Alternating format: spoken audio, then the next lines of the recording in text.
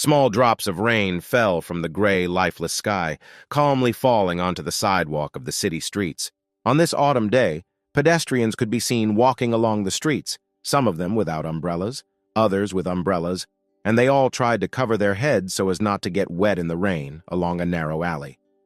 Meanwhile, the young man and the old man were sitting opposite each other under the awning of a small store, and if outside it was gray and gloomy due to the pouring rain, then in the area where the couple sat, there was a small plot of land that remained dry under the awning. In front of them lay a battered wooden chessboard. The atmosphere was tense, and the older man was intently contemplating his next move. In contrast, the young man was very calm, and now it was his turn, and he announced checkmate with a smile. The old man was embarrassed by the fact that he had been beaten at chess and insisted that he had almost won. He was just 13 moves short. The guy did not explain anything. His victory was more than just an accident. It was predetermined by fate. After the victory, the guy went to collect his winnings, and the old man continued to complain that he had just won 20 yen from Louie and Jimmy in the morning, and immediately lost everything. The young man himself looked quite neat, and his eyes were clear. He was wearing a regular school uniform, but the aura could not be explained. Having taken the money, the main character returned to his place next to the chessboard, and rearranging the chess pieces, replied that if Louis and Jimmy played with him, then he would not have to take the money from the old man, especially since this is an equal exchange. He receives the money, and the old man retains his dignity. The elderly man continued to analyze their game and grumble that everything his hero taught was complete nonsense. Then the guy asked with a grin how the old man could win against Jimmy and Louis. The elderly man looked irritably at the chessboard and then impatiently suggested a replay. Before the game, the main character closed his eyes and began to concentrate on the game. At that moment, it was as if the whole world had stopped for him. Even the raindrops froze in the air and no longer knocked on the asphalt. Everything that had happened before was repeated in his head. Every move was repeated in his head. Not only that, but he also remembered the people who passed by them when they first started playing chess. Everything that happened around was as if on film. His special photographic memory was an innate talent. For him, remembering something was as simple as saving a certain fragment on the hard drive and retrieving the file when necessary. Mentally, our hero stood in the middle of the room, where these same discs were sorted everywhere on the shelves. As soon as he touched one of them, the entire content slipped into his consciousness, and he saw the actions of the others as if in the palm of his hand. Crystal-clear drops of rain continuously fell from the gray sky, the sound of footsteps, and the sound of flowing water accumulating on the side of the road. All this was played in the young man's head, and he did not miss the slightest detail, which was quite difficult. However, difficult did not mean impossible, and fighting off the slight dizziness that was slowly getting worse, Chad picked up the chess piece. Then the old man fell silent and stared intently at the board, since replaying the chess game was the rule they had agreed upon for the bet. The hero was responsible for teaching, and the old man, having lost money, received a chess lesson. This scene was a little strange. Chad didn't have the respect and modesty that young people his age usually have when they encounter older people, and he seemed more like a teacher at the moment. Taking each step, the guy explained each of them in detail, talking about various strategies for defeating the enemy, and concluding his story. He emphasized that if the old man learns the 13 methods of abandoning a horse this week, then next week, he will be able to defeat those to whom he was losing. Upon hearing this, the excited old man immediately asked if he could then defeat him too. Chad confidently replied that even after 500 years, he would not have the slightest chance. Disappointment appeared on the old man's face, and suddenly remembering the guy's schedule, he asked if he didn't have self-study classes now, and why he left school so early today. Chad thought for a moment and replied that he was waiting for someone.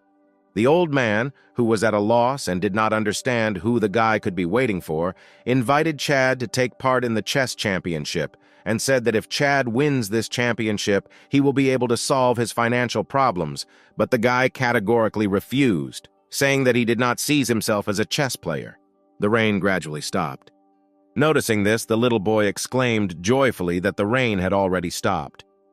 The old man noticed that Chad moved slightly, then he followed his gaze and looked to the end of the alley. There he saw a couple walking with a little boy. The woman noticed Chad, too. Their eyes met and Chad rose from his seat. The hero's mouth opened wide in silent surprise. A shiver ran through his body.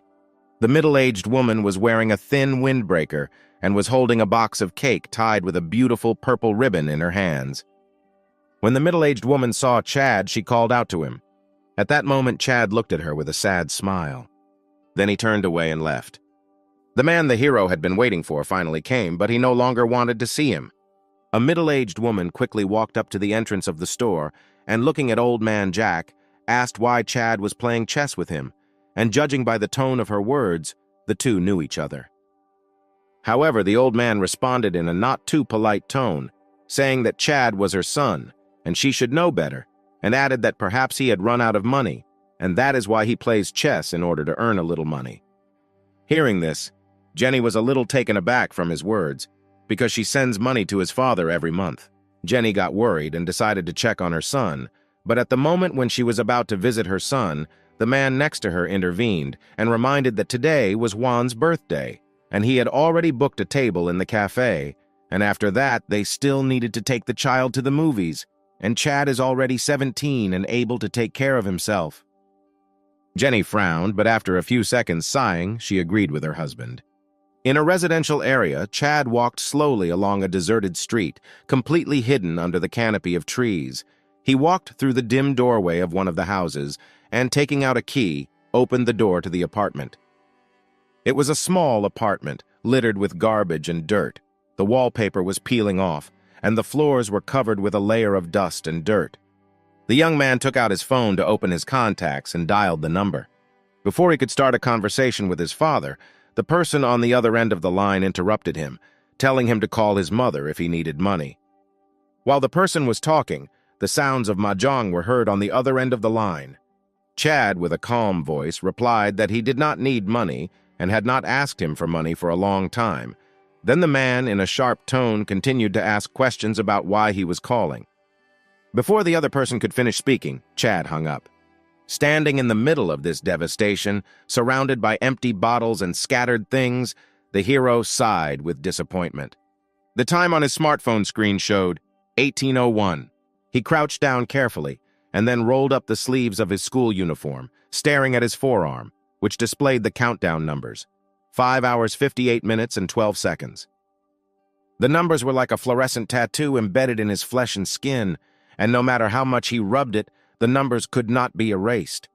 Meanwhile, the numbers were silently and steadily decreasing. The numbers seemed to remind him that in about 5 hours and 58 minutes, something unusual would happen. He didn't know what would happen, but he knew that the only person he could rely on was himself. Time was one of the units of measurement. It could be used to measure the length of a person's life and the length of civilization. So whenever time counted down in your life, no matter what it was counted from, you felt a sense of urgency. Then a thought flashed through your head, many thoughts, one of which, for example, was danger, death, or a new life. But Chad was not sure of any of the options, so he could only prepare for the worst. If there is a real danger, then he should at least fight back to the best of his ability. Under the cover of the darkness of the night, he went outside and walked towards the hardware store, supermarket, and pharmacy. It was October, and the sky over the city was covered with clouds. Since he didn't know what he would face, Chad decided to prepare for all possible scenarios. Almost all of the hero's savings were spent on the purchase of all these items. He placed the kitchen knife under the pillow and the boning knife on the nightstand. Since he did not know what he would face, he could only prepare as much as possible. He checked the doors and windows to make sure everything was closed and locked. He then sat down on the bed, wondering if he needed an assistant. But who will help him in this situation, because his mother has a new family, and his father is a gambler? When Chad first discovered the countdown on his arm a few hours ago, the 17-year-old's instinct was to ask his parents for help, but he quickly abandoned the idea. He thought for a very long time about who he could turn to for help, and realized that turning to ordinary people was useless, and he had no friends at school.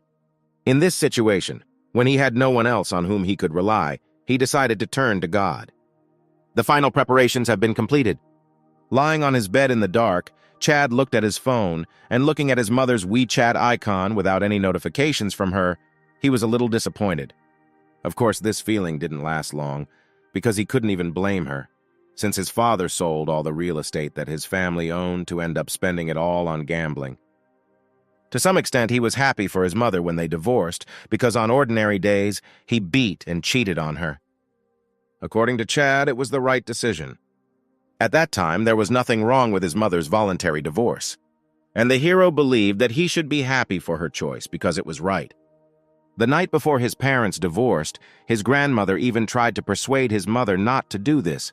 She said that his mother already had a child to take care of, so no one would want to marry her. After listening to all this, Chad decided to live with his father. He remembered the surprised faces of his parents, but the guy himself knew that this was the right choice. Chad took out his phone and tried to take a photo of the countdown on his hand, but discovered that the numbers, which were clearly visible under normal circumstances, did not appear on the phone's screen. The hero suddenly thought about one problem. What if this is the last 2.5 hours of his life? The question was serious and romantic at the same time, and he asked himself what he wanted most in life that he had not yet decided on. This question touched his heart. He stood up and, putting on his coat, took his broken bicycle out of the house and rode to the intended place. There were many regrets in his life and many things that he did not dare to do, but today he wanted to fix something, and he did not need cowardice and fear, he only needed courage. Sitting on his bike, Chad looked calm, and his coat fluttered in the wind, and at some point he thought that if he really died today, then he should finish the most important mission that he had long wanted to complete. After a short but intense search, finally seeing a familiar motorcycle parked in the parking lot and hearing the sound of mahjong being played from the second floor, he knew he had found the place he was looking for. He then took out his phone and called the police to report illegal gambling in Building 17, Block 2, Room 201. The person on duty on the other side of the phone was silent for a second, and after he wrote everything down, he replied that they were organizing a group to go there right now. Hearing an affirmative answer, Chad felt satisfied. He turned his bike around and headed home. Finally, he did what he had long dreamed of. While he was driving, he noticed a police car driving past him. It was a cloudy evening. Rain was pouring from the sky, and all the people were hurrying about their business, hiding under umbrellas, and he drove through the streets of the city, watching this picture. Returning home, the first thing he did was change his wet clothes to dry and warm ones. Then he looked at the numbers on his hand, 0 hours, 52 minutes, and 30 seconds. After checking all the preparations once again, Chad spent the last half hour writing his will. If he dies, then perhaps someday his friends and family will be able to see the last words he wanted to say, and if not, then he will be very lucky. When the final countdown arrived, he became even calmer than before. At the same time, the world continued to move forward at its usual pace. After writing the will, the hero sat on the bed, tightly clutching a knife in his hands. His heart was beating wildly with excitement and anticipation. He did not know what would happen next, but he was ready for anything. Meanwhile, Jenny, unsuspectingly, was enjoying a fun time with her new family. And then the countdown stopped. Chad watched calmly as time stood still around him. The clock on his phone seemed to be permanently stuck at 0 hours, 0 minutes, and 0 seconds. The second hand on the wall clock suddenly stopped ticking, and the light outside the window no longer flickered. Suddenly, frozen time seemed to shatter at his minimal movement. The world crumbled before his eyes into pieces. The room that should have been there is gone, and all that is left is darkness. Immediately after that, he fell into darkness. He lost track of how long he stayed like this. In the darkness, the fragments of the world began to come together again. A whole new world appeared out of nowhere, and Chad was lying on a narrow, hard bed in a completely unfamiliar environment. He's never been here before. The hero immediately got up and sat down on the bed. First, he looked at his palm, but there was nothing in it. The knife he was holding in his hands had disappeared. Then he looked at his hand and suddenly discovered that the numbers on it had changed. 47, 59, 56, and an inscription appeared that this was a countdown to return. Then Chad realized that the countdown was counting down the time before moving to another world, and the current one refers to returning back. He quickly looked at his palm. The fingerprints on it were the same as before, and even the location of the pores on his hand were identical. And from memory, he confirmed that he was in his original body, and realizing this, the hero let out a sigh of relief and considered this news good. Now at least he has the opportunity to return home, and while not everyone will be happy to see him back, it's still good that he had a place to return to. Chad began to re-examine the new world he found himself in, and when the world gained color, he noticed that he was wearing a prison uniform, and he was able to guess his current situation instantly. He touched the wall in confusion, and was surprised that such an expensive building material was used here. Suddenly he heard some sounds. The hero slowly walked towards the door, trying to hear what they were shouting about. But before he could hear anything intelligible, the door suddenly opened. He froze in surprise. Suddenly a voice was heard that announced that it was 7 o'clock in the morning, breakfast time, and all the prisoners should line up and head to the cafeteria. It seemed that if he crossed the threshold, his life would change. With slight excitement, he left the cell. But a moment later, he heard the announcement again, which was repeated on a huge hologram at the turn. In the narrow corridor outside, each cell stood a prisoner. He looked around in surprise. All the prisoners lined up walked towards the dining room. The elderly man hunched his back and looked towards the hero. Chad saw that the man had a red, sparkling mechanical eye, and his entire right eye socket was made of a mechanical structure, all the way down to his temple. The mechanical eye didn't look fragile, but rather crude, and for some reason he felt like this man was analyzing every detail of it. Then someone called him. One of the prisoner's metal arm, made entirely of machinery, pinned him to the wall. A middle-aged man with a menacing smile told him not to eat too much in order to avoid unpleasant consequences, and not to dirty everything around him. As soon as he finished, peals of laughter were heard from all sides of the corridor. Looking around, he noticed that about half the people here had mechanical prosthetics. The behavior of the prisoners caused Chad concern, and it was clear that this did not bode well. Suddenly there was a cry from one of the newcomers, who did not understand what kind of place this was and how he got here. Screaming, the guy rushed madly along the corridor, saying that he wanted to go home and did not want to stay in this place. He shouted that his name was Juan, and his father was a very influential man in the city of Luo, but none of those present understood what he was talking about and where this city was located. Seeing Juan, Chad remembered that he studied at the same school of foreign languages, but a grade lower, and realizing this, the hero realized that most likely he was not the first and not the last alien. Suddenly, Chad heard a buzzing sound overhead. He looked up and saw that box-like drones on the ceiling had separated from the wall and began to descend, and at that moment a voice was heard from them, urgently asking him to calm down. At this moment, the fluffy cat was yawning near the chessboard. Immediately after this, another voice echoed throughout the prison, ordering all prisoners to remain where they were. At the same time, the gate underneath the prison opened, and robots with unknown firearms ran at full speed towards Juan. In less than 10 seconds, 4 drones and robots had the guy cornered as he tried to escape down the hallway. All of their weapons pointed directly at him. The guy collapsed against the wall in fear, and Chad could only watch what was happening as an outside observer. Although his behavior was a little extraordinary, he helped the hero understand a lot about this world. Looking at the panicking teenager, other prisoners laughed, considering his behavior funny, and him an idiot. Some of them even said that Juan was sentenced to 7 years in prison for tax evasion, but he did not cry when he was brought yesterday. But now, everything has changed.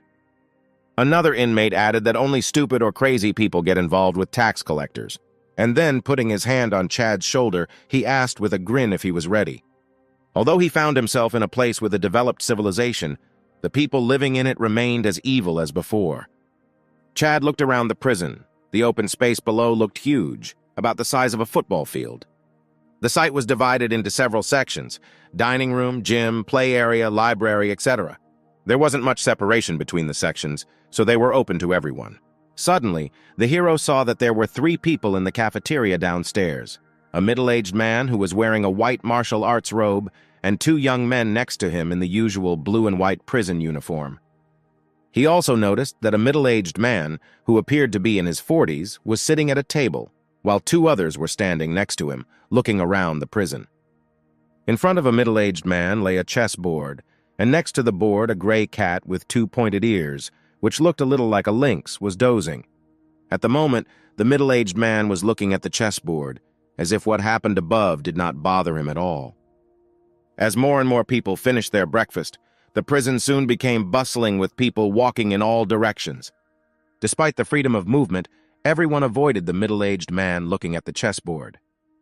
What's even more surprising is that the robots on the first floor seemed to ignore or not notice the three of them, leading the hero to think that perhaps it was the warden. But he immediately refuted this idea, since even though this man was wearing a robe for martial arts, the guy clearly saw the prisoner's numbers on his clothes. Chad also admitted the possibility that this man was the most privileged person among all the prisoners. One of the prisoners, who was behind a middle-aged man, seemed to feel the protagonist's searching gaze. He suddenly turned his head and looked at him with a grin. At that moment, their gazes crossed. A voice was heard again in the prison and asked the prisoners to go to the cafeteria one by one. As soon as the voice sounded, all the prisoners began to wait in an organized manner while those in front went down the stairs to the open area. Only after this did Ching Chung have time to count all the prisoners. Including himself, there were 3,102 in total. Suddenly, there was a cry for help asking to be released. Two muscular prisoners were dragging a young man somewhere, and one of them reminded the other to hold tight and not let the guy get hurt, otherwise the guards would intervene. At the same time, the young man was in fear, desperately screaming and begging to be released. However, despite his pleas, no one paid attention to him. But on the contrary, this only caused more ridicule. Suddenly, the old man with the mechanical eye in front of Chad turned and said that it would soon be his turn. The hero calmly turned to him in response, causing the old man to feel sudden anxiety. He did not know why the young man's gaze frightened him so much. Having received food, the prisoners went to their places. Chad suddenly discovered that some of the prisoners began to approach him and tried to surround him. As he quickened his pace, the prisoners also quickened to match his pace. Noticing this, the guy slowed down his steps for a while and began to think about what to do next.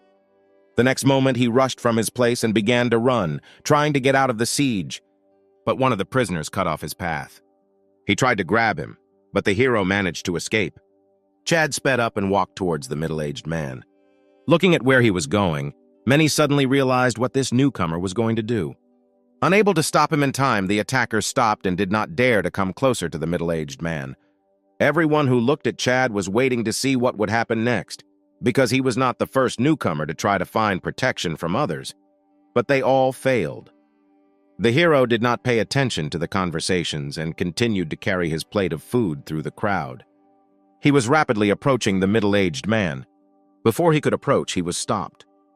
It was a young man next to a middle-aged man who said with a smile that he knew what he was trying to achieve, but they were not his help. The middle-aged man was still looking at the chessboard, and what was happening around him seemed not to concern him. The rest of the prisoners mocked his failure, making malicious chuckles. They knew that everything would be like this, and they looked forward to the newcomer returning to them. Chad ignored the ridicule and calmly said that he knew how to win this game. Hearing this, all the prisoners immediately fell silent. Finally, the middle-aged man raised his head, and suddenly everything became quiet, and even the cat sleeping on the table opened its eyes. The middle-aged man didn't say anything to him, but calmly moved the red pawn, as Chad said. The man then moved the black bishop from 5 to 7 and captured the pawn that had just advanced. Everyone present was dumbfounded. From afar, the hero calmly watched the chessboard. This game was well known on Earth. This position on the board was called capturing the king. Both sides seem to be equal in strength, but in fact, black has only one step left to take to win, and red, if not careful, will immediately lose. According to the system, Chad, as a red player, had to agree to a draw, even if the outcome of the game was obvious, but he was not happy with a draw. Taking a deep breath, the guy made his move, saying that the pawn from 2 would be moved to 3. The man closed his eyes and thought for a moment. His eyes lit up, but he was too lazy to fiddle with the chessboard, so he mentally started the game with Chad and said his next move. Everyone watched their game in dismay. Each time he said his next step, the main character slowly approached the middle-aged man's table. At some point, the man realized that the layout on the board was not in his favor. Then Chad said with a confident voice that the pawn goes from 5 to 1. And looking at the man, the Shah announced. The atmosphere was tense. Everyone waited with bated breath for the man's words. Suddenly, he began to arrange the pieces on the board according to their play. The middle-aged man was impressed that the young man in front of him didn't show the slightest bit of hesitation. He smiled and accepted his defeat, and said that they will continue the game tomorrow. The man was intrigued because not many people know how to play this game. Having said this, he stood up from his seat and left while everyone else was dumbfounded at his loss. Before leaving, the blonde introduced himself to Chad, saying that his name was Louis and his tall friend was Van. No one noticed that at that moment several security cameras turned to Chad. The camera lenses shifted slightly, trying to focus on his face. None of those present noticed that someone was trying to make out the protagonist's face. Suddenly, a young man with mechanical legs ran up to Chad and asked for help in a panic. But the hero looked at him with an expression of cold indifference, showing no desire to interfere in other people's affairs. The other prisoners laughed and dragged the young man away. Chad heard him shout that his uncle was the director of the Changmin Corporation in City 17, but before he could finish his last words, the other prisoners laughed and explained that if he was not from one of the top 5 companies, then he should remain silent. The hero calmly listened to every word, choosing only useful information. He checked if there were any more newcomers from Earth here, and came to the conclusion that among the 12 newcomers, the only ones who appeared from Earth were probably that teenager and him. For some reason, when Chad met this prisoner, he didn't feel depressed, but rather, he felt a little hopeful. On Earth, he felt superfluous. His father considered him a burden, and his mother no longer perceived him as family, and he also had no friends and relatives with whom he could talk. He had been living alone for 2 years now, and if it weren't for this countdown, he would have studied hard, tried to earn enough money to live, and then entered a university far, far away from home, never to return. But such a life was boring. It was a completely different world. It gave Chad a sense of rebirth. Life here was fundamentally different, so the hero silently looked around, trying to remember all the details in prison, because perhaps this information would be useful to him later. While he was studying his surroundings, another young man appeared among the crowd, who waited until the crowd had dispersed and turned to him, saying that he had been waiting for him. Walking closer, he whispered in Chad's ear that just as the rumors said, he was indeed handsome. Chad stepped back in shock, because what normal man would whisper compliments to another man? The man introduced himself as Lucian and said that he had been here for 3 months. From his words, Chad realized that Lucian knew him, and besides, he used a polite address, but still he was wary. Reviewing the man's behavior in his memory, he realized that in the last hour he had looked at him a total of 21 times, and these were only the times when he was in his field of vision. The hero did not know who this man was, but his tone indicated that they knew each other well. Fearing that too much communication might expose his identity as a migrant, he decided to keep his distance. Hearing Chad say that he did not need help and could handle it himself, Lucian replied that this was wrong and insisted that he must serve him. The hero tried to explain that he should not use the word serve, but Lucian claimed that he was ready to fulfill any requests and orders of Chad. Like a puppy, he was ready to obey absolutely any command of the hero. But the more he behaved like this, the less trust he inspired, and Chad came to the conclusion that he could not rely on this dubious guy. As if not noticing anything, Lucian said that this morning he wondered why the hero did not come to him as soon as possible, and assumed that in this way the hero was trying to get closer to Lucian, noting that this was very wise. He added that in this 18 prison, if they can get Lucas's support, then their plan will be even more successful. From his words, Chad understood that Lucas was the man with whom he played chess, but the hero could not understand what plan he was talking about. Lucian also warned Chad to beware of Lucas, while the hero was only thinking about self-preservation. Having finished his speech, Lucian asked Chad what instructions he had this time.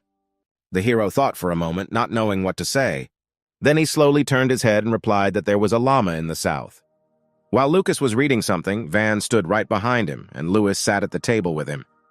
Louis sat barefoot on the chair, his shoes placed on the floor next to the chair. Noticing that the boss had finished reading, he said with a smile that that young man did not help the other newcomers. Lucas nodded in response.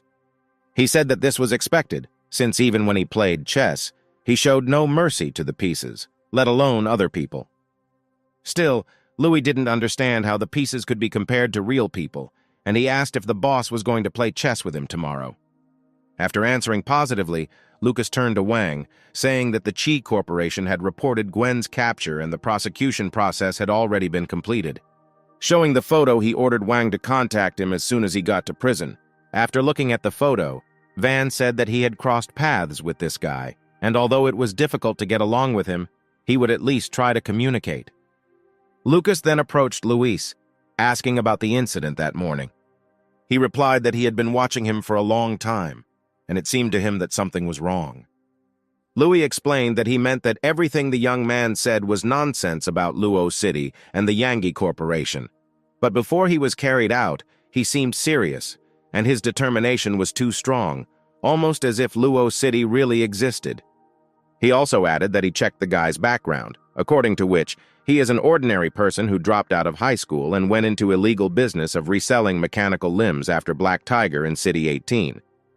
He was suspected of illegally robbing mechanical prosthetics, but due to a lack of evidence, he was imprisoned for tax evasion, and although Louis checked everything he had done in the past, he still could not find anything about Luo City or Yangi Corporation. After listening to him, Lucas also ordered to continue to monitor him and asked about who he was playing chess with. Louis, confused, said that he had not yet found out and promised to prepare everything as quickly as possible. Louis quietly glanced at Lucas and noticed that his boss was interested in the guy. Just as he was about to continue his report, he turned his head and saw Chad walking into the library, carefully observing his surroundings. Approaching the shelf with electronic books, he carefully took out one of the electronic readers, because if he wanted to learn about this world as quickly as possible, reading books was the best solution. However, when he opened the e-reader, he saw not a screen with a selection of books, but a login interface, and Chad stared at the screen, not knowing what to do next. Noticing Chad's confusion, Lewis came over and explained with a smile how to use the e-reader and what functions it supported. After registering the account, Chad looked at Louis and asked if he could watch the news here, to which he laughed and replied that he shouldn't even try, since his account did not have enough rights. Like everyone else here, he added that such rights only Lucas has. Now Chad is convinced that in this prison, Lucas is freer than ordinary prisoners. After thanking Louis, Chad headed to an empty table. Sitting down at the table, he began to read, and Louis headed back to his place. Suddenly, he stopped. Louis turned sharply and glanced at Chad. He suddenly noticed that the guy was reading at incredible speed. Considering the speed at which Chad turned the pages, Louis thought it was impossible to read at that speed, and assumed that he was not reading, but just pretending to. Then he whispered to the boss that the newcomer did not pay attention to the content at all, but just wanted to impress. He justified his opinion by adding that he noticed that the boy was looking very absent-mindedly at the reader. At this time, Chad continued to silently flip through the pages, and Louis, looking at him, thought that the young man was simply swiping his finger across the screen indiscriminately. After listening to him, Lucas, without even raising his head, replied that he should not interfere in other people's affairs and neglect the desire of other people to save his life. He added that if Louis were in a similar situation, he would be even more impatient, so he should learn to put himself in the shoes of others. 3 hours later, Lucas returned the e-reader to its place and headed towards the exit. Van and Louis followed him. They walked past Chad, who continued to incessantly flip through the pages of his e-book. The cat also walked proudly next to his owner. As Lucas was about to leave, he looked at Chad and asked what was written on the third line of the previous page. Chad answered without raising his head that it said that when order in society turns into chaos, chaos must be used to maintain order and preserve the law. Van and Louis were taken aback by his answer. Louis did not believe that it was possible to answer so quickly without even thinking, and assumed that the hero answered at random. Van also doubted the guy's answer. He took the e-reader from Chad and flipped to the previous page. After reading the third line, he told his boss in shock that everything was correct. At that moment, Chad suddenly noticed that the cat was looking at him. The cat seemed to understand what others were saying, and this was as amazing as the incredible memory of the main character. Lucas was also stunned to hear Vaughn's confirmation and smiled as he continued on his way, saying that things were getting more interesting. Looking at Lucas's back, Chad felt that discovering his abilities, although risky, was the best way. After all, to survive in this bestial prison, he needed to prove to the freest man here that he was useful. In the empty dining room, Lucas and his cat were having lunch while Van stood behind him. A little later, Louis also joined them. He took off his shoes and sat down on the chair opposite Lucas. Having taken his place, Louis happily reported that he was already back. The cat glared at him, and Van, frowning, told him to be more respectful to the boss, but he rolled his eyes and replied that the boss didn't even say anything, so Van should stop acting like his mommy. Noticing Luis's high spirits, Lucas smiled and asked if there were any results. Louis excitedly replied that he did and said that Chad was completely clean and there were no anomalous leads, but that made him curious. Luis said that according to the information received, he is a student at City 18 High School. His parents died in a car accident, and he received their inheritance. Also, unlike other prisoners, he has no criminal record, and he is the only one who went to this prison for theft, and his term of imprisonment is only 6 months. This is the shortest term of imprisonment in the history of the 18th prison. Afterwards, he asked Lucas if he thought this raised a lot of questions. Louis further said that in addition to this, he asked someone outside and found out that Chad's case was somewhat contradictory. He claimed that he bought the phone himself, paid the money, only the phone seller does not know why there was no credit to the account, and the cameras suddenly broke down and it is impossible to acquit him. So if the phone seller comes forward as a witness and refuses his earlier testimony or surveillance video from the moment of payment appears, then he will be released. And this is a well-known trick in most cases. For everyone who comes to prison, businessmen have such a strategy. In addition, Louis added that his last name also arouses suspicion. Hearing the surname Ching, Lucas adopted a stern expression. The Ching surname was too special in this era. 5 large corporations monopolized every industry in this world, and one of them was the Ching family. Ching was not a common surname, so if a person suddenly met someone whose surname was Ching, there was a high probability that that person was part of a family corporation. Louis also found out that the Ching family arranged for Lucian to come some time ago. He had known about this for a long time, but then he simply could not understand why the corporation sent such an insignificant person to prison and what they wanted to do. Van also noticed that Lucian was gathering people. Louis also confirmed this and continued his speech, adding that after Lucian went to prison, he immediately began to suppress the prisoners using his superior mechanical prosthetics. And suddenly, within a month, his confrontation with 2 factions turned into a situation with 3 strong players. It was then that Louis began to wonder why the Ching Corporation sent him to prison 18. After listening to him, Van said that the corporation knows that Lucas is there, so with him, no one else will be able to take control of the prison. Louis replied that this was exactly what he had been thinking a while ago, because the little brat couldn't do anything in this prison. But now he realized that Lucian was looking for a way for Chad. Louis was sure that the Ching Corporation wanted to make Chad in charge, and Lucian was nothing more than an errand boy. And yet, he could neither find out nor understand what they were planning to do in this prison. Then Lucas suddenly said that perhaps the Ching family was choosing the next generation of shadows. Wang and Luis were stunned to hear about this. Discouraged, Louis asked if this meant that Chad was one of the candidates and that he was here for some purpose. The boss replied that such a huge consortium must have both an official face and a hidden force. The head of the Ching family is the official, while the shadow is the hidden force. Shadows specialize in dirty work and have exceptional power, and they are the master of the Ching Corporation's underworld, occupying a position just below the head of the family. However, the selection process for each generation of shadows was extremely cruel, like feeding poisonous creatures. Lucas worriedly assumed that the Ching family was going to disturb everyone's peace again. While they were talking, a prisoner inadvertently wandered in, and when he was close to the trio, Van's sudden fierce look startled him. But Louis felt that even if Chad was a candidate for the shadow position, there was no need to make his background so clean, as if they didn't want people to know that he was from the Ching Corporation. Then the boss replied that perhaps there was a more important secret hidden in Chad's biography, and he remembered a man who looked a little like him, but Louis and Van did not know him. Lucas said he was interested in the hero and told him to try to find out his information. Louis, amazed, asked his boss if he was sure because Chad was from the Ching family. Lucas then replied that he just wanted him to check on the guy, nothing more, and besides, he thought it would be interesting to capture someone from the Ching Corporation.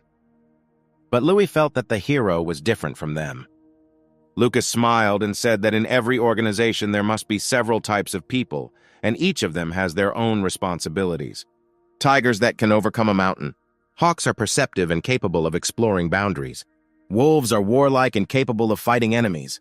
Leopards are agile and able to adapt to different situations, while dogs are loyal to the group. Lewis's eyes lit up and he asked the boss what his role was in their group. He was disheartened when he heard in response that he was a fish who was shirking from work or a turd that was poked with a stick. Suddenly, a heartbreaking scream was heard. The two prisoners collapsed to the floor. The robot guard demanded that the prisoners go to their place in accordance with the location of their cell, but the newcomer was indignant, since he had been there once in the morning and did not remember where it was. Other prisoners thought it was funny to watch newcomers being shocked by a guard because they didn't remember their place.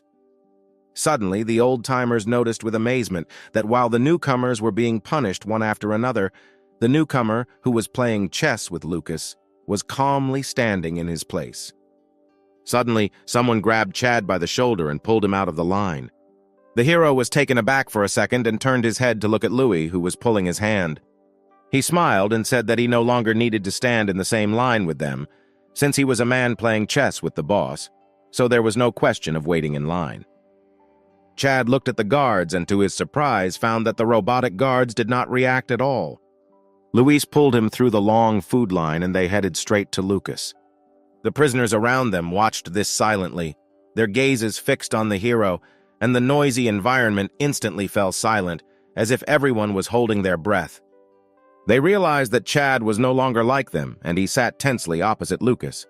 Louis sat down on the chair next to the hero, and with a smile told him not to be surprised, since a person who plays chess with the boss would definitely get special treatment, and enjoyed his lunch, although the food here might not be very tasty.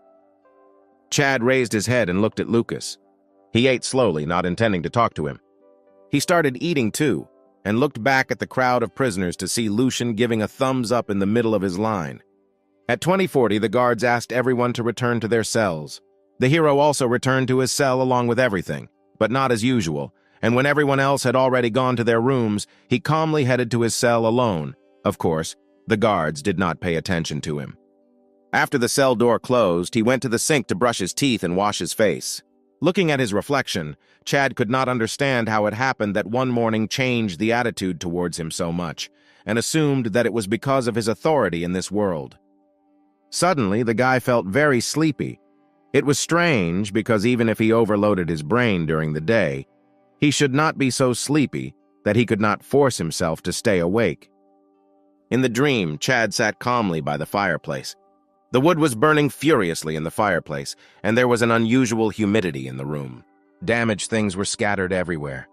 On the floor lay a torn-up soft toy, pierced with a bloody knife. He felt uneasy in this room, and a little further from the toy, on the wall, there was a huge inscription in blood, a ghost. Chad looked around the destroyed room in horror and could not understand what kind of place it was. In his mind, he knew that his body must still be in the cell, so he assumed that he was now in a dream. Suddenly, someone started banging on the door. Chad took a deep breath and asked who was there.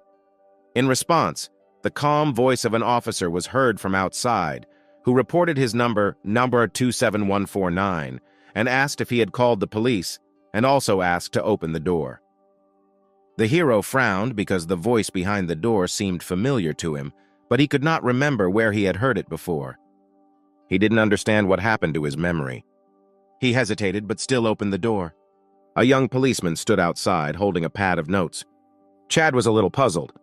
As soon as the door opened, the officer noticed blood flowing from the stairs leading to the second floor. The policeman's demeanor did not seem very professional, and he did not even have a weapon on him. He quickly entered and walked up the stairs, asking as he went that Chad would close the door behind him and stand still. The hero subconsciously followed the policeman's instructions and he went upstairs. Not even half a minute had passed when there was another knock on the door. When asked who was there, they answered outside that it was officer number 27149 and asked if he had called the police, and also asked to open the door. Chad was stunned, because if the man who claimed to be Officer Hash 27149 had already gone upstairs, then who was the man behind the door? At this moment, the hero did not know who to believe. He didn't know which of them was the real policeman. He couldn't decide who was telling the truth. The one who went upstairs or the one standing outside, or maybe neither one nor the other. Chad took a deep breath and walked back into the room. He wanted to bend down to pick up the bloody knife on the floor, but there seemed to be some kind of barrier between him and the knife. He was just a step away from him, but no matter how hard he tried, he still couldn't reach him. It felt like someone was stopping him from taking the knife. It was as if someone wanted to lure him into a trap and imprison him here forever. But the countdown on his hand was still ticking, his heart was still beating, and his blood was still flowing. Alone in this cyberpunk world, there was no turning back. His pupils constricted, and using all his courage, he reached out to break the barrier. An inexplicable sound of breaking glass was heard in the empty living room of the villa, and the barrier between him and the dagger shattered. Chad calmly picked up the knife and walked towards the stairs, and suddenly an unfamiliar voice asked him why he didn't open the door to the police. Then the guy answered with a decisive tone that he would open the door after he killed the one at the top. When this barrier was broken, the hero's memories finally returned. He remembered that the voice came from Louis, and that the young policeman was also him. And from this, he came to the conclusion that perhaps he was in a nightmare created by Louis. Louis created this nightmare to test Chad at the request of his boss and test his courage and resilience. But he did not expect that this boy would go through all this horror with such calm and confidence. The hero was not the least bit afraid. He had the courage to fight any resistance. Louis watched Chad's calmness, although he was only 17, and could not understand how he managed to take that knife when he clearly tried to stop him. The hero even managed to break the nightmare barrier, and all this on his territory. By this point, Ching-Chun realized that he most likely wouldn't have to kill anyone today, so he simply looked at the empty living room and called out to Louis. The nightmare was not over yet, and Louis, dressed in a police uniform, came down the stairs, expressing his surprise that Chad was somehow able to remain conscious while in this nightmare, and noted that the boss was right about the guy. Chad looked at him and asked, puzzled, why he was doing this. Sitting down on the step, Louis explained that he wanted to know more about him, but now there seemed to be no point in this nightmare. After listening to him, Chad asked if this was his superpower. Louis replied that this is true. Just like the hero has a photographic memory, he has special abilities.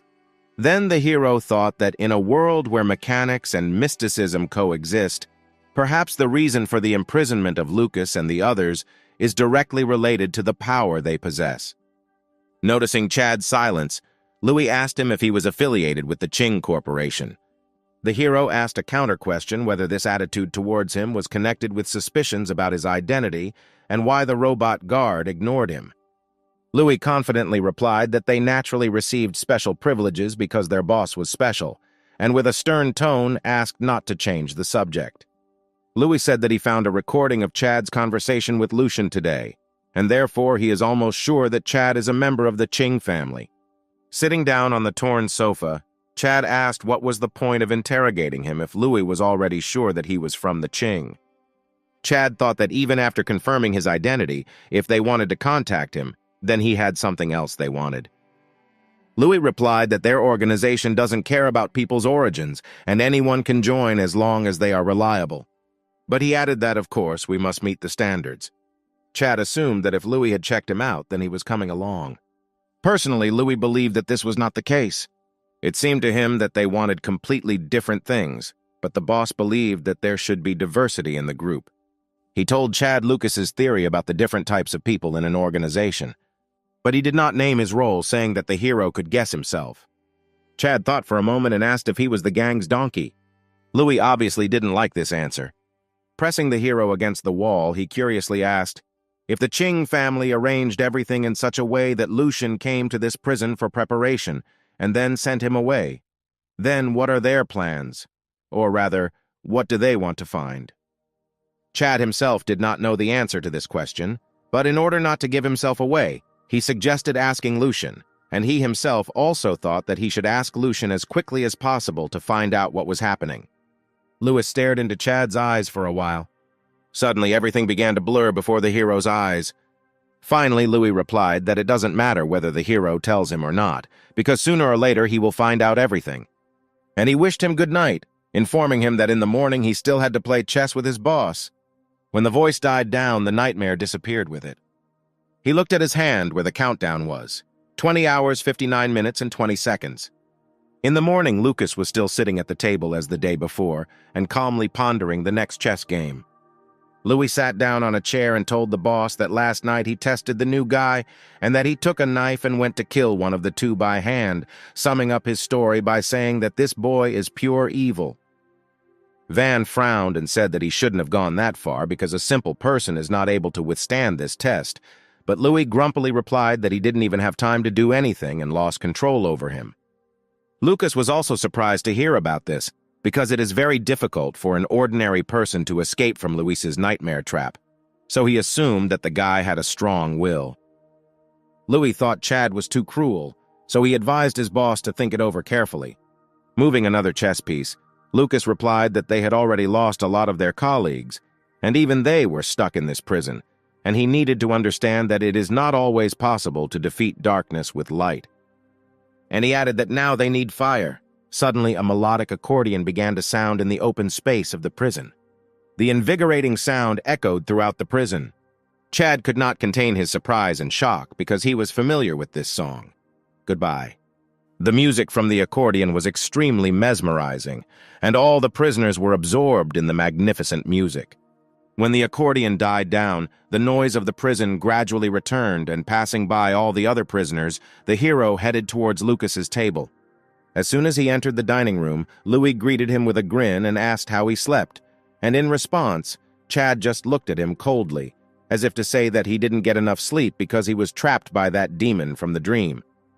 Lucas looked at Chad and said that most people who escape the sleep demon's trap feel depressed, but the hero is special because he not only broke free from Louis's control, but was also able to get up this morning, which is very surprising. Chad sat down in front of the boss and directly asked if he could get abilities like Louis, to which Lucas replied with a smile that he could not go the way of Louis. And with a smile, he added that his path would suit him better instead. Van and Luis's expressions changed after his words. For some reason, he felt that the atmosphere was more serious than before, and even the cat that had been dozing raised its head. He wanted to ask Lucas what his path was, however, he was afraid that this question might reveal his identity, so instead he asked about how he could follow his path. He calmly replied that he shouldn't misunderstand him, and explained that Van and Louis couldn't do it because they were a little late in meeting him, and in Chad's case, even though Lucas admired his talents, but it still wasn't enough. Chad understood Lucas's position, and after finishing his explanation, he suggested playing chess. And noticing that the hero was not in the best condition today, he asked if he wanted to rest for a day, because a chess game cannot be rushed, and Lucas believed that it would not be fun if he won, taking advantage of the guy's poor health. Chad stood up and calmly said that he did not need to rest, thinking that especially when it was the end game of the imperial court. Looking at the board, he began to list the steps. The rook on the deuce will move horizontally by 5. Rook on 5, move to 7. The gun on the deuce will move horizontally by 8. The rook on 5 will move horizontally to 6. A pawn on 4 will move to 1, and the Shah announced. Lucas was amazed at such a subtle trick. The hero sacrificed his rook to attract the black general, and the pawn, moving one step forward, formed a strong net, because it is impossible for an ordinary person to guess such an elegant trick. Lucas raised his head and turned over the Black King. He glanced sideways at Chad and said that he thought the guy needed some rest, but it seemed he was wrong. Everyone was stunned that the newcomer won again. The prisoners believed that it doesn't matter how, but if you can win against a person like Lucas, then it's worth a lot. Observing the situation from the side, Lucian said that he also wanted to learn to play chess. His supporters were puzzled by what they heard, and the crowd gradually dispersed. At this time, the hero looked at the boss and asked permission to ask a question, and he allowed it, as a reward for his recent victory. Having received permission, he asked if Lucas played the harmonica, which stunned Louis and Van, who were sure that the guy took advantage of the victory to ask a difficult question, but he decided to ask about music. Lucas answered with a smile that yes, and said that this music was written by the founder of their organization, and he also wrote the lyrics. Chad was stunned, because then it turns out that that person is also from the earth. And besides, this founder rather brazenly appropriated the merits of others. Thinking about this, The hero had questions about how long ago their organization was founded and when in this world the first settler arrived. Saying that the music was very beautiful, he again asked if Lucas could play the full version for him. The man agreed, but warned that the text was not complete, since many years had passed and much had been lost. Lucas took the cat in his arms and sang softly. Outside the long path, along the old road, the green grass connected with the sky. Under the light night breeze, the willows swayed and the melancholic melody of the old flute sounded, and the setting sun illuminated the fields behind the mountain at the edge of the sky and the edge of the earth, parting with the troubles of many. When he finished, he said that people had added that last phrase recently, but no matter how close it was, it just didn't sound perfect. The hero thought for a while. After being silent for a while, Chad suddenly suggested replacing this phrase with a new one. The best friends went in different directions. Lucas repeated after him thoughtfully, trying to imagine what it would sound like. The man liked Chad's proposal, so he thanked him, and said that their founder wrote many lyrics and songs, each of which are classics passed down from generation to generation. However, only 2 songs survived to the present era. Hearing this, the hero asked what the name of the second song was, and Lucas calmly replied that it was canon, but he finished off that only the name of this song was known. After listening to him, Chad was convinced that their founder was also from Earth, and judging by Lucas's respectful attitude towards the founder, he thought about whether he should give Lux the cannon in exchange for his unusual path, but decided not to rush into this issue yet and think everything over carefully. At the end of the conversation, the hero headed to the library. He was desperate for a good sleep and decided to get some rest. But soon after he sat down at the table, Lucien sneaked up on him. He wanted to go over to talk to Chad, but he was afraid that others would suspect that they were in league, so he stood outside the library, not knowing what to do. Noticing him, the hero said that he should not be so careful, since Lucas already knew about their connection, and did not seem to mind, and besides, now he wanted to rest a little, so he asked him not to interfere. However, Lucien did not leave, but began to chatter incessantly about how he had been thinking for a very long time about what to call him, and settled on the boss option. Then he talked about himself and his childhood, even about his relationship with his parents, and how his father sold his kidneys to wealthy people, replacing him with a pair of bionic ones, and much more about his unhappy childhood. As a result, Chad could not stand it and told him to get to the point. Then he interrupted his passionate speech, and with shining eyes, asked the hero to teach him to play chess.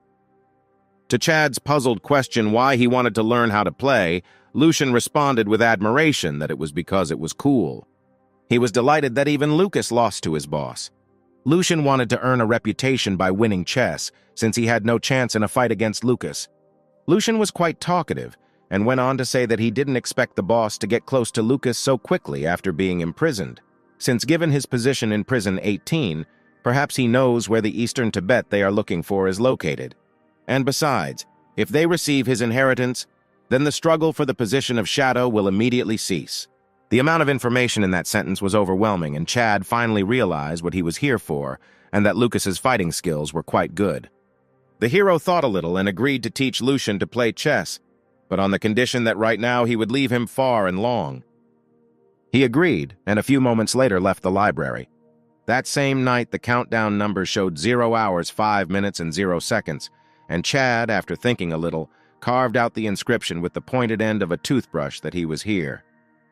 He sat calmly on the bed and looked at his hand, because the last 2 days seemed like a dream to him. He met several interesting people and saw a different world. He then left a blue-purple bruise on his arm, curious as to what would happen if he returned to Earth injured, although he wasn't even sure if he would or not. He could feel the countdown gears turning until he had only a few seconds left to return. He sighed, waiting for the sign to show 0 hours, 0 minutes, and 0 seconds. The world stopped, and then the usual darkness appeared. He returned, but this time Chad reacted calmly, compared to the time he first moved in. In the cramped bedroom, the hero was still sitting on the bed in the position in which he sat before being sent. Everything was also dark outside, and he, in turn, was holding a knife in his hand. It seemed as if what happened had never happened, and he reached for the phone. The screen showed 1 second after midnight, and the date was the same as when it moved.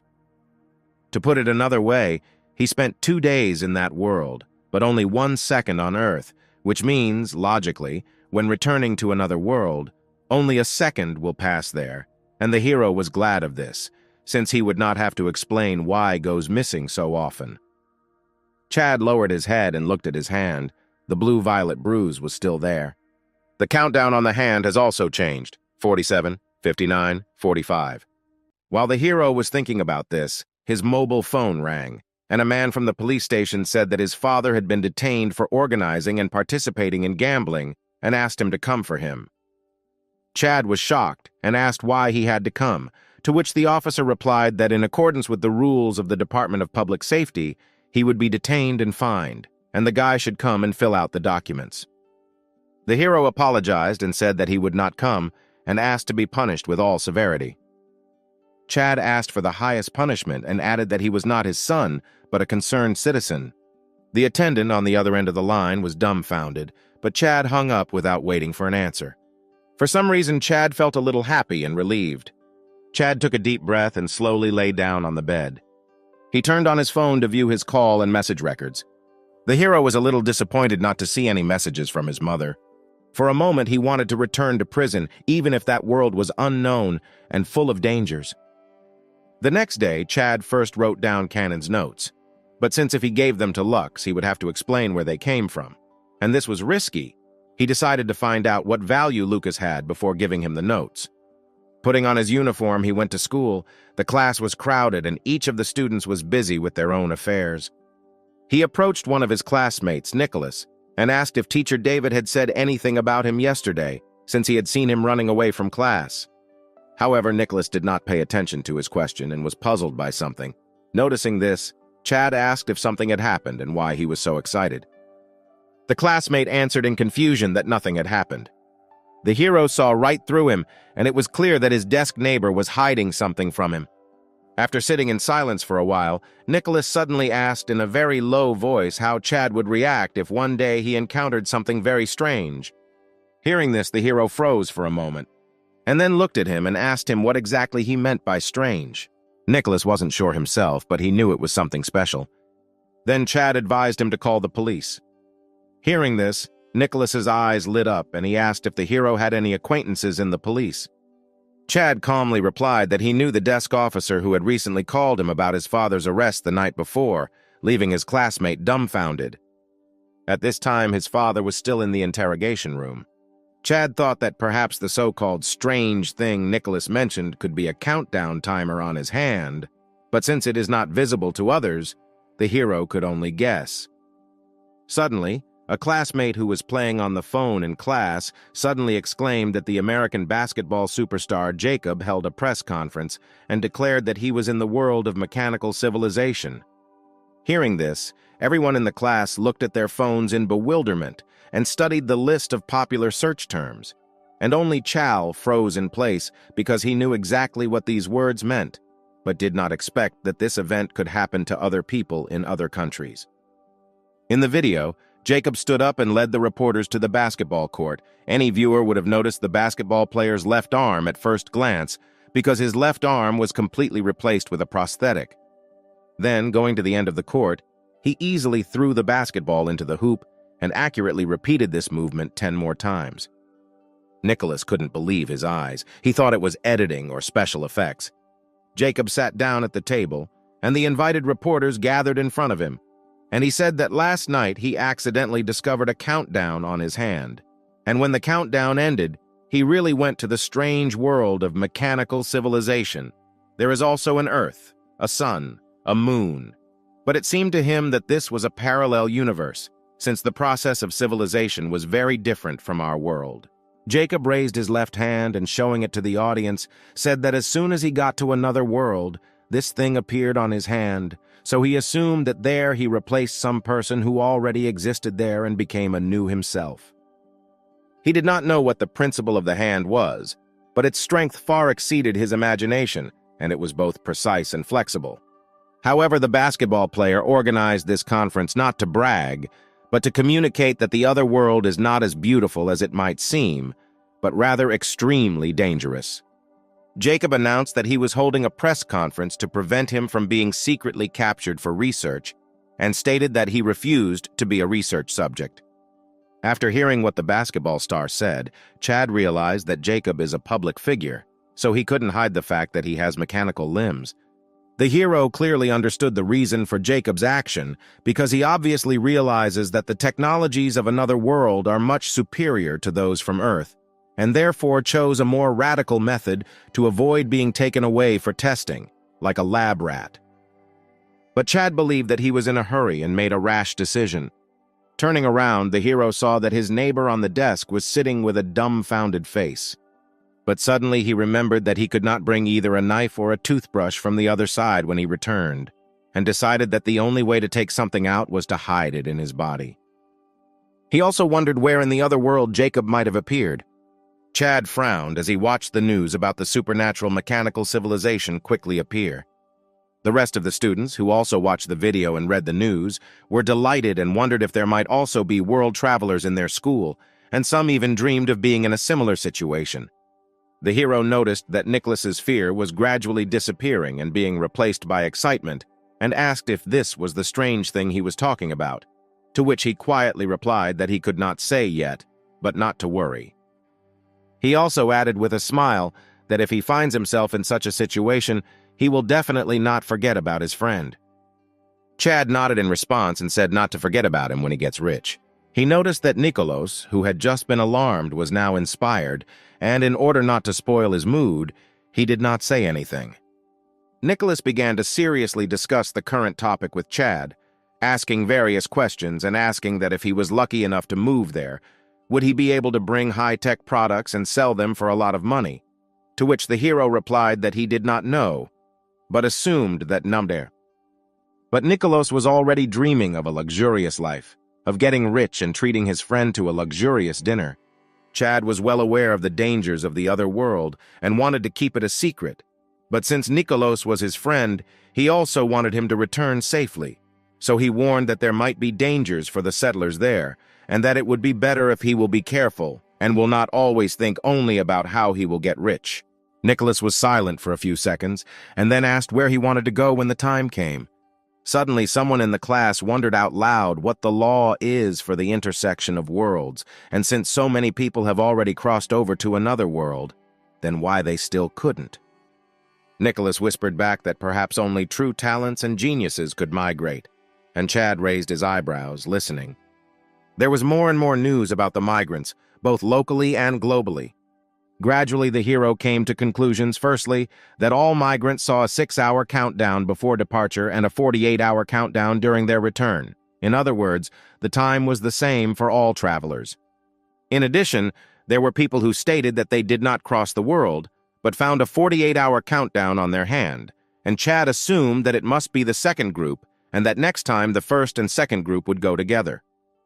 The second pattern that he noticed was that all the migrants fell into the category of young people aged 10 to 35 years.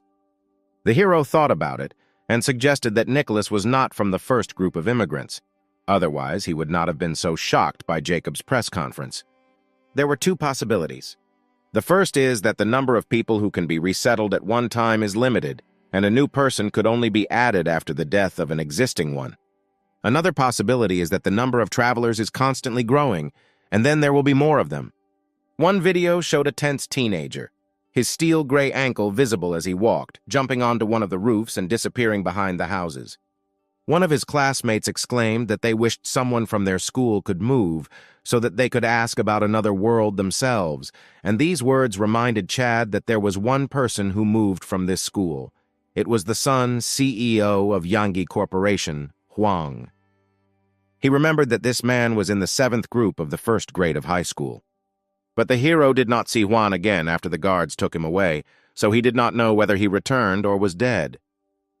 There was a break, so Chad left the classroom and went downstairs to the floor. At the same time, at the Luo City Foreign Language School, it was like a holiday had arrived. Everyone, including the teachers, was discussing the latest news, and looking at them, Chad suddenly felt alienated. In the past, he could focus on his studies and spend all his time reviewing, studying, and preparing for tests, but now his path has changed. When Chad came to the class where Juan studied, he found out that he was not in class. Then he asked his classmate Juan if he knew his address, but he could only tell him the area and did not know his specific place of residence. Then the hero thanked him and left, thinking that perhaps Juan would no longer be able to come to school. The boy may have been so traumatized that he went crazy.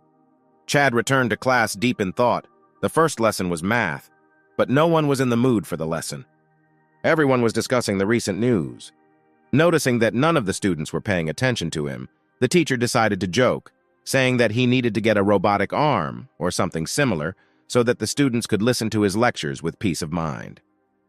Nicholas spent the entire lesson on his phone, and during recess he suddenly handed the phone to Chad and said that Simon had just uploaded a new video. The hero didn't know who it was, so his friend explained to him that he was a famous master in games and was considered an expert in the gaming world. And a few hours ago he published a strategy for one game, but no one had ever heard of the game he was talking about now.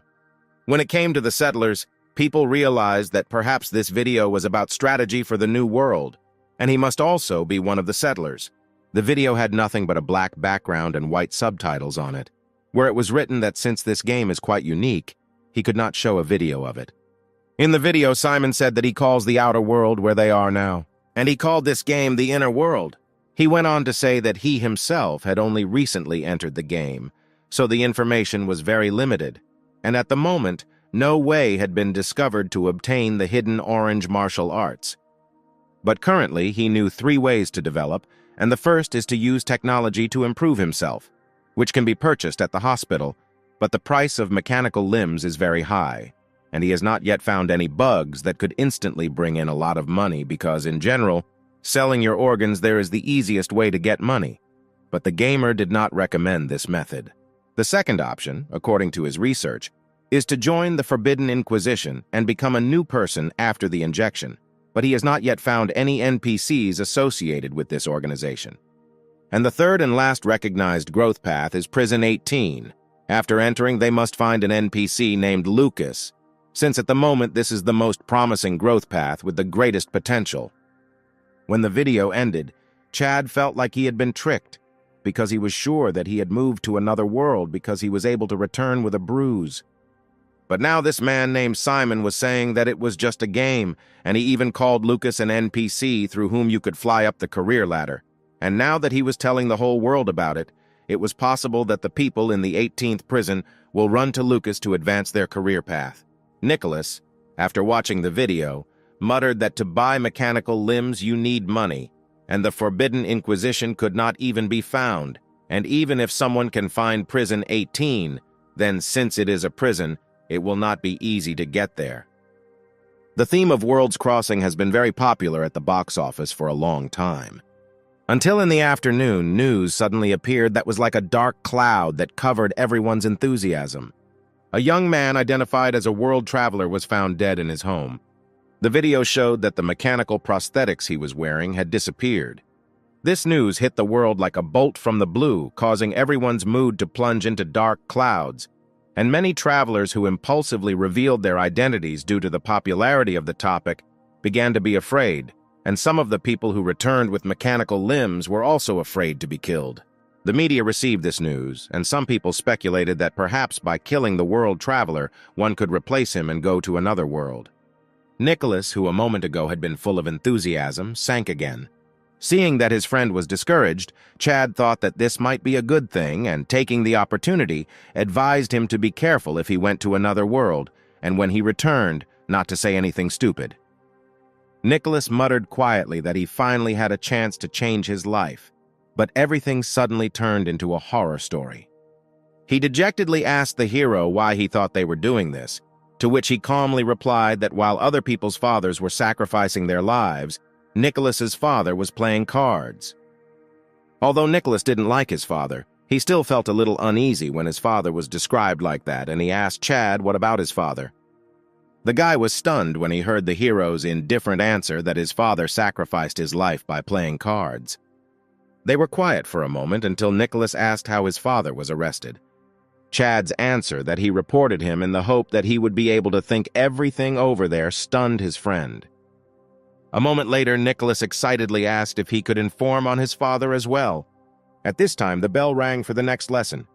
While the teacher explained the topic of the lesson, most of the students continued to scroll through the news feed.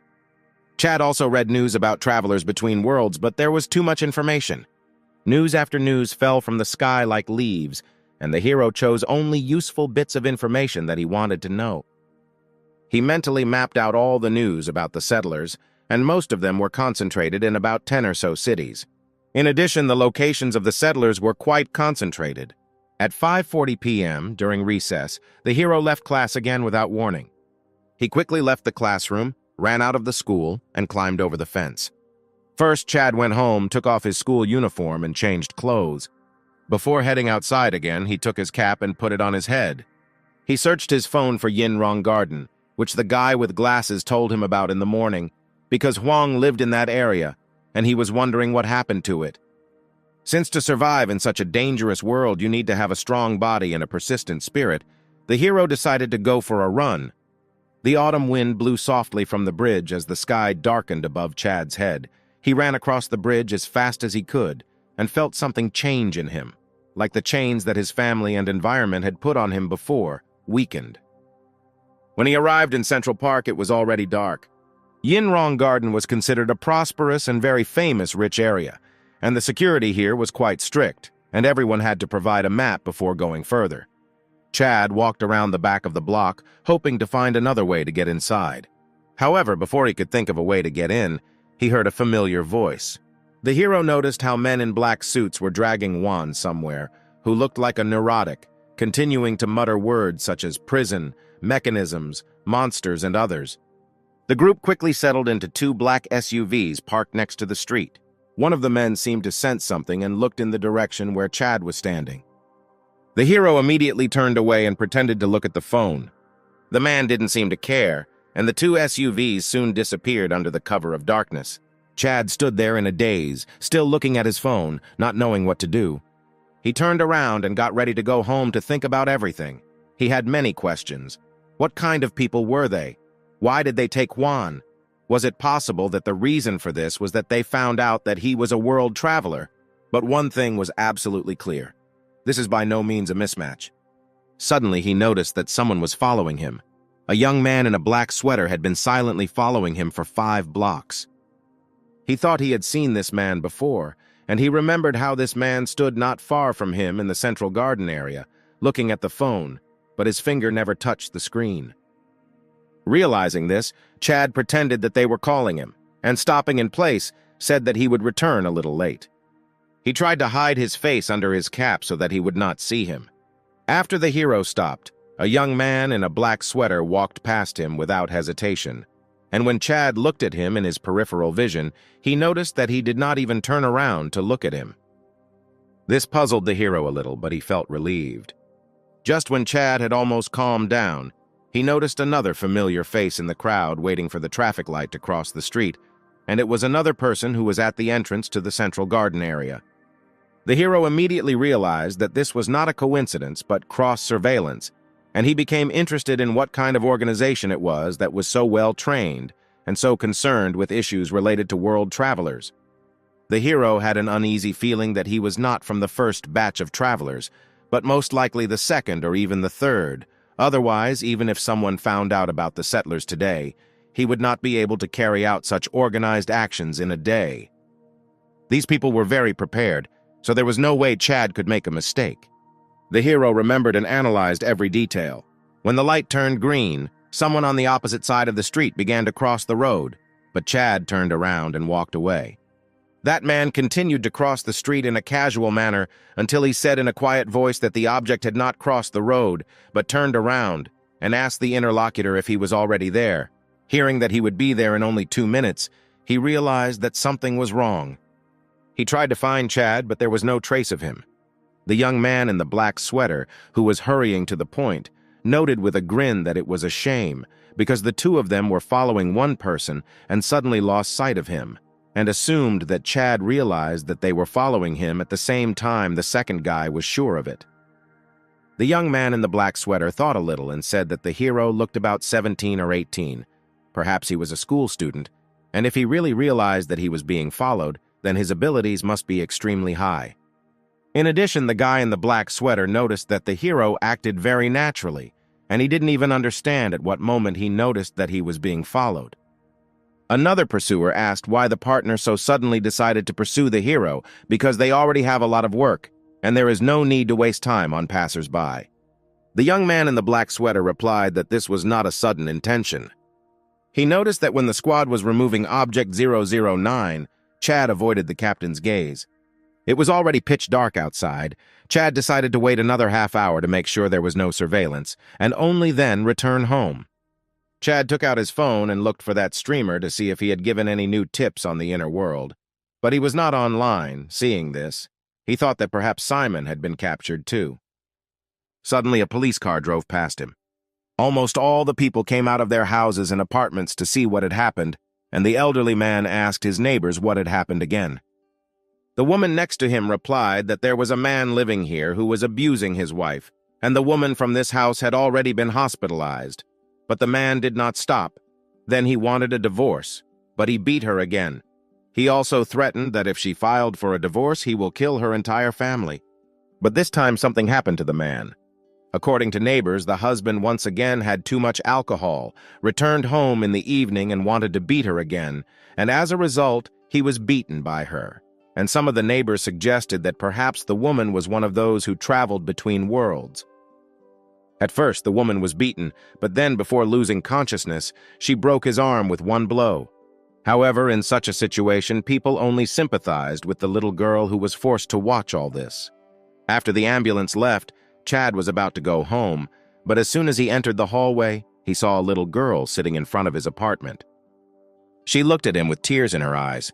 The girl clung to him and burst into tears, and he gently stroked her head, because over the past 2 years, the hero had seen many times how these mother and daughter sat downstairs, hugging and crying.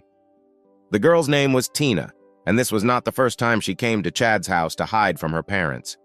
He remembered the first time he made her fried rice with soy sauce. Remembering the man's behavior, Chad believed that he got what he deserved. The little girl said with tears in her eyes that her mother asked her to go and stay with Chad for a while, but he was not home. At that moment, the hero leaned over and patted the girl on the head, asking if she had eaten, and offered to cook fried rice for her. Just as he was about to continue, his expression instantly changed. Chad hurriedly pulled Tina into the apartment and locked the door. Seeing how quickly the guy closed all the windows in the room, the girl asked in confusion what happened. Having curtained all the windows, he replied that everything was fine. He just needed to be quiet. While they were talking, an SUV stopped in front of the house. Chad peered outside through the tiny gap between the curtains. It was one of the ones he had seen in Central Park, and 2 young men jumped out of the car. These were the same people who had been following Chad earlier.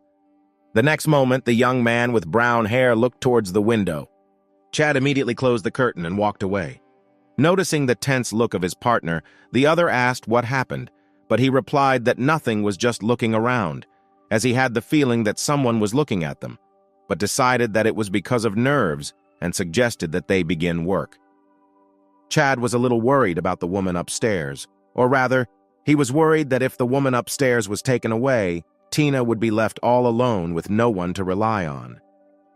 After all, her father is in the hospital, and if a mysterious organization also takes her mother, then he didn't know what to do in such a situation. The girl watched with surprise the strange actions of the hero. The guy walked to the front door and listened to the sounds outside.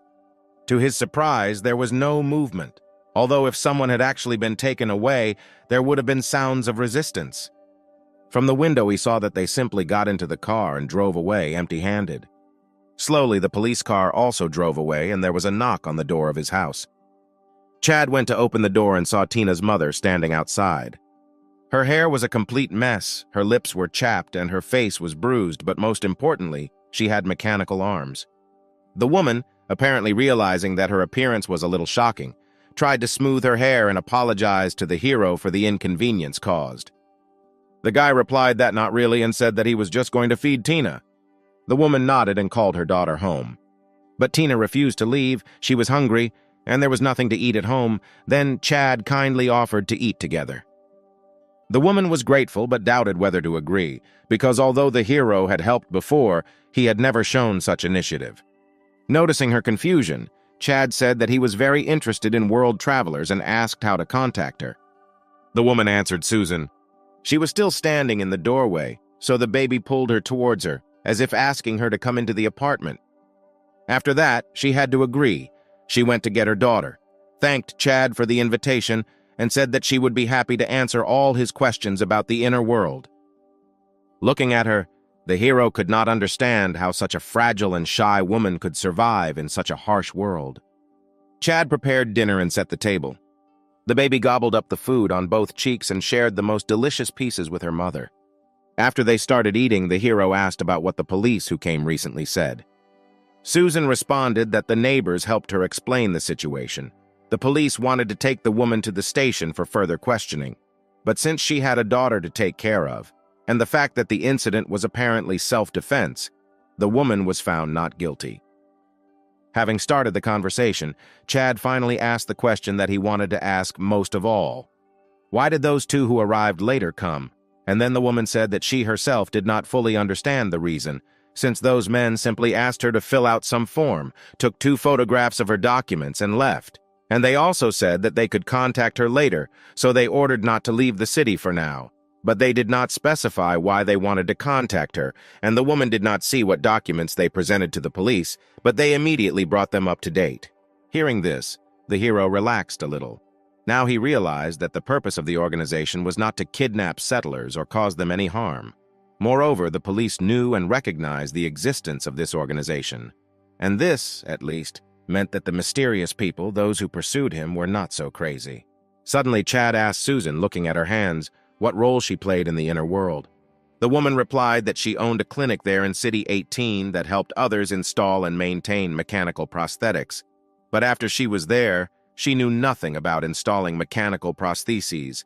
So when people came for services, Susan simply told them that there was nothing left.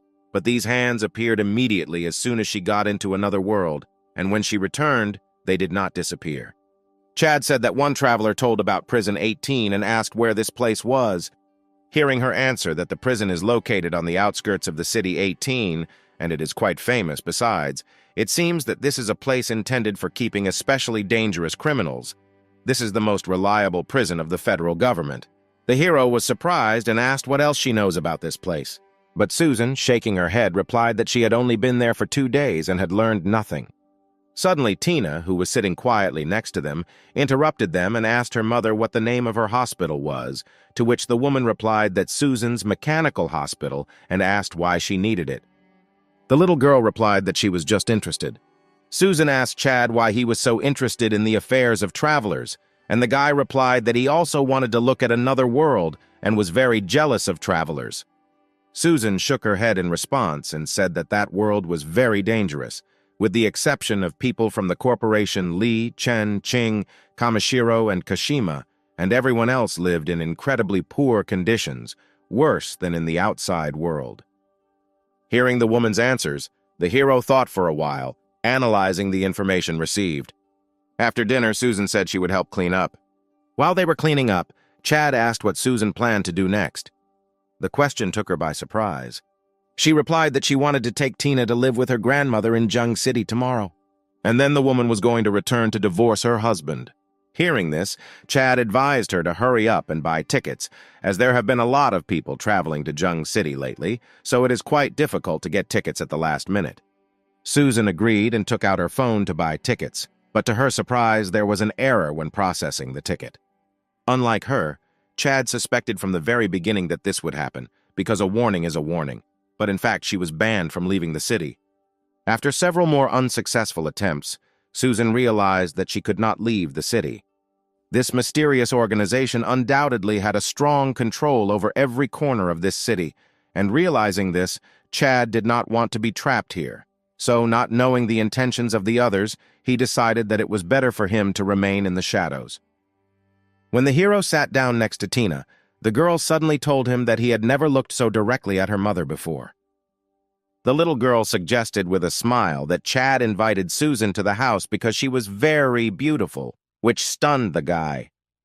After a while, Susan noticed a couple of dirty clothes and took them with her, saying that she would wash them.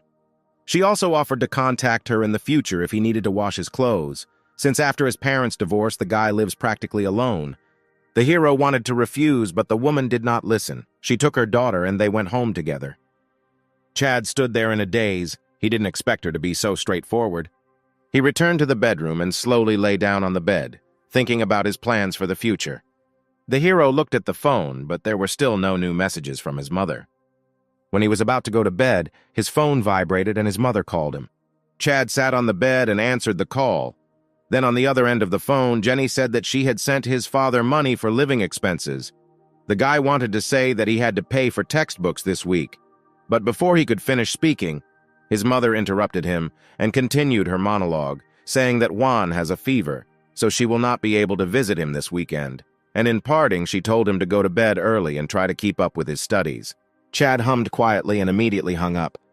He finally received the call he had been waiting for so long, but his mother had long forgotten that he skipped classes. Having finished the conversation, he threw the phone onto the pastel. It didn't matter now. In the morning, when the countdown remained at 20 hours 40 minutes and 0 seconds while jogging, the hero noticed his clothes on the dryer and was surprised that Susan had already washed all his clothes. When the woman noticed Chad, she smiled and opened the window and called him to breakfast. With a wave of his hand, he refused, saying that he was busy. The guy had not seen anyone treat him with kindness for a long time, so at first he was not very used to it. Then he took some cookies from home and began nibbling on them on the way to school. Having passed through the school gates, the hero noticed a huge crowd of school children running towards the school building. Along the way, he also saw Nicholas running with the crowd, whom he stopped and curiously asked what was going on. He hastily replied that they had written in the class chat that someone from a parallel class was a traveler, and he was in the office right now. Chad, perplexed, asked how they knew about this, because yesterday in the parallel class there was no one with mechanical limbs, and a friend said that the guy himself boasted to his classmates. The hero frowned when he heard this. The number of migrants in the city of Luo is clearly increasing. In one institution there were probably no more than 20,000 people. Only in this school 4 travelers are already known. Then there are quite a few of them in the country, and based on the fact that so far, travelers have been found in 19 cities, so their total number is also not small. Analyzing all the available information, he noticed that there is a certain pattern according to which travelers are limited to a few cities, and taking into account people's interest in this, then if they notice this rule, then people from all over the country will begin to flock to these cities, hoping to also become travelers. Because of this, the popularity of these cities, including Luo City, will only increase in the future. Chad and Nicholas headed to class, but before they could reach the classroom, they noticed that the assistant principal and a group of teachers had taken away a student who claimed to be a migrant. The hero didn't care about this, so he dragged his friend to their class. He assumed that the mysterious organization would soon arrive, and he had to visit another world again, so he did not want to cause himself unnecessary trouble, because if they managed to restrict Susan from leaving the city, then it would not be difficult for them to gain access to the CCTV cameras. And although the area where he lived was relatively old and there were not cameras at every turn, he still believed that there was no point in relaxing. Therefore, the hero decided that throughout the day he would not leave the classroom anywhere except to the toilet. Suddenly, Nicholas exclaimed that Simon had published a new strategy. Hearing this, Chad's eyes lit up. He clicked on the video on his phone, and the streamer's words appeared on the screen saying that for some reason he was unable to upload a new video yesterday. Simon then talked about a strategy that complements the review of the inner world, the Qing family's fight for the shadow. Qing Corporation is one of the 5 largest companies in the inner world, and Shadow is the person in the Qing family who has power in the shadow world. According to the information received by Simon, it is a 1,000-year-old tradition of the Qing family that from time to time a new shadow is chosen and the fight between the outstanding sons begins. The choice of a new shadow greatly enlivens the entire inner world. There are currently 8 known candidates for the shadow, and each of them has different talents, and the names of 7 of these 8 candidates were known. But there was another one who was extremely mysterious, and even the streamer still could not establish his identity. Now Chad suddenly understood why he showed up at Prison 18. There were 6 hours, 19 minutes, and 29 seconds left until the end of the countdown.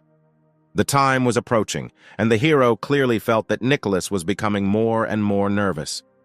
He didn't know what to say to calm his deskmate's nerves, but he made a decision for himself that if he ended up in prison 18, he would do everything possible to help him, despite the risk. Before leaving, he warned his friend to be careful if he suddenly finds himself in another world, since other travelers say that that world is unsafe.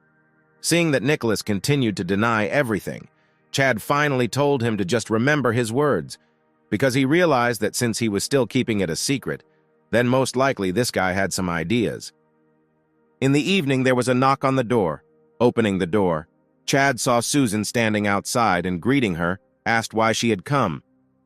The woman hesitated and said that the countdown for travelers would end soon, and since the inner world was very dangerous, she was not sure that she would be able to return.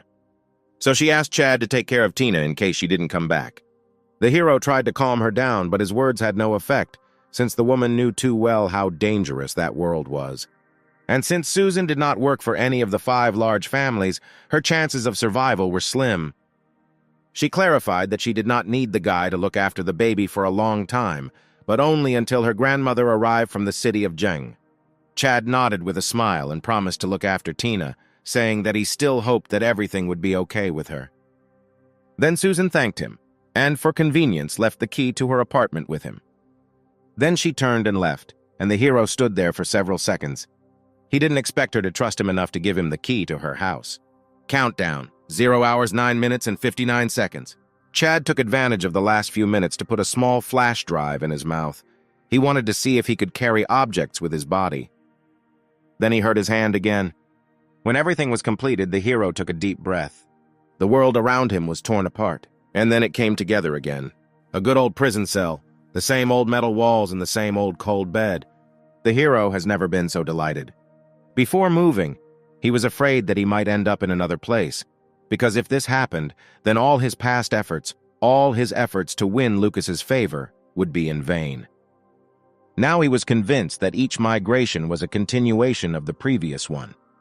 This meant that the canon score he had memorized would still be useful. Chad spat the flash drive from his mouth into the palm of his hand. His experiment gave a positive result, which meant that since he was able to transfer the flash drive, it means that as long as the object is in his body, it will move with him. The hero looked at the bruise on his arm, and as before, the bruise was where it was supposed to be. And from the results of his experiments, he determined that the process of transmigration affected the entire body, and there was no doubt about it. Using his own strategies, Chad gradually gained more and more information about the relocation process. Gradually, the noise of prisoners knocking on cell doors began to be heard in prison 18, but for some reason, the hero felt that this noise was much more soothing compared to his life in the outworld. The limit was still 2 days, and he wondered if it might increase or decrease in the future. During breakfast, the doors opened as usual, but Chad wasn't as careful as the first time. He stepped outside and looked down at the landing where Lucas, Van, and Louis were already downstairs in the dining room. Louis looked at Chad and even waved his hand welcomingly. The prisoners around looked at him with envious eyes. The hero smiled and kindly greeted them too. Feeling honored, the prisoners quickly returned the greeting. Chad watched the other prisoners silently. Yesterday at 12 o'clock at night, a new group of people were supposed to be escorted here. The second group of travelers should have already entered the inner world, so the guy was thinking about how to detect them, and most importantly, how to hide his identity from them. Suddenly, he noticed a guy from a parallel class who was standing in a daze along the corridor and warily looking around. Noticing the newcomers, Lucien shouted loudly that they would soon have fun. He smiled at the newcomers, welcoming them to prison number 18. The hero watched him from the side, thinking that now he was experiencing some warm feelings for him. Jin's face changed when he heard the words that this was prison number 18. He silently lined up to go downstairs to the cafeteria, and on the way he asked the prisoner in front in a whisper where he could find Lucas. After thinking a little, he pointed his finger in Lucas's direction and said that it was him. Jin looked in that direction and thought to himself that Simon was telling the truth. This middle-aged man had the aura of a great man. Lucas was looking at the chessboard as usual, and Louis and Van were standing next to him. Suddenly there was a loud crash. Jean ran in horror towards where Lucas was sitting, and other prisoners were chasing after them with evil grins. As soon as he got closer, Louis stopped him. Luis asked in bewilderment how newcomers dared to come to his boss and what was going on. Looking at the prisoners who wanted to catch him, Jin lowered his voice and said mysteriously that he had come to receive a mission. Louis was completely confused by these words. He did not understand what Jean was talking about and thought that it all looked like a conspiracy, and he, seeing that Louis was not reacting at all, became worried and clarified that he had come for a promotion mission. Louis pushed the guy away from him and ordered him to leave, which attracted the attention of other prisoners. Now Jin was really worried and shouted directly to Lucas that he had come to receive a promotion mission. The entire prison fell into silence. The prisoners stood rooted to the spot in their places and looked at each other with horror and bewilderment. They did not understand what was happening, but everything that was happening was strange. Jin himself didn't know what went wrong. Louis waved his hand sharply, calling the guy an eccentric. The prisoner next to him, at a signal from Luis, grabbed him. Louis calmly turned away and left. Jin continued to make noise. He floundered with all his might, trying to free himself and screaming to be let go. Without hesitation, he bit the hand of one of those who was holding him, and finding a gap, he emerged straight from the crowd. He ran to the gate and hit it with force. Jin screamed and demanded to be released, complaining that they wanted to torture him. Looking at the panicked teenager, the other prisoners laughed, considering his behavior funny and him an idiot. At this time, security robots surrounded the high school student, making metallic sounds as they walked, and took him away. Chad was speechless, because any person with brains knows that before acting, you need to think first. And Jean acted like crazy. Sitting down on a chair, Louis asked his boss if he thought things were a little strange lately. For example, the kid who went crazy the other day mentioned Luo City and pretended to be a representative of a famous corporation. And now this fool who asks for some strange quest. Lucas thought about these words for a while and said that this was really strange. Louis quietly reached out his hand, trying to pet the big cat, but she looked at him coldly, forcing him to withdraw his hand. Suddenly, Louis noticed that Chad was nowhere to be seen. At this time, the hero was still pacing back and forth along the upstairs corridor. Passing by Lucian, he ordered that after breakfast he should gather all the newcomers and determine their true identity outside the prison, and also added that during the welcoming ceremony they should not behave too harshly. Lucian accepted the order without any questions, but Chad wanted to find out if there were any more migrants from the outer world who could reveal his true identity. Chad initially thought that Nicholas would also go to prison 18, but he was wrong. After listening to Lucian's detailed report on the origins of the newcomers, the hero realized that among the newcomers who arrived today, there were no more settlers. So he calmly walked over to Lucas and sat down at the table. But Lucas said with regret that he had to postpone their game for a while, as he had some business and a special guest would arrive soon. Lucas clarified with a smile that it was an uninvited guest. Chad quickly changed the subject by asking what all the fuss was downstairs. He was sure that the one Lucas considered a guest was definitely not an ordinary person, but he still didn't want to get involved in matters beyond his control, so he didn't ask further. After he asked, a rare feeling of worry appeared on Lucas's face, and he replied that he didn't know either. Chad understood that the relocation left Lucas confused, because most likely he was faced with such a situation for the first time, and Jean was just a fool who took Simon's video seriously and mistook Lucas for an NPC. The hand counter continued to tick, and there were 37,002 left in the countdown.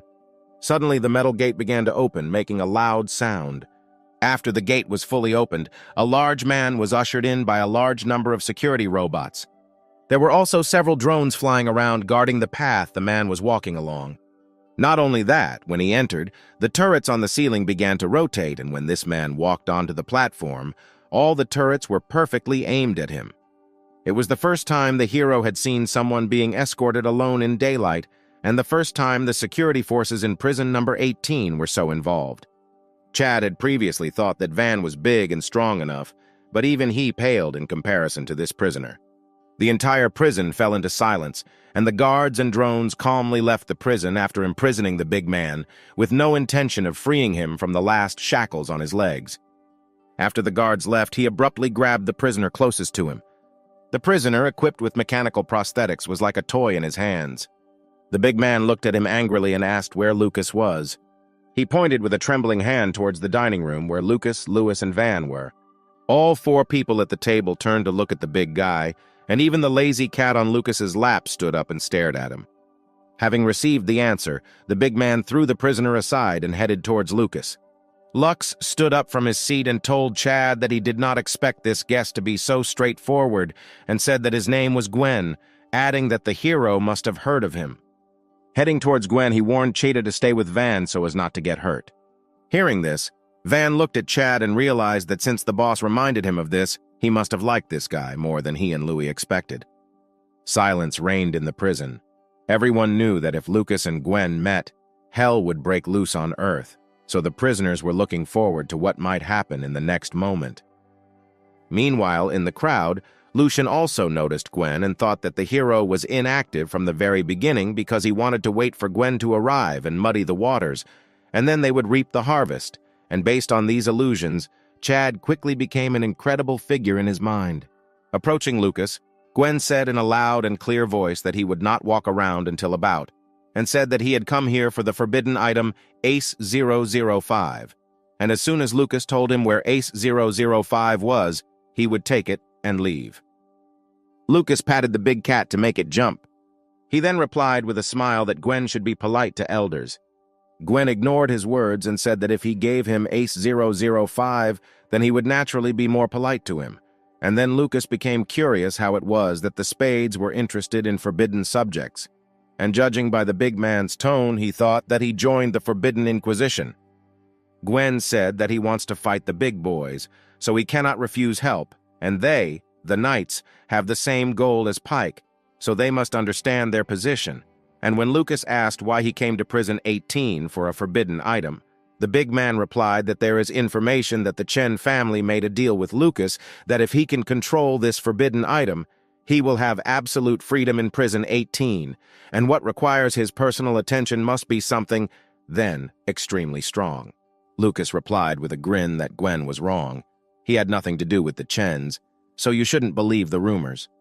Chad stood nearby and listened patiently, and based on the information he already had, he assumed that perhaps this was the very object that he had come to find, and this was probably his task in the Battle of Shadows.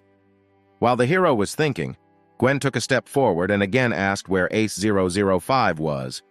Lucas shook his head and replied that he knew but wouldn't tell him. Gwen took another threatening step forward and asked why. Lucas replied that he quite liked Ace 005. The turrets that made up the metal storm attached to the ceiling began to warm up. Then the prisoners suddenly stumbled, because usually, during a riot, at least half an hour passed before the metal storm was activated. But this time everything was different. They didn't even have time to start, and it was already being prepared. There were 72 metal storms in total. 36 of them began to move. The weapons were aimed at Lucas and Gwen, and Chad carefully observed the condition of the ceiling and then began to walk towards a certain place. Instantly, Gwen took a quick step, and then he struck Lucas. The impact was like a hammer hitting an anvil. As he moved, 36 metal storm turrets fired simultaneously, hitting everyone in prison 18. The bullets were not lethal, but rubber. The first 36 of the 72 turrets served to warn prisoners and were not intended to inflict fatal wounds, but the rest were real. Rubber bullets rained down, and all the prisoners were beaten to a pulp, and together with Gwen's continuous attacks, Prison 18 turned into a continuous mess. At the same time, Van raised the dome to protect the boss. Soon, the fist aimed at Lucas stopped in midair. Lucas stopped him easily.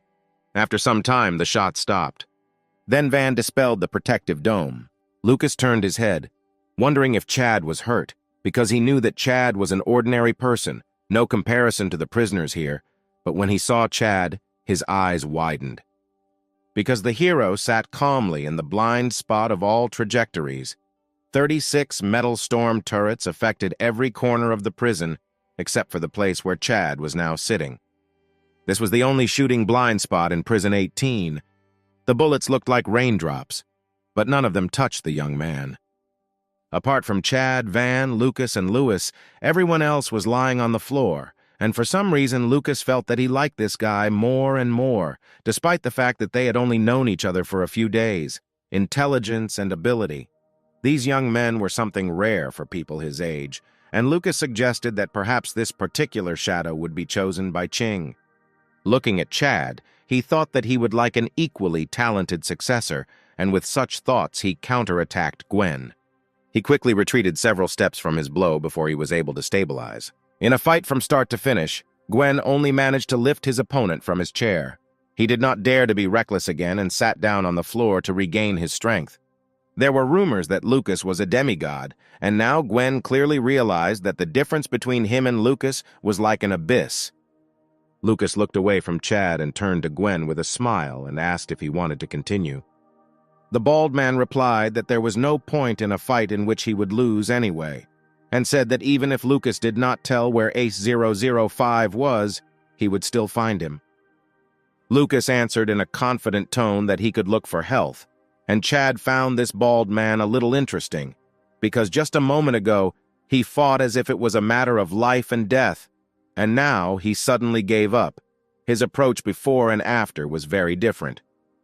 Gwen believed that since Lucas knew where the forbidden item was, he just needed to wait for the right moment, because there was a possibility that one day Lucas would accidentally spill the beans. Gwen left, and Lucas sat down at the table and asked Chad how he was able to calculate the trajectories of the bullets. The hero shook his head and replied that although his computing ability was much better than that of an ordinary person, he was not able to carry out such a complex calculation, and he could only guess. Lucas chuckled and said that if it was just a guess, he wouldn't be able to find the blind spot so accurately. Chad calmly explained that with a quick calculation he was able to identify 4 areas, and where Lucas usually sat was one of them, so he thought he didn't need to think about the others.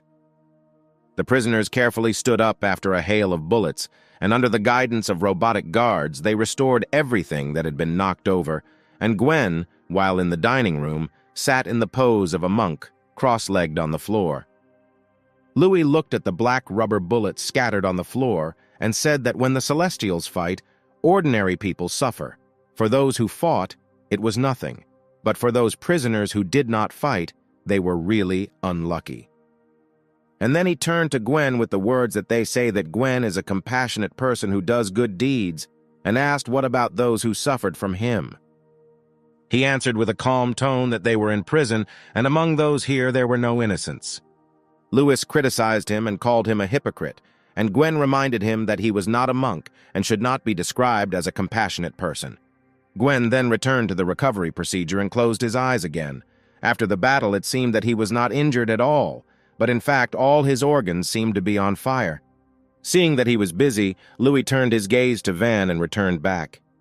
Suddenly, the trio was engulfed by a translucent force bubble, and Chad realized that while the rubber bullets were raining down, Van was protecting himself, Lucas and Louis, in this way.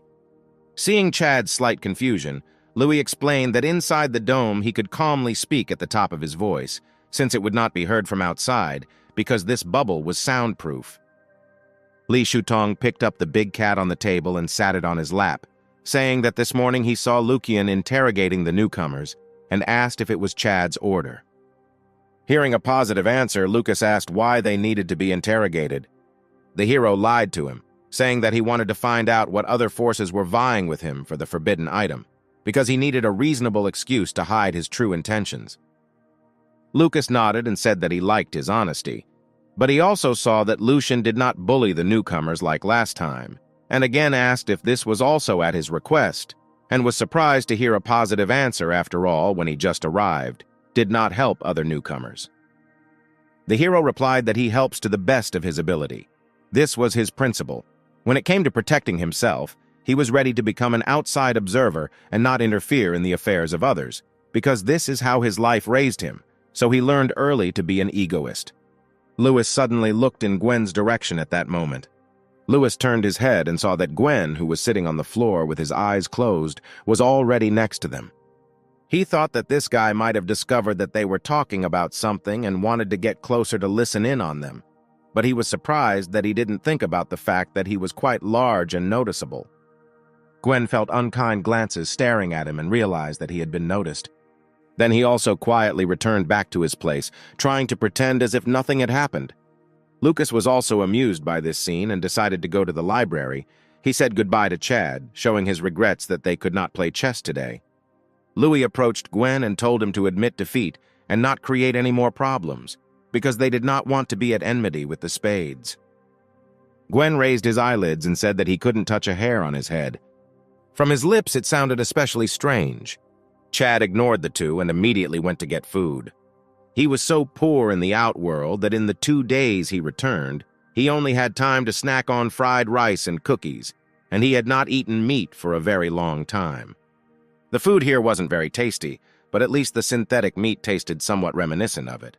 Suddenly he noticed that a quarter of the cameras were pointed at him. He guessed that maybe it was because he had found a shooting blind spot and thereby attracted someone's attention. But until now he couldn't figure out who was behind those cameras. Louis, having finished his argument with Gwen, sat down next to Chad and said that the boss told him to tell him that from now on he will receive real meat and can eat as much as he wants. The hero was stunned for a moment and asked about the reasons for such an act. But in response, Louis smiled mysteriously and said that he would soon understand that this was not necessarily good. That night, Chad returned to his cell, and while he was brushing his teeth, he suddenly felt sleepy. He immediately understood what was happening. But this time he did not fall to the floor and lose consciousness. The hero calmly finished brushing his teeth and lay down on the bed in a comfortable position, after which he fell asleep. The nightmare began. In the dream, Chad appeared in the middle of the desert. 2 people were sitting opposite him. The hero's mouth was already dry, and after a few seconds his lips began to crack. He took the large bag off his back and looked inside. There was a bottle of water. One of them fell to his knees in front of him and in a pleading tone asked him to give them a sip of water, otherwise they would die, and he also added that they were ready to pay for the water. But he did not answer, and then another man in front of him said that he was ready to pay any price, and asked if he could name the price in the face of his companions dying of thirst. Chad looked coldly at the man closest to him and said that he would first let the man next to him watch him die of thirst, and then let him name the price. As soon as he finished, the person closest to him turned into Louis, who called Chad a monster in horror, and the other one disappeared. The hero explained that he immediately realized that this was Louis's nightmare, so he did not feel any sympathy, and Louis realized that although he was able to drag him into his nightmare, the hero was still able to maintain his sanity and fight the demon of the dream, while Chad was not denied this. Louis wondered if Chad was able to resist his nightmares. Why did he decide to enter? The hero replied that he thought he had something to say. Then he asked what Louis wanted to check this time. He said that at first the boss wanted him to take Chad for a walk, using the nightmare to develop his humanity and allow him to experience suffering. But since Chad resists the dream demon so easily, Louis decided that the nightmare would be useless in the future, so the boss should experience it himself. The hero noticed that this nightmare is different from the previous one and is more suitable for a lesson arranged by a teacher for a student. Chad thought for a moment, and Louis continued by saying that he didn't need to worry, since the boss was still interested in him, but whether he could become Lucas's apprentice was up to him. Hearing this, Chad asked Louis if he was jealous of him. Louis answered honestly that yes, because not everyone can become the boss's disciple. At least he and Van can't, because neither of them passed the first test. But according to Lucas, Chad should be able to handle it. The hero, puzzled, asked what it meant to survive, and Louis told him that this is the path of life and death. Every time you improve, you need to go through a desperate situation and suffer. Then the hero asked why they chose him and why Louis envies him if everything is so sad. Louis replied that the boss saw in him the potential and courage to achieve his goals, regardless of the cost, and he was jealous because it was a path of improvement with unlimited potential. But for him and Van, the upper limit had already been determined. Chad stopped dwelling on this question, but moved on to the next one. He was wondering how old Lucas was. He was worried that since he divides his life equally between the two worlds, he might age faster than people in Outworld. He was stunned to hear that he was 52, as he looked to be 35, 36 years old. Luis was amused by the hero's reaction, and he said that their boss was special, and he would not be surprised if such a person lived for more than 100 years. He also said that he and Van had been watching Lucas since childhood, and he had not seen the boss for the years have somehow changed. When Chad asked why he was near Lucas, Louis replied that there was no particular reason. Van, he, and many others were orphans. Louis thought that since the hero was born into the Qing family, he had no idea how much misfortune existed outside of the big cities. Becoming an orphan in this world is much easier than Chad thinks. If you become an orphan, the children are left alone and find themselves on the streets. At this time, their life becomes dark and hopeless, and various gangs try to recruit them to transport drugs, and sometimes they will abuse the children and film it all on video, selling recordings in the virtual world for money. And it was at this time that Lucas appeared in their lives. He approached them and said that if they would come with him, he would give them new life. And naturally, Louis agreed to accompany him, no matter what kind of person he was. Chad listened silently and realized that compared to the people of this world, his life in the outer world could hardly be called miserable. The hero wondered why Lucas wanted to adopt them, and Louis calmly explained that it was because they were useful people, and what the boss wanted to do could not be done alone. Chad once again thought that he had no idea what the Knights and Pike's goals were, but he could tell that Lucas had accepted Louis and Van with the obvious intention of using them, but they didn't mind at all. After finishing the conversation, Louis stood up and told Chad to get some rest. As soon as he said this, the nightmare stopped, leaving the hero lying on the bed in the dark. He reflected that he had already seen the incomprehensible and mysterious level of Lucas, and was not sure whether the cannon score he had in his hands was enough for him to exchange it for the opportunity to open the door to a new world, and was worried about how strong this music would have an impact, and he also had no idea how to explain to Lucas where he got it. Suddenly, there was a loud scream, someone slamming on the metal doors, frantically screaming at the top of their lungs to let him out. A countdown of 24, 0 o'clock was displayed on his hand. A displaced person from Luo City Jin was locked in an isolation ward. His level of anxiety gradually increased until finally he was on the verge of panic. It seemed that the entire prison was empty, and his pleas and rage went unanswered. He could not understand how he was different from the previous settlers who received mechanical prosthetics and high position in this world. He even bragged to his classmates that he too had become a migrant, and when he was transported back to Outworld 24 hours later, he didn't know what to tell his classmates about his life here. Meanwhile, time moved inexorably forward. Morning came. Lucas and Chad were already playing chess at that moment. During the game, Lucas said that after the hero told Lucian to keep a sense of proportion, there were fewer sobbing newcomers in this prison, but the other two factions in the prison were already unhappy with Lucian. Chad knew that usually the three groups in the prison took turns holding a welcoming ceremony for newcomers, which was considered everyone's entertainment. But now that Lucian was considered in charge, many prisoners began to sharpen their grudges against him, but the hero was confident that Lucian could handle it on his own.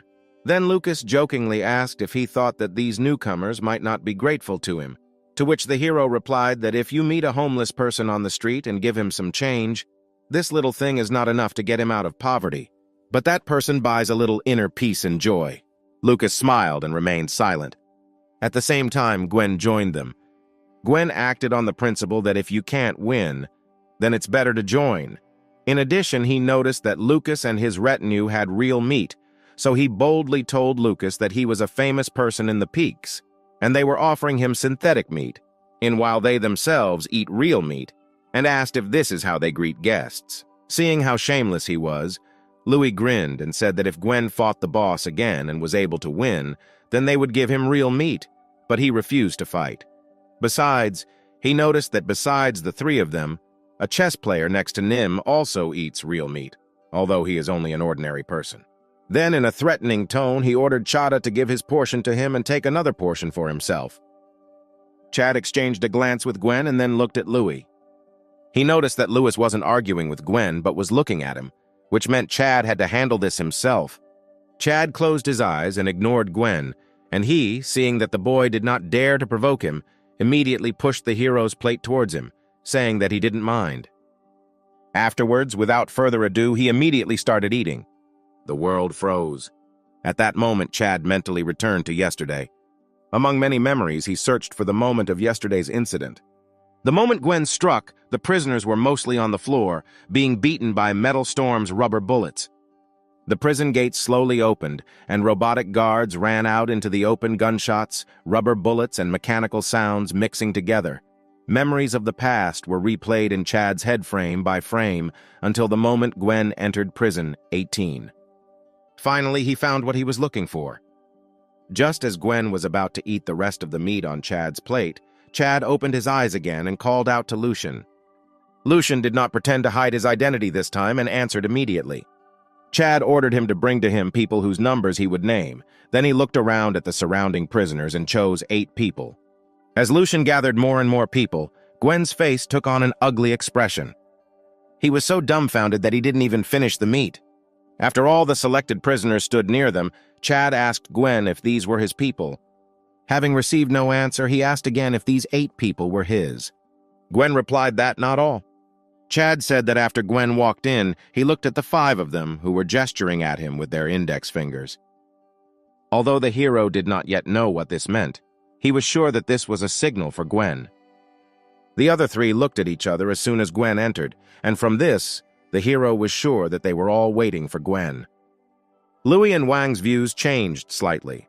At that time, they only paid attention to the boss and the hail of bullets and didn't care at all about observing everyone's reactions. Lucas smiled and said that Prison 18 was a mix of people, and it was normal for certain groups to send people to look after him. And Luis happily asked him if they should transfer these prisoners to other prisons. Lux replied that this was not necessary, because if they transferred 8 people without any particular reason, then the people outside would begin to suspect something again, so he ordered Vanna to isolate these 8 people and interrogate them one by one to find out who they were working for. Seeing that Louis was very happy after he pointed out the undercover men, Chad ordered another group of people to be pulled out of the crowd. But this time he didn't say anything, but Louis couldn't hold back any longer and leaned over to Lucas and whispered that this boy had found all of their people. Lucas looked at Chad and said that while he was not superhuman, his powers of deduction and analysis were comparable to extraordinary. Gwen also saw that the hero had brought out the members of the Knights, and realizing that he was not one of them, asked who he was. Hearing that the guy's name was Ching Chad, he asked in surprise when the Knights started collaborating with the Ching Consortium. Lucas replied that even people from the Ching family could not stay in it for the rest of their lives, and asked if there was not a famous person with the surname Ching in the wild territory. Gwen's eyes lit up and his attitude towards the hero changed 180 degrees. He calmly pushed the plate of meat back to Chad and asked enthusiastically what his impression of the peaks was. Chad coldly replied that, not very good, since he still could not understand what kind of person Gwen was, but one thing was sure, Gwen had come to compete with him for a forbidden item, so he would never make it easy for him life. Suddenly, the prison inmates became agitated. Chad looked in their direction and saw that the 3 people he had chosen were lying on the floor next to him. Rolling up his sleeves, Van quickly walked over and opened the mouth of one of the dead. He then looked at the boss and reported that it was a capsule of poison hidden in the back molars. When you opened your mouth, there was a faint smell of bitter almonds, which meant that they died from cyanide poisoning. Looking at them, Gwen said that these 3 were not from Peak. Lucas said with a grin that it was a little unexpected, but these 3 were suicide bombers.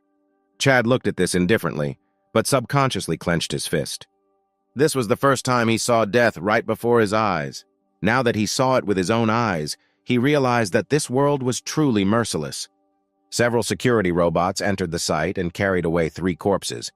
Chad sat with a pale face. For the first time he felt real fear, and a strong discomfort that spread from his essence to the surface of his skin because no one had ever taught him how to relate to death.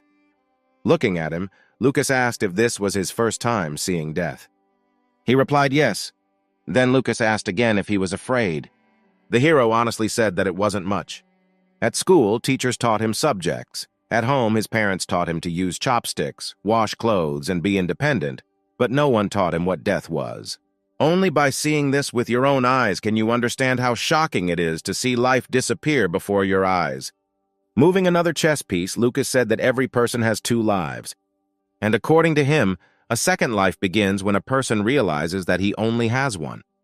After all, it is from this moment that a person will begin to value time and clearly realize how much time he wasted. The more horrified Chad became, the calmer he tried to look. He thought that he needed to study his past and consider his future. Lucas looked at him and said that there was a high probability that these three came for him, so since the hero helped find them, then he owes him. He also added that Chad could exchange this debt for one thing and asked what he wanted. Chad replied that he needed a list of Lee's consortium members. Lucas thought it was strange and asked why he didn't just ask how to become a Superman, because there were few people in this world to whom Lucas owed a favor. But Chad was the first to waste his opportunity. The hero thought about it and replied that such a trifle could not be exchanged for the secret of how to become a Superman. Moreover, he was sure that when the time came, Lucas himself would give him this secret, without exchanging for anything. Lucas's smile grew even wider. He said that the guy's intelligence exceeded all his expectations, and the hero turned out to be more patient and restrained. But he believed that Chad was right. Some things in this world cannot be exchanged, but can only be received when the time comes. Although Lucas was a little disappointed that Chad had not seen blood before, and after thinking it over carefully, he came to the conclusion that if the hero had disdain for people's lives, then it would not be interesting. After that, he told Luis to bring a list of the Lee family's names. But Lucas was curious why the hero needed the list, however. Taking advantage of the fact that it was a service, Chad did not explain anything. Hearing this, Lucas waved his hand and said that he would not ask any more, because this was a payment for a service, and the hero could do whatever he wanted. Returning to his room, at first the hero thought that Louis would again experience nightmares, but this did not happen. He thought that perhaps Lucas felt there was no need for further testing. Chad faintly felt that he was getting closer and closer to the path of the Superman. That night, the hero waited for the countdown to end in his cell, but the anticipation of returning this time was not as exciting as the previous few. Perhaps because he saw with his own eyes what death is. When he opened his eyes, he was already in his apartment. It was light outside, and he even heard birds chirping. He looked at his hand. The countdown was 40, 2021. Chad thought that each time the moving process was silent, it couldn't even wake up a sleeping person. After 2 stressful days, Chad felt much calmer being back in Outworld, but he was already looking forward to his next move because of the endless possibilities that awaited him. He changed into his school uniform and left the apartment. As soon as he opened the door, he saw Susan come out with Tina. He greeted the woman and asked if the move had gone well, and she answered with a smile that everything was fine. She was going to take Tina to school and buy some fish and ribs, and invited him in the evening to celebrate. Chad asked, puzzled, what they would be celebrating. Susan answered with a smile that she would talk about it in the evening, and left. On the way to school, the hero again checked trending search queries to find out what new had happened this time after the relocation. One particular article that caught his attention was that someone on the dark web was selling information that killing a migrant would not grant the migrant's abilities. Seeing this news, the hero was a little shocked, because he knew that this news cost a person's life, and the facts are often bloodier than it seems at first glance. Arriving at school, he saw that the parallel class was again filled with students. To his great surprise, Jin came to school, and unlike Juan, did not receive psychological trauma. Now Jin was surrounded by his classmates and boasted not only about becoming a world traveler, but also about being in prison 18, and even about meeting Lucas and talking to him. People asked questions one after another and looked at him with admiration. Chad believed that in the current environment, revealing oneself as a world traveler was a very stupid choice, and especially claiming to know one of the most important people in the inner world. Moreover, he was worried that this mysterious organization would appear soon. As he walked in the opposite direction from the others, he saw Nicholas. Chad called him, and when he turned his head, he immediately noticed that his friend was not in a good mood. The hero became worried and immediately asked what happened to him, but Nicholas calmed him down, answering that everything was fine. He just didn't sleep well. Chad carefully assessed the man in front of him. He did not have any mechanical prosthetics or other oddities, just a bad mood. And then he quietly asked if it was possible that he had been tortured after being moved, but Nicholas played a fool and pretended that he had nothing to do with it. Does not know the movement. Chad was pretty sure that Nicholas had moved, but he didn't know that this had happened to him in the inner world, which had caused him to become disheartened. The hero continued to ask questions about the movement, but his friend vehemently denied this, so he was never able to find out anything. Chad couldn't do anything to help his friend because he didn't know where his friend was or whose role he was playing. Suddenly, Nicholas asked in a whisper if he remembered the group of world travelers they had talked about earlier. Chad replied that he remembered. He knew his friend would eventually tell him everything, and Nicholas did gradually talk about various little things, presenting it all as information from the internet. But his last phrase, that stories about rich women are also true, shocked Chad. He looked at Nicholas and for a long time could not say a word. The hero realized that Nicholas was under the tutelage of a rich woman in the inner world, and it is because of this that he is now in a bad mood. At the same time, his friend realized that he had said too much, so he immediately added that he received this information from other settlers in a group chat, and he had nothing to do with it. Chad pretended to accept his friend's explanation, and then they sat in silence. The hero suddenly asked how much he was paid.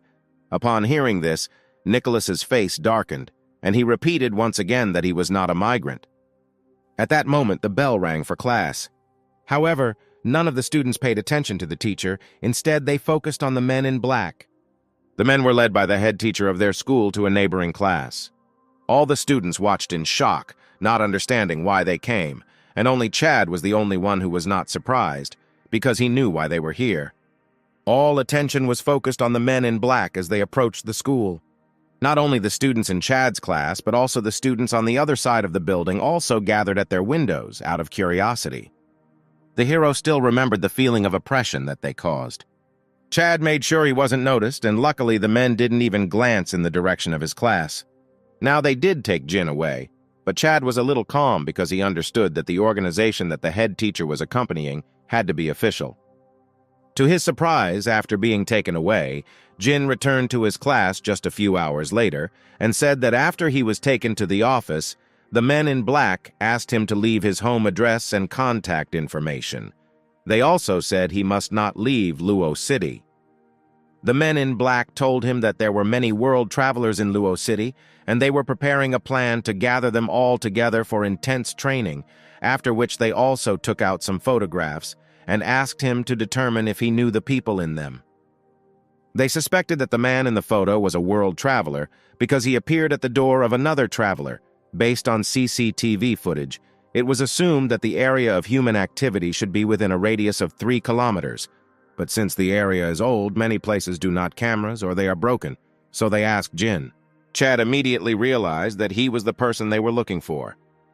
The hero was relieved that they didn't think he was studying at this school, and he made the right choice by putting on a change of clothes that he hadn't worn in over 2 years and deliberately avoiding cameras.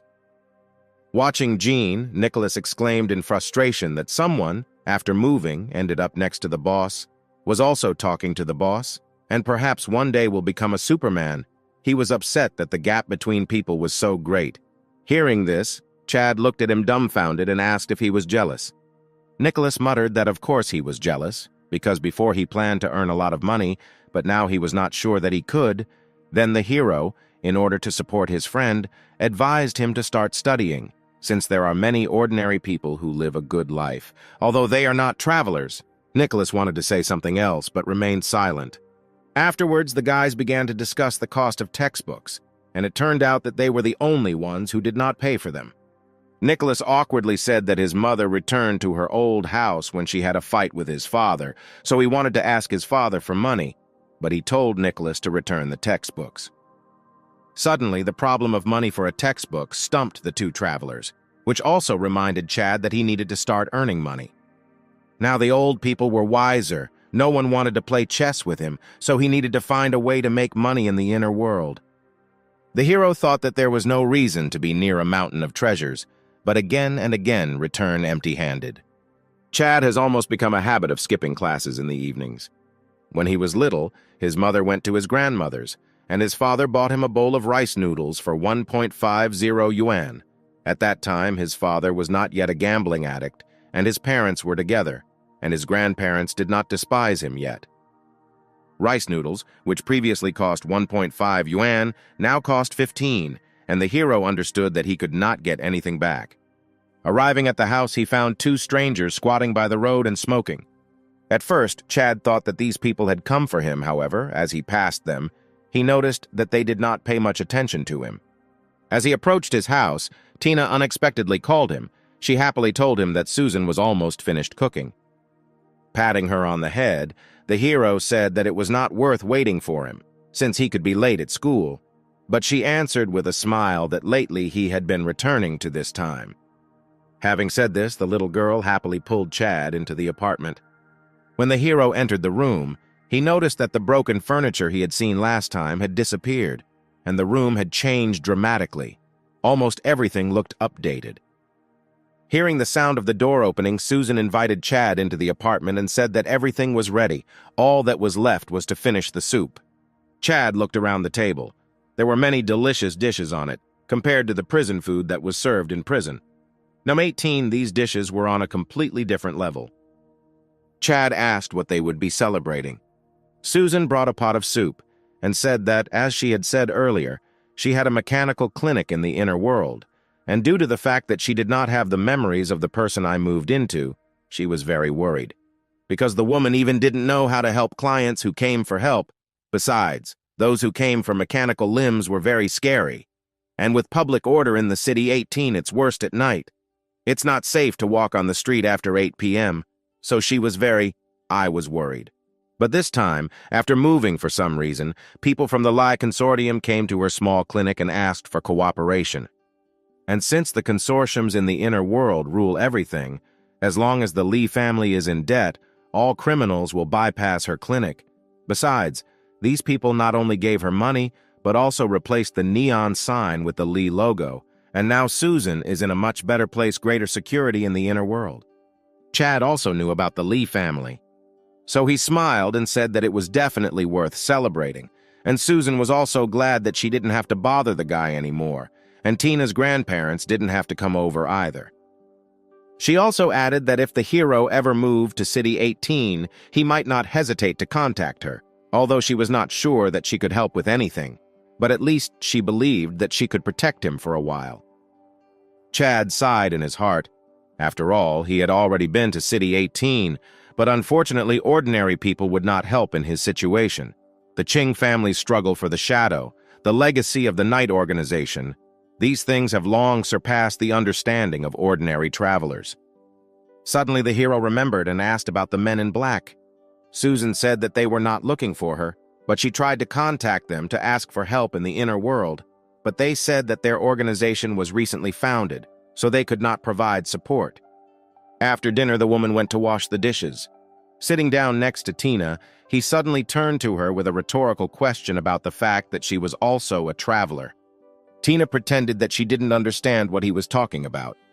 Then the hero calmly spoke about his reasons that last time the baby asked her mother the name of her clinic, and this time she unexpectedly received huge support from the Lee family, and added that she can deny the fact that she is a migrant, but then he will tell her mom about these clues. Tina immediately chickened out and asked not to tell her mother. Chad breathed a sigh of relief as his suspicions were confirmed, because Tina was on the list of Lee Consortium members. The girl explained that she doesn't tell her mother because no one in the inner world dares to command her, and if Susan finds out, she will definitely try to intervene. Therefore, she once again asked not to tell her mother, and added that in the inner world she had a lot of pocket money that she could give him. But Chad answered without hesitation that he was not a traveler, so he did not need money there. Tina again asked if he was a traveler, but the guy lied again and answered that he was not. Chad was relieved that he could convince the girl. Suddenly, he became curious about how much pocket money Tina had in the outer world. Hearing the question, the girl froze for a moment, thinking that the guy wanted to take her money, but the hero reassured the girl, saying that he was just asking. Tina, upset, replied that she had no money in the outer world, but she was ready to change the conditions, and although she did not know how to change, she insisted that the guy not tell Susan anything.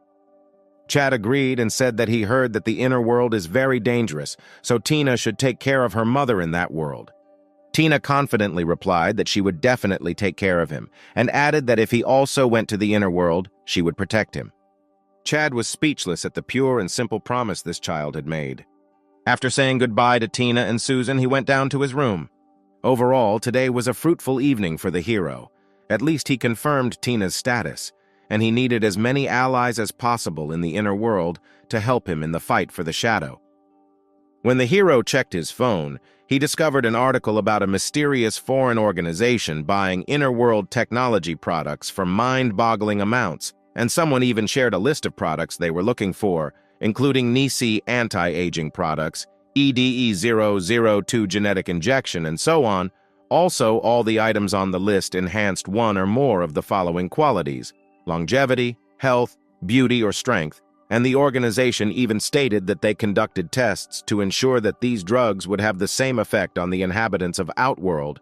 To the same, they even published a detailed article describing how to transport these funds during relocation. Wrap the tablets in a protective layer, put them in your mouth, and swallow them or insert them into your rectum. Chad frowned when he read up to this point, because to bring things from the inner world, these people directly used this extreme method.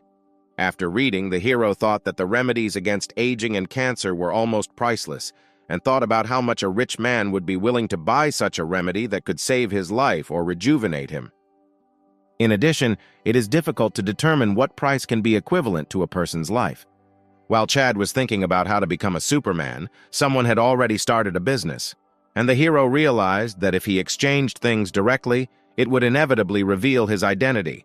So he could not use this method. He could also use a flash drive to bring documentation on technologies, but so far he has not had the opportunity to obtain the most important technologies of the inner world. Until now, even outside information had been difficult to access in Prison 18, so now his most important task was to maintain his relationship with Lucas. Suddenly, Chad realized that this company was the one that bought mechanical prosthetics. A few days ago, news broke that migrants' legs were being cut off and sold on the black market, and now that these people are buying them at exorbitant prices, perhaps this will further fuel this kind of crime against travelers. Chad suddenly remembered two strangers he saw near his house. He went to the window and looked through the curtains. However, the strangers squatting outside had disappeared.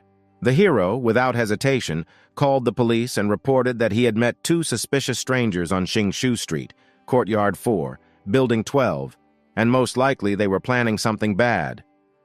And while he was speaking, Tina's scream was heard from above. Hearing her voice, the guy realized that he was not mistaken. Those two came for Susan's prosthetics, and he hurriedly asked for an outfit to be sent immediately. After hanging up, he hurried to help his neighbor. Chad reached for the shovel he had bought before his first move, but he was terrified and stopped before leaving the apartment. The hero was an ordinary 17-year-old schoolboy and was not sure that he could fight two adults. However, he still made up his mind, and with a shovel in his hands, he opened the door and went out. The hero was not a kind person. He was an egoist who calmly watched his classmate go crazy in Prison 18 and didn't even lift a finger to help. But Chad couldn't see how the child was being tortured. As soon as he opened the door, he saw that one of the men had fallen down the stairs. His arm was twisted 180 degrees, and he lay unconscious in the corridor. When Chad looked up, he saw Susan with a pale face. One of the sleeves of her shirt was torn, revealing a thin but powerful mechanical arm underneath, and her body was trembling, but her eyes were full of determination. Susan looked at Chad and saw the shovel in his hands. She realized that the guy had come to help and thanked him. Noticing that there was only one on the floor, he asked where the other one was, and Susan replied that another one had run away and Tina was just scared. Chad frowned and said that he had already called the police and ran after the second stranger. The woman wanted to stop him, but before she had time to say a word, the young man had already disappeared into the darkness. After some time, she suddenly discovered that Chad was heading in a completely different direction. Instantly, his photographic memory transformed the terrain of his area into a three-dimensional model. In a few moments, the young man quickly calculated in his head the running speed of his opponent. He should have gotten there faster. Suddenly, the hero stopped in a secluded corner of one of the alleys. His breathing instantly stabilized and his body froze. The leaves of a nearby tree rustled in the wind, their shadows swaying on the ground, illuminated by the moonlight. The footsteps of a running man could be heard in the distance. The hero counted the seconds until their collision. Having counted to 3, the young man swung the shovel in front of him with all his might. With a loud thud, the shovel crashed into the man's legs, and he, losing his balance, rolled forward. Chad did not hesitate for a second and fled the crime scene as soon as he committed his crime. When the hero returned home, he saw that Tina was trembling in Susan's arms and said that the baby should no longer worry, since he had found the second criminal. Noticing a trace of blood on his hand, Susan worriedly said that she would now bring a bandage and iodine. Chad sighed as he looked at his hand, which was covered in blood, feeling helpless from the feeling that his physical body was not strong enough. The hero replied that there was no need to worry since he had everything at home. Noticing that the police were approaching, he left, saying that the police would be here soon, and emphasizing that he had nothing to do with what happened today. Susan hesitated but said okay. The hero turned around and left, as he needed to understand the abilities of the inner world and quickly. The young man was fast asleep until he was awakened by a knock on the door. Chad opened his sleepy eyes and saw Tina outside the door, who meekly asked to help her mother. The hero hurried upstairs and saw that Susan was sitting on a chair with discharged mechanical prostheses. This time, Chad was seriously surprised because he had never thought about them being so short-lived since the people in the inner world endure high-intensity battles. But Susan explained that the inner world had already completed upgrading their wireless charging power sources, and each person's equipment is constantly charged. Everyone has their own billing number, just like an ID number. And as long as the person pays the bills, he can enjoy a comfortable life. And the consortium, based on each person's energy consumption, will charge a fee. Susan said that in the inner world there are capacitor towers that generate energy, and cloud towers that carry energy everywhere, which even in the wild stand scattered. But people still chose a diesel engine for transportation in the wilderness, especially the military, since such an engine has high energy, high speed, and high torque, which is more suitable for military use in difficult off-road conditions. However, in reality, since smuggling is too common, getting out of the city is quite problematic. You need to go through customs established by the tax department and get a visa. Also, the financial structures of the inner world are very strong. They have not only their own executive bodies, but their own intelligence services. But of all the information available today, the most useful is that the hard valued in the inner world is also gold. The banks of the 5 largest consortiums actually issue currency based on gold reserves. Chad finally figured out how to make money in the inner world. He suddenly remembered that Tina called him and asked how he could help. Susan, whose hands were immobilized at that moment, asked the guy to help with the cooking and take care of her. Tina also said that she was hungry and asked Chad to cook something. Then he looked at the baby with a smile and agreed. Suddenly there was a knock from behind the door and someone asked if anyone was home. The hero was standing in the living room and therefore saw an SUV used by that mysterious organization outside the window. Rushing into the kitchen and putting on an apron, Chad told Tina to go answer the door while he cooked in the kitchen. The girl opened the door and 2 men in black entered the room. One of them turned to Susan. He greeted her, said his name, Weakling, and said that he was from Kunlun. Hearing them, the hero realized that most likely Kunlun was the name of their organization. Susan invited them to sit down and ordered her daughter to pour water for the guests. Weakling looked at her hands and asked what was wrong with her hands, and the woman explained that the mechanical limbs had run out of charge. Hearing this, he told his partner to take note of this. Chad suggested that they did not know that mechanical prosthetics could discharge, and since the organization was recently founded, they know little about the inner world. While Tina carefully carried glasses of water, Susan asked the men why they had come. One of the Kunlun members replied that they had a question for the woman and said that last night there were 2 guys here, and after one of the 2 criminals escaped from her house, he was attacked and his shin was broken, and asked if does she know who did it. Chad suddenly tensed. But Weakling added in a soft tone that there is no need to worry, since they are not here to bring to justice, but just want to find out. When he asked, silence reigned in the living room, and the hero was in the kitchen, also holding his breath. Susan replied that she didn't know, and suggested that maybe someone wanted to help, because no matter what happened, she couldn't let others find out about Chad, because he did it for her and her daughters in the first place. Weakling explained that they should not be misunderstood, since they are not from a law enforcement agency, so they do not want to do anything against this brave man. And the man next to him added that after the criminal's story, they discovered that this man chose his time very cunningly to strike. Plus, the timing of the ambush was very unusual, so they want to find him and see if he is a traveler. For this reason, they are checking all the strange events lately. Next to them, Tina said that she and her mom haven't left the house since yesterday's incident, so they don't know who did it. The girl's explanation actually added credibility, because most people subconsciously feel that children do not know how to lie.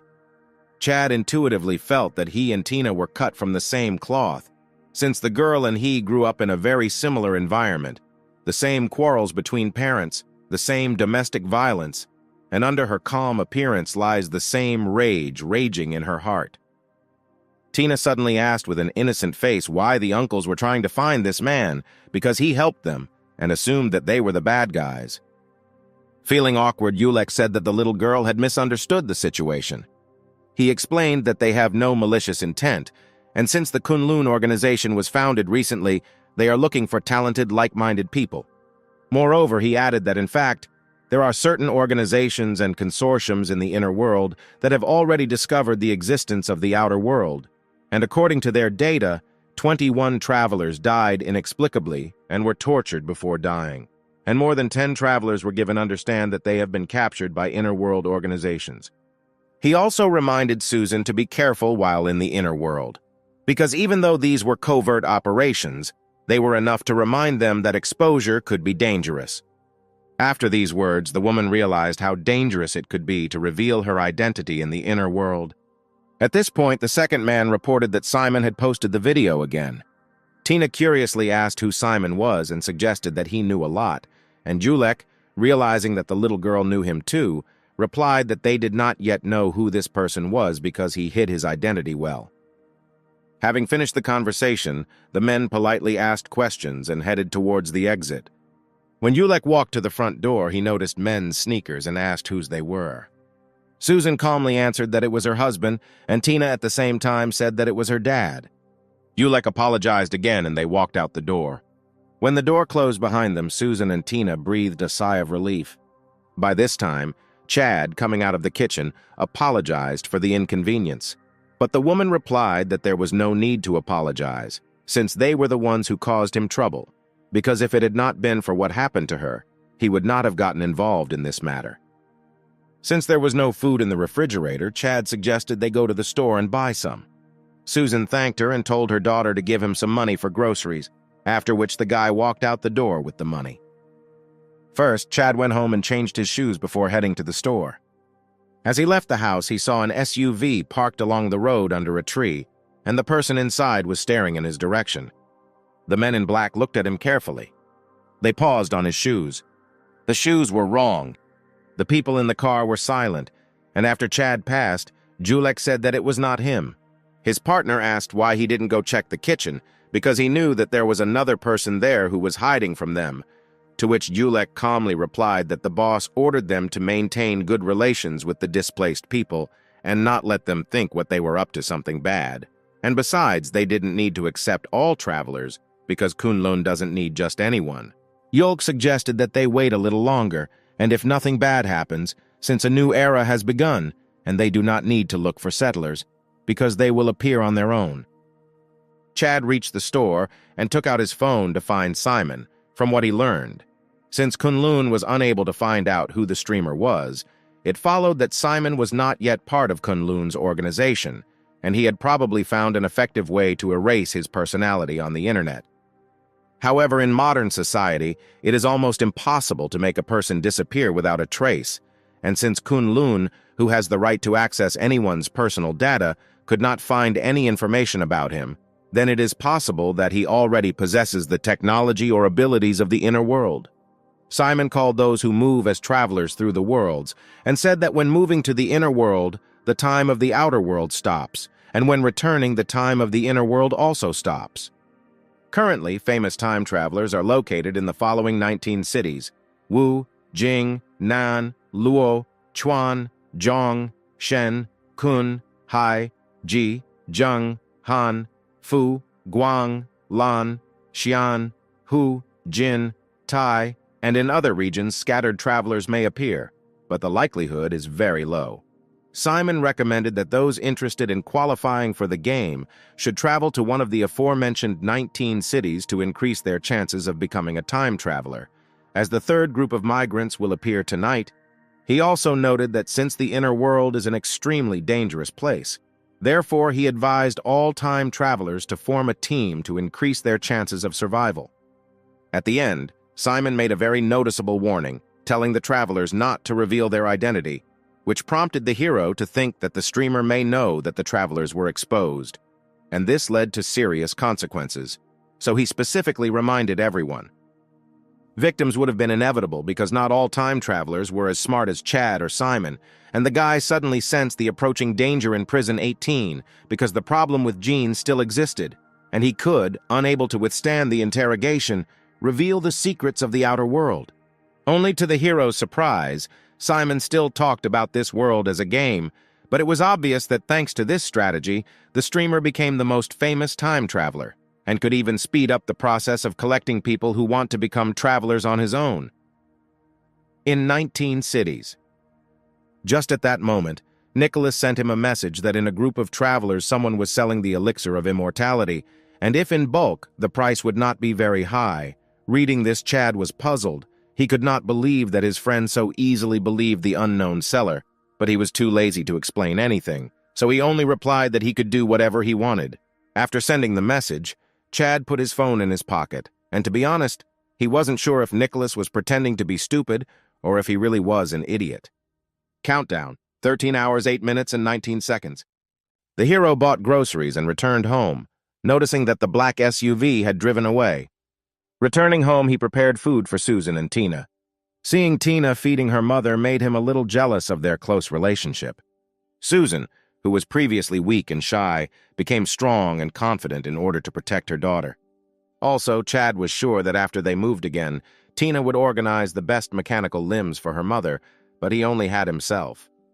To Susan's sudden question whether his parents are very busy, since she rarely sees them, the hero vaguely replied that most likely they are very busy.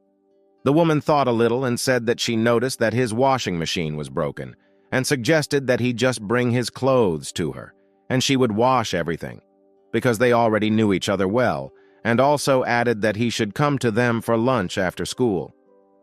Susan said with a smile that in any case, even if the hero doesn't come, she still has to cook for Tina and herself, and it won't be difficult to prepare another batch. Chad hesitated a little, but still thanked him and agreed. That night, the hero lay down on his bed long before the end of the countdown, since he was already accustomed to these movements. If now he had to choose between the inner and outer worlds, he would prefer to stay in the inner world. Gene was still in the detention center, screaming and demanding to be released. Chad lay calmly on his bed. A smile appeared on his face. For some reason, the hero always felt a surge of joy when returning to this place. It was noon in the inner world. Chad got out of bed and looked at his hand. Seeing that this time he had 7 days, the hero froze for a moment. This came as a surprise to Chad, because he was already used to 48-hour intervals, and he was confused, not understanding where the pattern was in this. It seemed that he still needed to learn the rules of the inner world. The hero approached the metal door of the cell, which immediately opened as if waiting for him.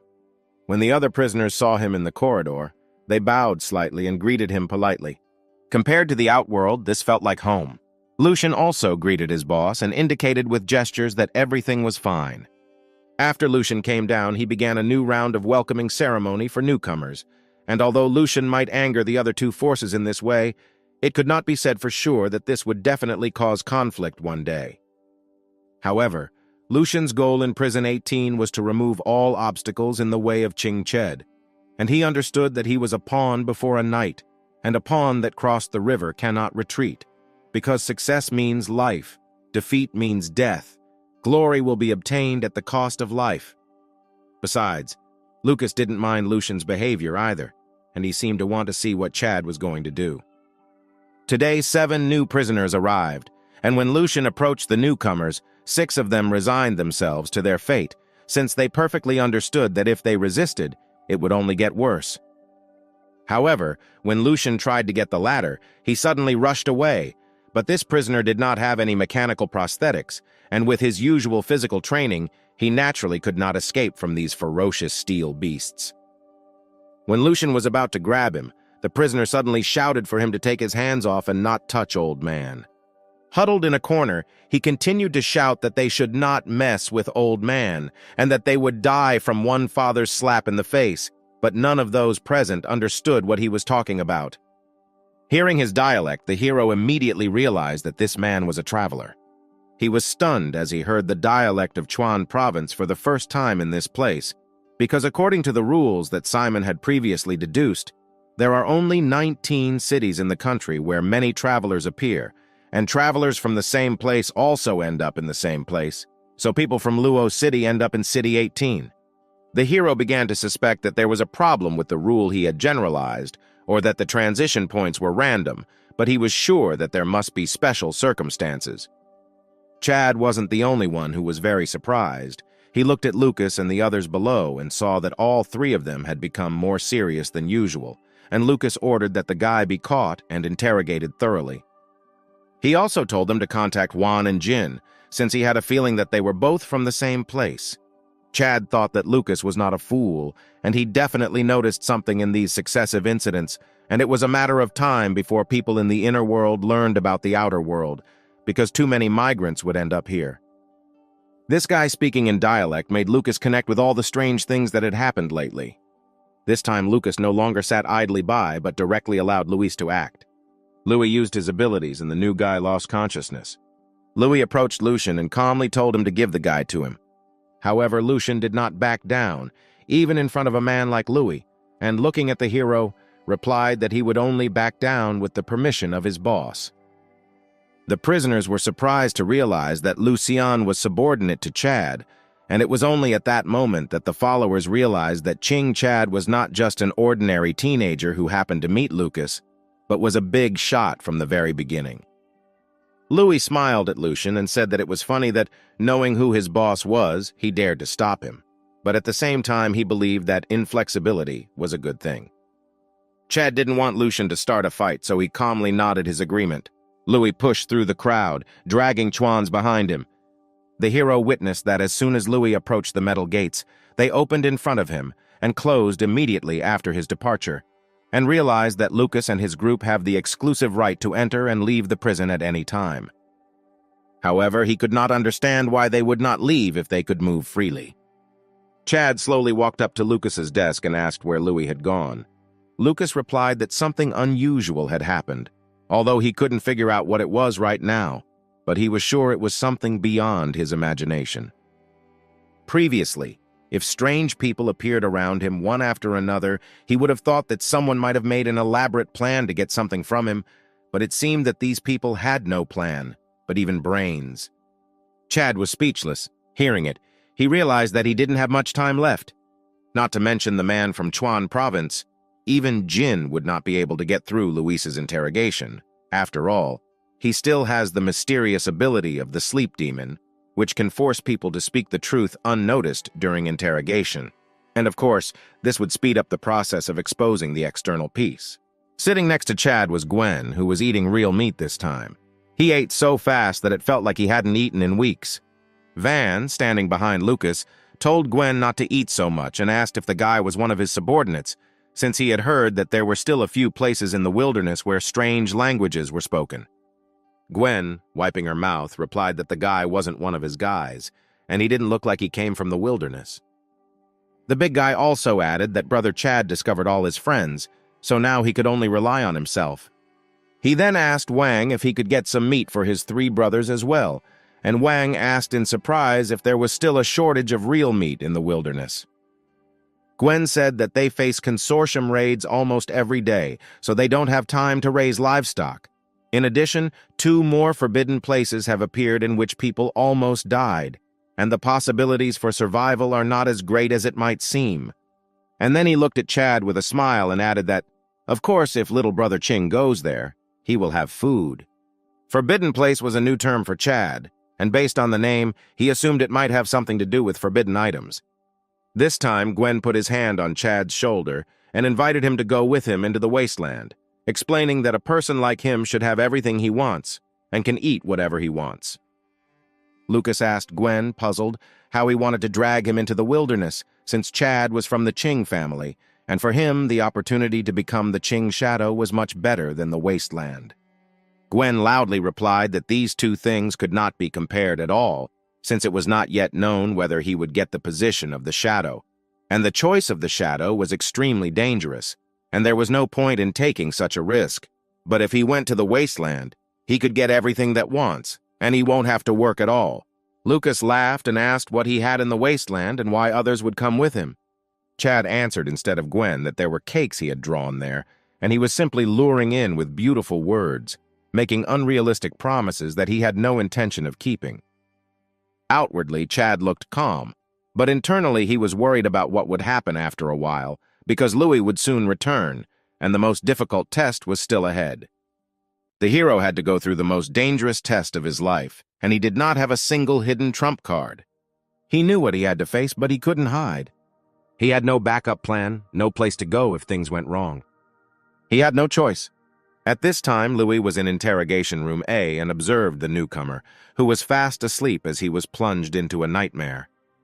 This guy scolded Louis all the time and then abruptly broke out of the nightmare, and for half an hour he never repeated himself, without giving useful information.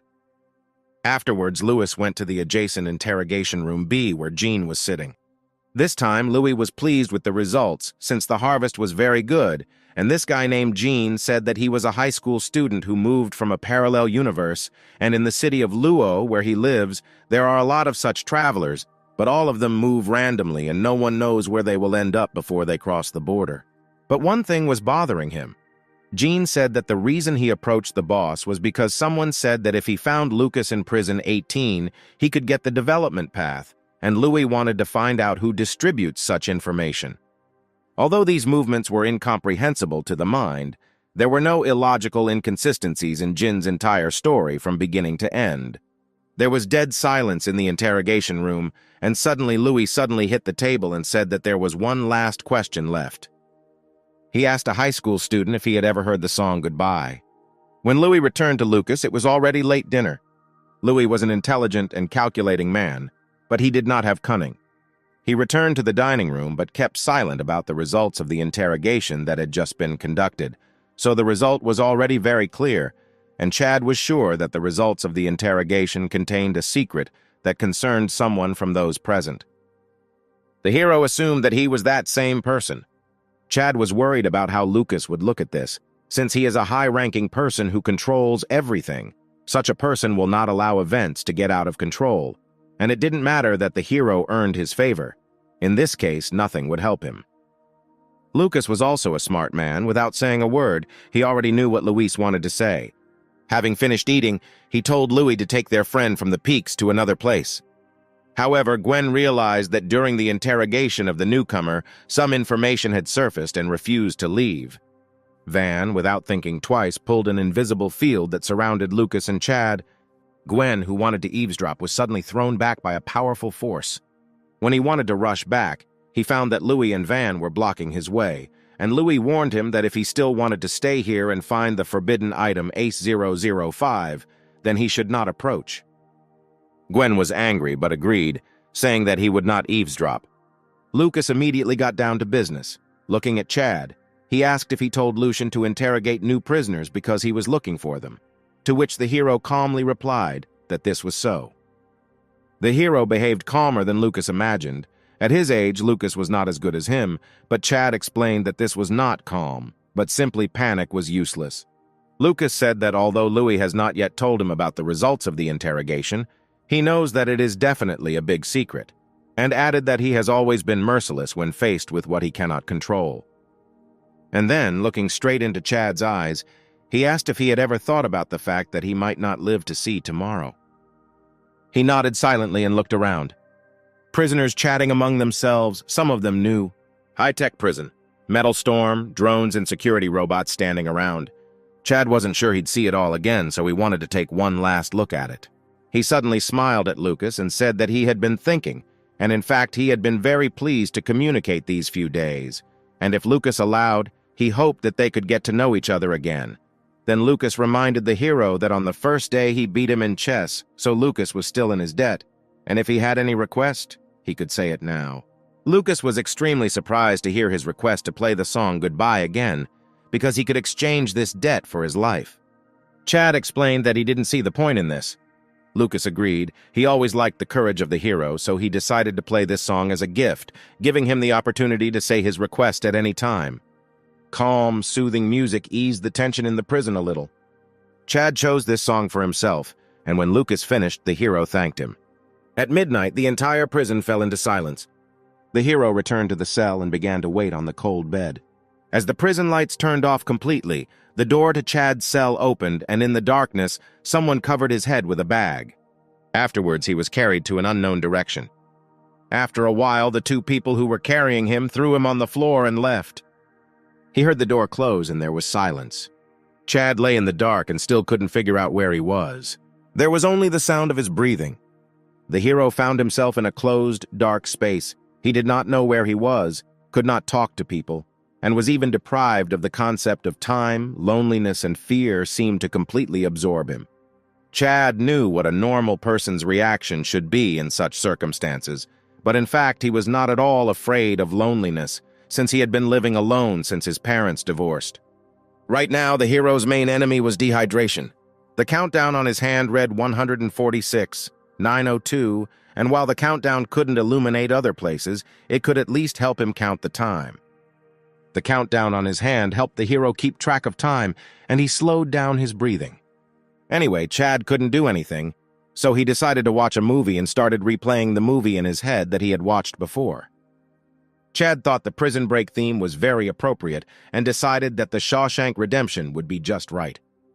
He mentally watched 8 films and even took a nap. By that time, there were 122, 901 left before returning. However, he had no way to stop thirst and hunger. There were also several movies in his head that he had once watched and stored in his mind, and in this situation, he did not need anything else. But at the moment when the countdown was 98, 901, the playback in his head became intermittent. The hero felt that his body was suddenly becoming cold and hot. His skin was dry, probably caused by the loss of water in the body, and from hunger the hero could not sleep. His spirit was undermined. Countdown 74, 901. Night fell in prison 18 and the lights dimmed to a minimum. Lucas was sitting in the library, and in the distance there was a faint metallic sound. Lucian swore, and slamming the door continued to scream and demand that he be let out of solitary confinement and told where they locked his boss. Louis looked at the time, 0 o'clock. Then he looked at Lucas and said in horror that 4 days had already passed. Louis turned to the boss again and said that Chad had not said a word during these 4 days and showed no signs of breakdown, but Lucas calmly replied that the hero was an extremely smart person, and from the first day, he had slowed down his breathing to avoid rapid loss of water, so it is not surprising that he was able to hold out for 4 days. But even so, Louis was dumbfounded that the guy could withstand 4 days of silence. He didn't look like someone who was being tortured, but more like he was waiting. But the guy hadn't drunk water for 4 days, and if he drinks water, he will die, so Louis asked Lucas to spare him, and Van also joined his request, adding that a dark room does not affect the hero. Lucas thought about it and told them to move on to water torture. Louis said with concern that Chad was very dehydrated right now and would subconsciously drink water when he saw it. And he added that if this continues, the guy will die. However, Lucas was adamant and believed that life and death depended on his own choices, and he could not follow his path unless he experienced death. After receiving orders from Lucas, Louis and Van began to torture. The door of the dark room opened. Louis and Van sat the hero on a chair and covered his face with a towel. Cold water hit the towel, cutting off all oxygen. Chad sat motionless on the chair with his mouth tightly closed. He forced himself to maintain self-control, not giving in to the temptation to drink. And next to him, Louis and Van looked at each other, as they did not expect that Chad would still be able to maintain a clear mind. The guy knew with than he faced. He knew that he needed to muster his last will in order to fight for a chance to survive. The hero felt the water penetrate through his nose, filling his body. Suddenly, he found himself in a dream. There he was, held by the hand in the park, and the woman holding his hand told Chad that besides his father, there was someone else who didn't need them. The child turned to her mother in a thin voice, saying that she wanted tangaloo, fruits and berries and sugar caramel on a stick. The woman looked at him for a while and finally replied that she would buy him a tangula. With eyes full of tears, the woman bought a Tangaloo stick for him and handed it to him with a trembling hand. Afterwards, she told the little hero to wait here for a while she went to the restroom. But the woman never returned. Chad waited from noon until sunset. He cried, but it was useless. Someone called park security, but Chad didn't want to leave because he thought his mom would come back for him anyway. When the sky finally darkened, the woman returned and hugged him, sobbing. Then Chad realized that he had already been abandoned. The water torture continued. In the darkness, the mother called her son with her. Little Chad quietly refused. The woman repeated her request again. The guy again replied that he wouldn't go. He became even more stubborn and said that if he says no, he means no. Suddenly, the towel was removed from his face. The dimly lit room seemed too bright for him, and he saw Louis patting him on the back. Lucas stood in front of him, asking why he didn't ask for help, since he still owed him one favor. Chad coughed all the water out of his lungs and replied that it was because Lucas didn't want a weak person. For a second, Lucas remembered the first time he played chess with the hero. The young man was stubborn and brave, like a lone wolf in the desert, and Lucas suddenly realized that this child was the very person he had been looking for so long. Lucas asked Chad if the guy could forget what he did to him today. Chad said no, but added that he didn't mind. Lucas was impressed by the hero's frankness and said with a smile that he would personally train him from the next day. He also added that of all the shortest paths in the world, he will lead the hero, the longest. Having said this, Lucas left with the big cat, and Luis, who had been with the boss for a long time, realized that he was now in a very good mood. Although Lucas never directly said it, Luis knew that the legacy of the knights in the boss's generation was almost interrupted, and Lucas had not yet found a successor. He tested different people, one after another, as candidates, but every time was failing, and the reason was that this path was too difficult, and even if he and Van wanted to, they could not go through it. Louis was delighted with the hero. He did not understand how Chad survived 4 days in a dark room because he could only withstand 36 hours, and Van, a little better than him, 47 hours. Van looked at him disapprovingly and asked why it was a little better, to which Louis answered with a displeased sigh that it was much better. Chad's breathing had stabilized by this point. He asked if they too were locked in a dark room, and Louis explained that for others it was torture, but for them it was a test that had to be passed.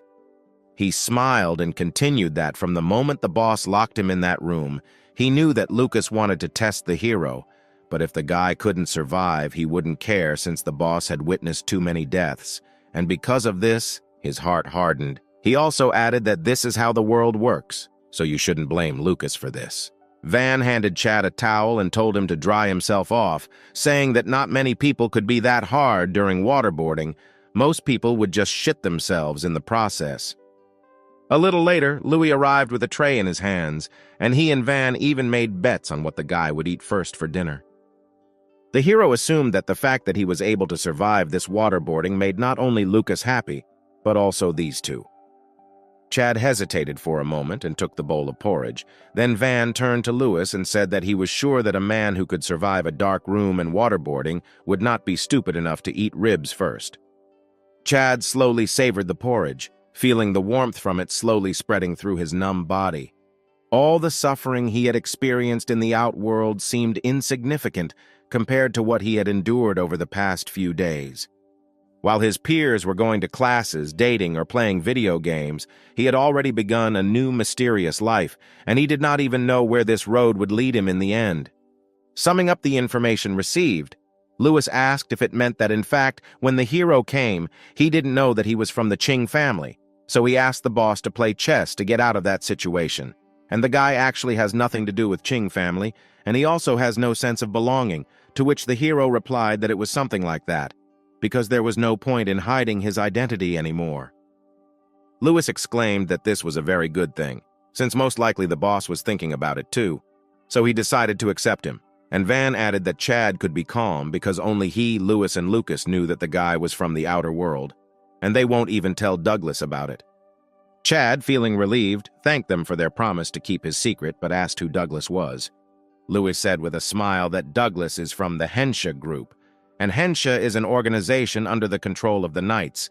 He also explained that the influence of their organization is much stronger than he could imagine, and noticing that the hero knows nothing about the outside world, he said that in the next few days he will help him catch up. Suddenly Van remembered and said that Lucian was very devoted to the hero. He had suffered a lot for him these days, and almost got into a fight with the boss. In response, Chad nodded and thanked him for telling him about this. When asked if he knew Jin, Juan, and that swearing-loving Xiaomin, Chad replied that he only knew Jin and Juan, but not very well, but was simply in high school with them. Lewis was taken aback to learn that in the outer world, the hero was an ordinary high school student. He thought that in the outer world, Chad must be someone cool, since the abilities and willpower that he showed were not something that an ordinary high school student could have. Chad said that the outer world is relatively calm. There is nothing supernatural there.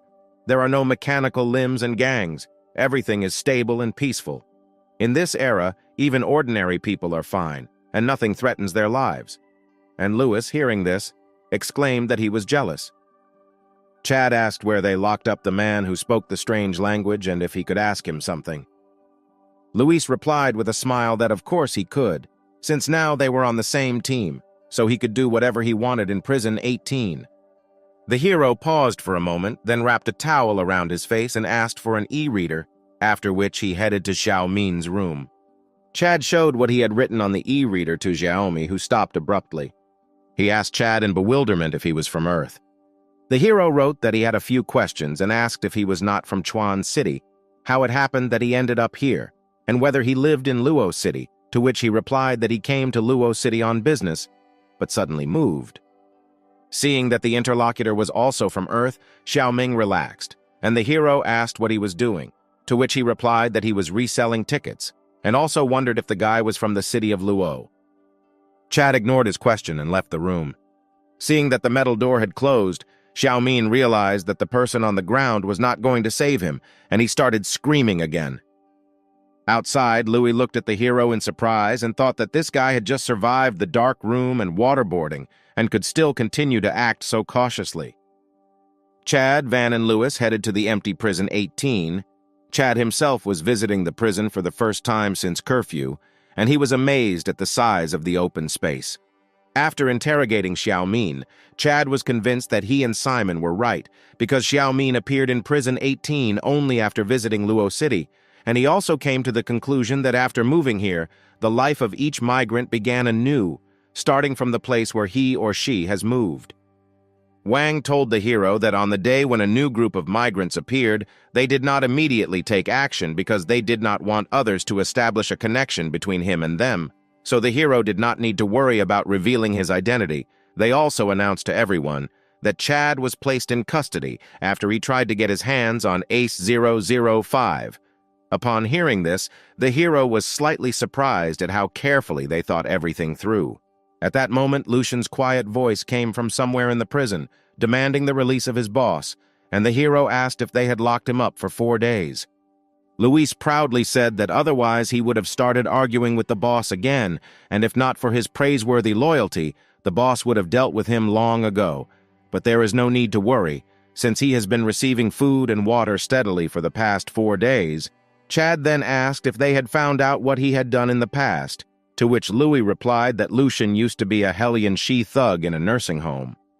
Chad's face twisted sharply, and he asked what it meant. Remembering that the hero did not know, Lewis began to explain. According to him, in the slums of the inner world, there is no habit of caring for the older generation, so everyone over 60 is sent to a nursing home, and children squander their parents' pensions. And the so-called thugs in nursing homes, they charge for security and then pretend to be the grandchildren of old people to scare away other old people. It's a kind of profession to protect some old people from the bullying of other old people in a nursing home. Now the hero was wondering why, in such an important matter as the Battle of Shadow, the Qing family sent a thug from the nursing home to help him, and he thought for a moment and asked if he could go see him.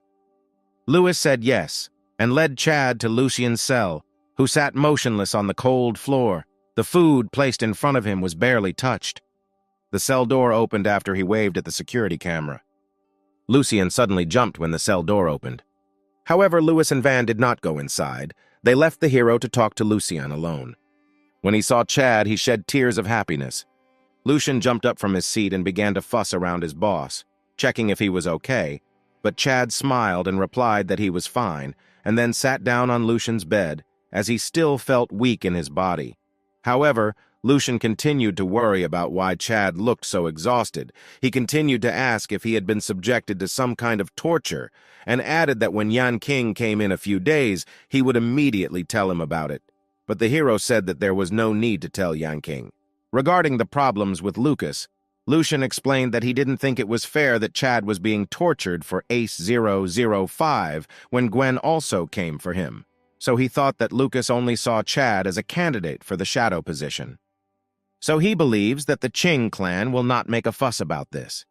The hero tried to calm him down because they were still on Lucas's territory, but Lucian was furious. He was ready to risk his life to fight Lucas. Chad, barely able to contain his laughter, told him to stop pretending. Lucian hesitated and replied that he was not pretending. Then Chad looked at him with clear eyes until Lucian began to feel guilty and lowered his head, like a boy who had been caught in a mischief. He muttered quietly that his boss could see right through him and explained that it was actually just a way of survival for little people like him.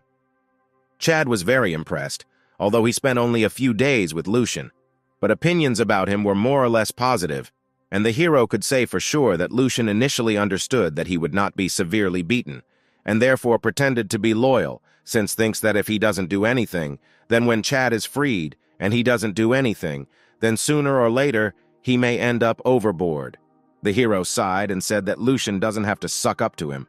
He understands what Lucian has done in the last few days, and the guy shouldn't worry, because as long as he doesn't betray him, Chad won't trade him like a chess piece. Lucian raised his head in awe and could not believe his ears.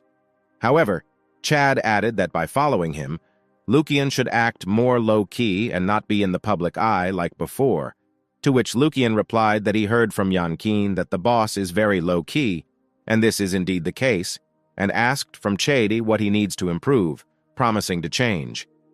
The hero suggested first removing the gold jewelry from his mechanical arm, saying that he would keep them for him for now, and warned the guy not to talk about it.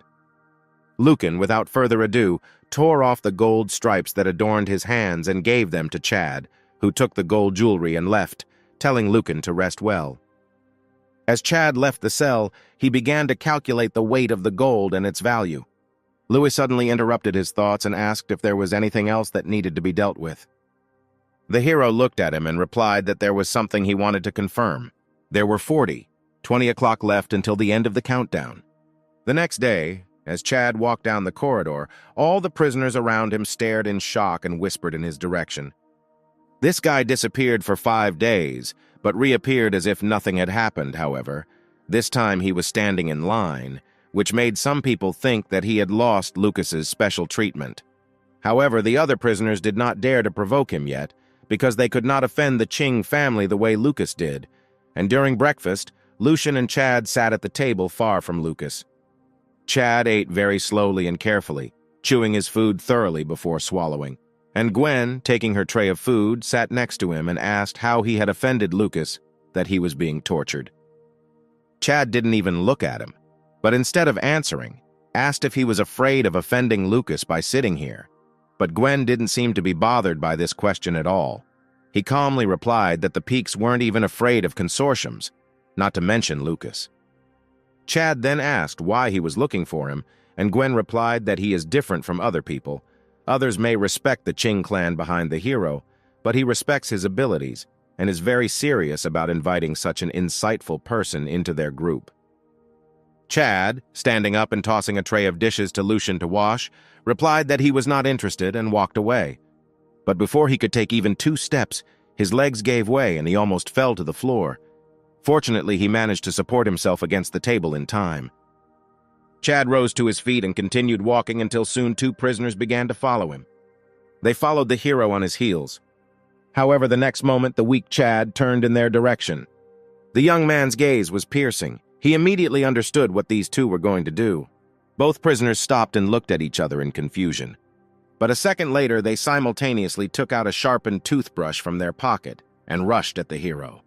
Chad clearly heard the hydraulic mechanisms working to the limit that even steam was coming out of their legs. But just as the two prisoners were about to jump on him, they felt very drowsy and closed their eyes, and Chad, who had been standing still, stepped aside, allowing them to fly past him and crash to the floor.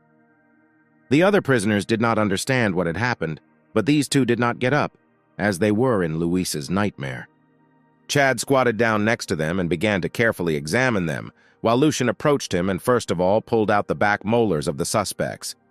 Lucian showed the hero one of the teeth, which contained a capsule of poison. These two suicide bombers arrived with Xiaomin 5 days ago, plus the 3 suicide bombers who died before that. The plan worked, and Chad finally realized that the target of these suicide bombers was not Lucas, but him. Chad suggested that whoever was trying to kill him was most likely another candidate for the shadow position. Now he realized that he had underestimated the ferocity of the struggle for the shadow. The shadow of the Qing Consortium, which specializes in dirty deeds, will naturally stop at nothing. The one who dares to eliminate others is worthy of being a shadow. In this race of 9 people in the dark, from the very beginning the question was not who would be better at the task, but who would be more brutal and determined. Soon security robots appeared and took the 2 killers away. When Lucian asked what to do now, Chad looked at Louis and replied that they needed to wait and left. That night, Prison 18 returned to calm, and while Chad was thinking about what happened today, suddenly the door to his cell opened by itself. He was not surprised and calmly walked outside where Lucas, Van, and Louis were waiting for him. Lucas looked at the hero and asked if he had any questions, since it was better to understand everything before the training began. Chad had only one question: who wants to kill him? Louis replied that they haven't found out yet, since these two are more stubborn than they seem at first glance. According to him, they didn't even say a word in his nightmare. They were also arrested for legal reasons, so there is no way to find out who sent them here, and their mechanical prosthetics were also modified so as not to trace their place of manufacture. But he assured the hero that everything will be clarified within 7 days. Lucas thought for a bit and said that this was probably one of the representatives of the younger generation on the shadow, so the danger was inevitable, so he advised the hero to prepare mentally. Chad, confused, asked why everyone wanted to become a shadow so much. If it was such a mortal danger, he believed that it was not worth it. Lucas smiled and replied that everyone wants to become a shadow because for a long time, only a shadow has the right to become the head of the Qing family.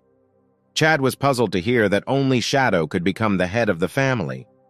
According to Lucas, the shadow has existed in the Qing family since the last era of human civilization, and its former role is just cannon fodder that is thrown away when it is used up.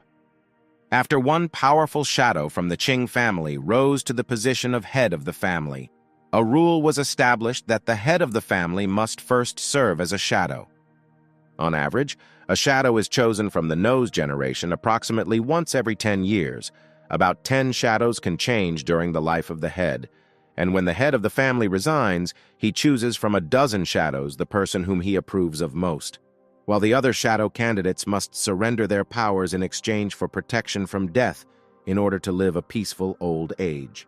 The current pattern of 9 people competing for the position of Shadow, who will become the head of the family, was established by the son of Shadow, who first became the head of the family.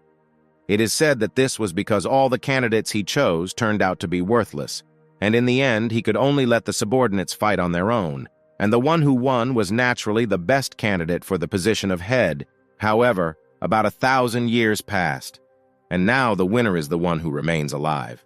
After finishing his story, Lucas added that perhaps the heads of the Qing clan realized that if the Qing family did not fight like a beast, it would eventually die out. Now Chad has realized that he needs to take care of his own safety because each of the 9 candidates for the shadow wants to get rid of the others. Lucas also said that this time it was beyond his expectations because he didn't expect anyone to want to get rid of others from the very beginning. Since in the past it wasn't that fast unless someone feels coming from hero threat, and Chad suggested that perhaps the reason for this was that he became close to Lucas. But he himself refuted this theory, remembering that the suicide bombers came for him even before he and Lucas met. Lucas told him not to talk too much about it because the answer would reveal itself in time. To the hero's questions about whether he could leave the battle for the shadow and whether there would be a conflict with the Qing clan if he joined the Knights, Lucas shook his head and replied that no, but it would be better if others did not find out that Chad had joined the Knights, since he is locked here. And from now on, he will teach the hero at night, and during the day, everything will be the same. He also advised the hero not to leave the battle for the shadow, since the hero had not yet seen how great the power of the shadow was. Lucas sat cross-legged on the floor and the big cat settled next to him, and Chad followed suit and also sat on the floor. The hero said that he saw that the standard weapon in the inner world is still a firearm, and asked if there were more powerful weapons. Then Lucas replied that there are, but there are not many of them, and said that there are special electromagnetic grenades to knock out mechanical limbs. There are still special weapons mounted on mechanical limbs, but the military consortiums still prefer firearms, and the cartridges are mainly made of brass. Chad wondered why the weapons in the inner world were similar to those used in the outer world if the technology in the inner world was more advanced, and Lucas explained that it was because one bullet was enough to kill a person. After finishing the conversation, they moved on to learning. Once again confirming that they would take the longest route of all the shortest, Lucas told Chad to extend his right arm. The hero extended his right hand. Lucas grabbed his wrist. At that moment, Chad felt his breathing stop, a powerful force taking over his breathing and even the speed of his blood flow. Lucas's grip was like a clamp, and the vein pinched by it seemed to be bound. The next moment, Lucas's breathing changed. A stream of white smoke came out of his mouth, and then fire patterns began to spread from Lucas's ears to his face.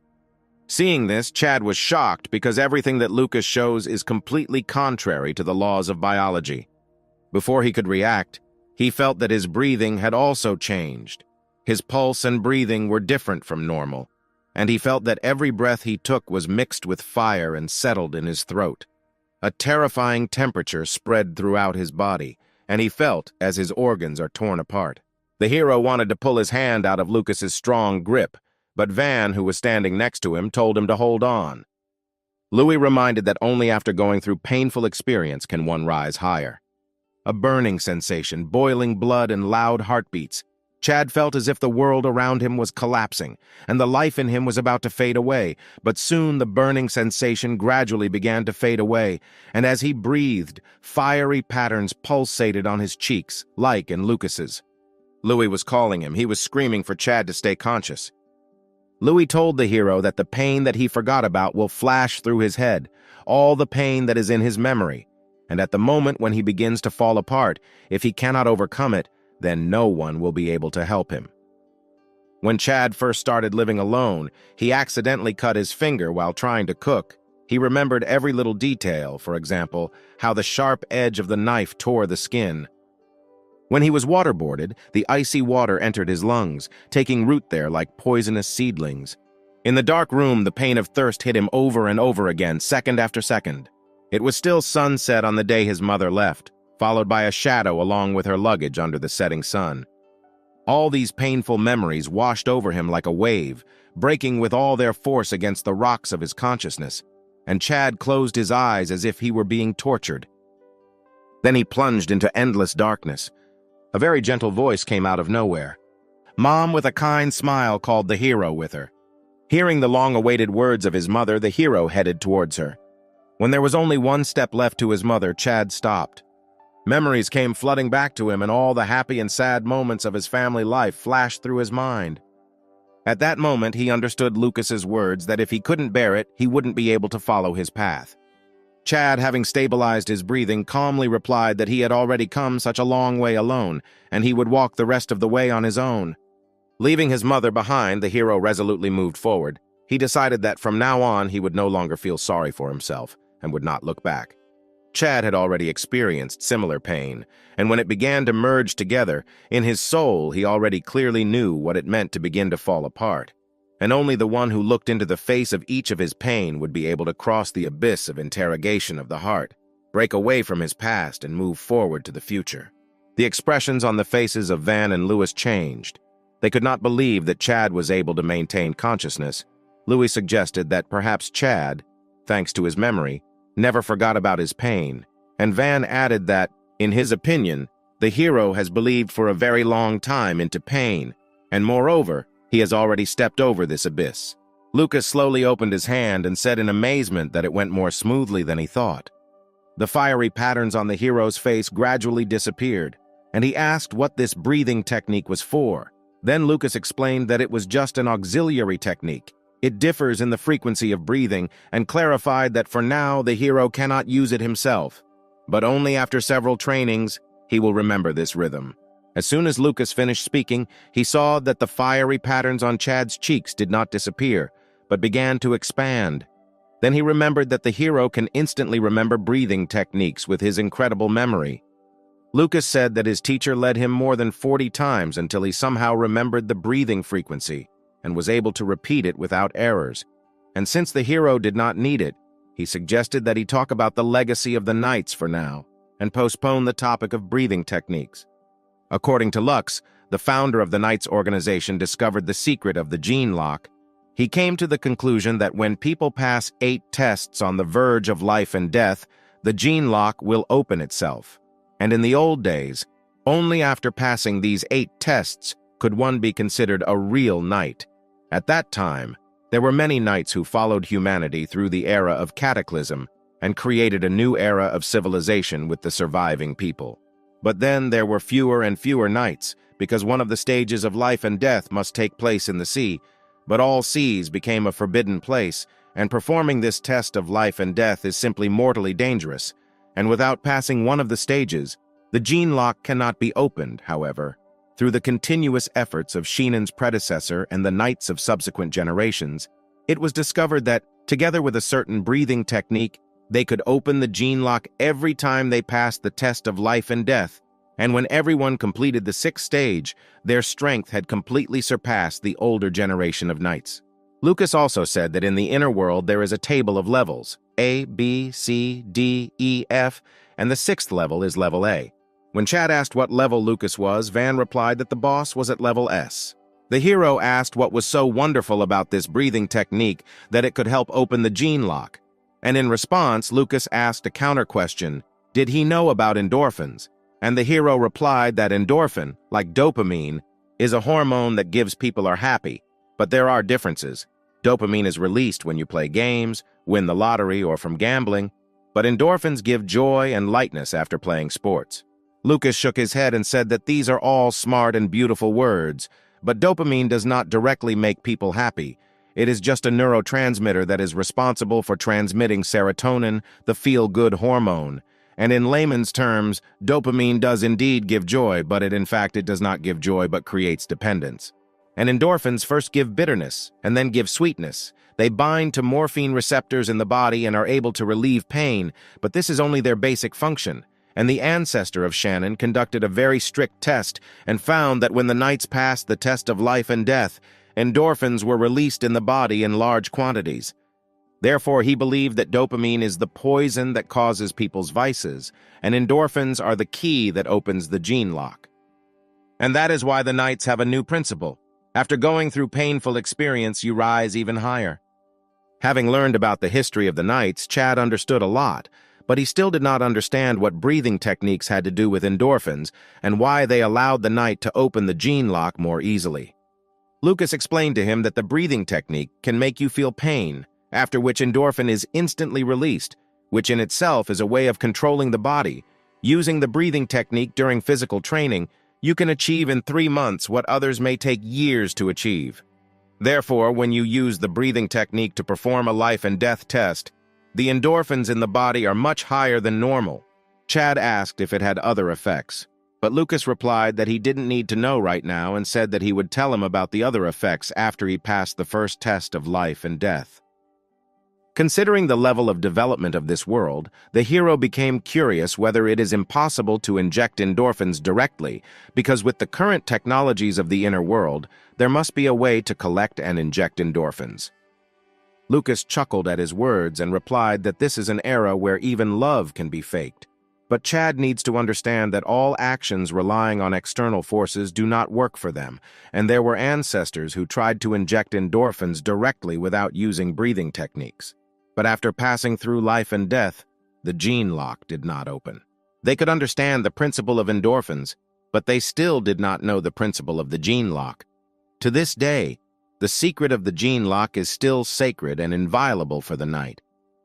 According to Lucas, There was only one way to ascend to heaven. It was cultivation, full of pain. Chad replied that he would remember it, and asked what would happen if he passed all 8 tests using the breathing technique. Lucas shook his head and said it was a pointless question. But the hero did not agree with him, and looking at him, he said that the seas of the outer world are not a forbidden place.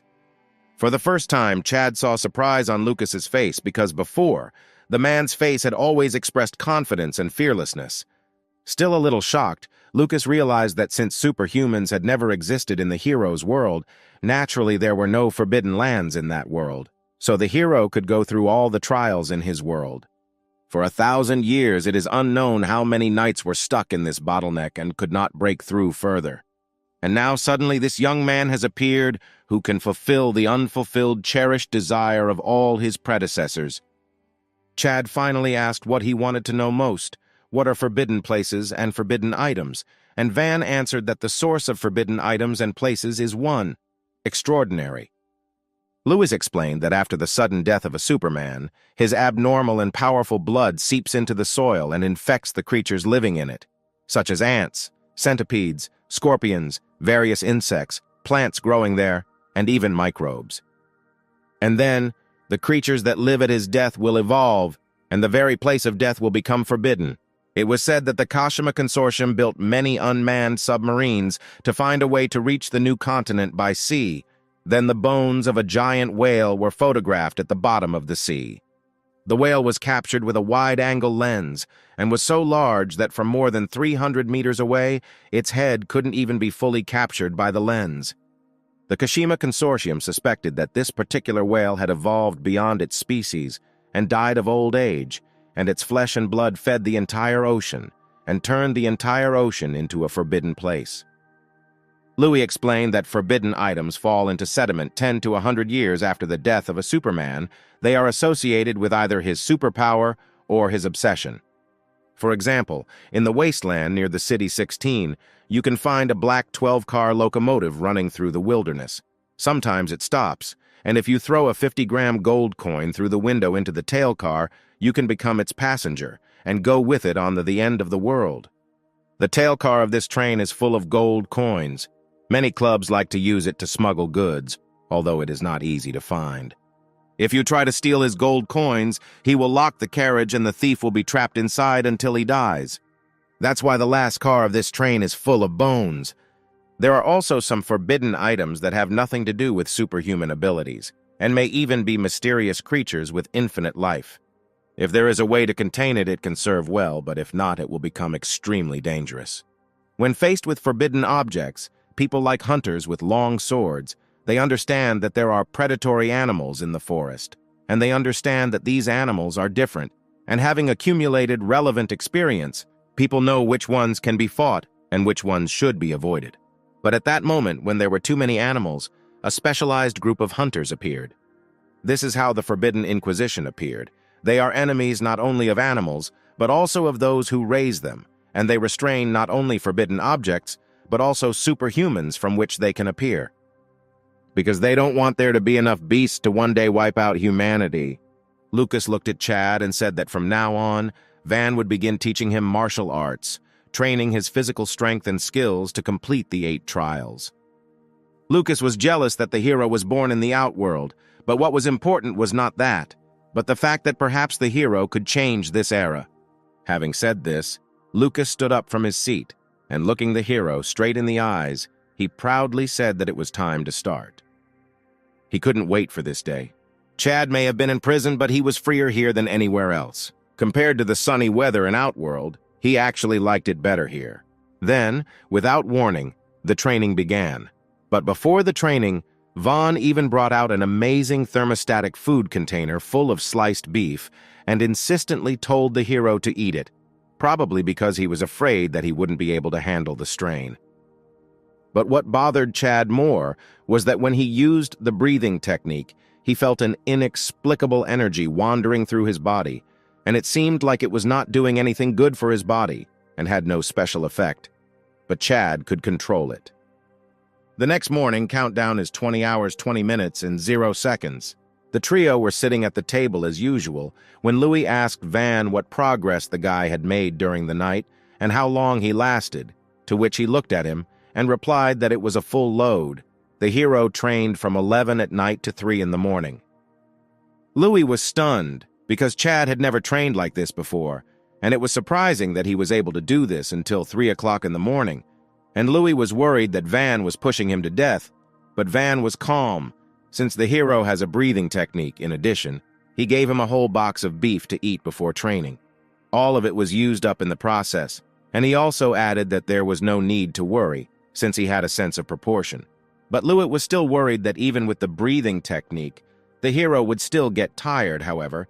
Vaughn said that the hero seemed to be able to separate his body from his mind, pursuing only the goal of training, not paying attention to physical fatigue. Vaughn also said that he had never before I didn't see this, and believed that if the hero had not been a traveler who moved here, then with such willpower, he would have awakened long ago and become a Superman. Hearing this, Louis said that it was good, because if he had awakened a long time ago, he would not have been an ordinary person and would not have been able to follow the path of the boss.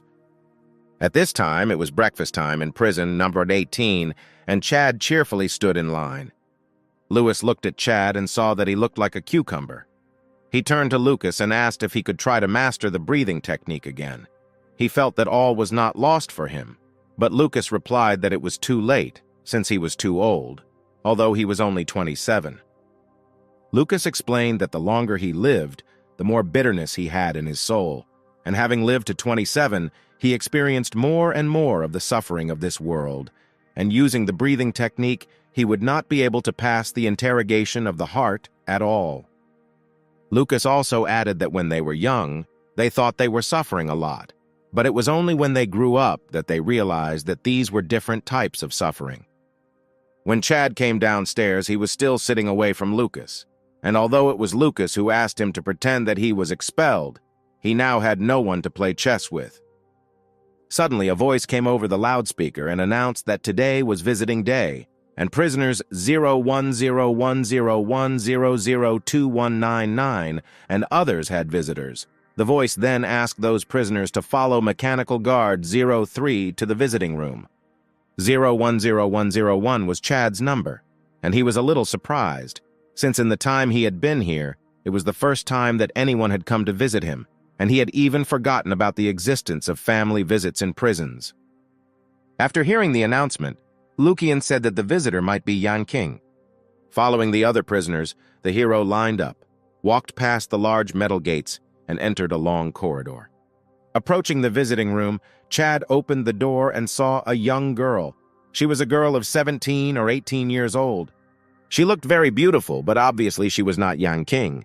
Seeing the hero, she lowered her eyes in embarrassment. The girl sat in front of the hero, furtively looking at him. A light blush played on her cheeks, and her eyes sparkled with excitement. Chad became worried when he realized that it was not Yan King, and was worried that he might have been discovered. Before he could say anything, the girl shyly said that she was his fiancée, and her name was Kashimiro Saran. According to her, he realized that most likely this was their first meeting. Looking at her, the hero tried to understand why she came.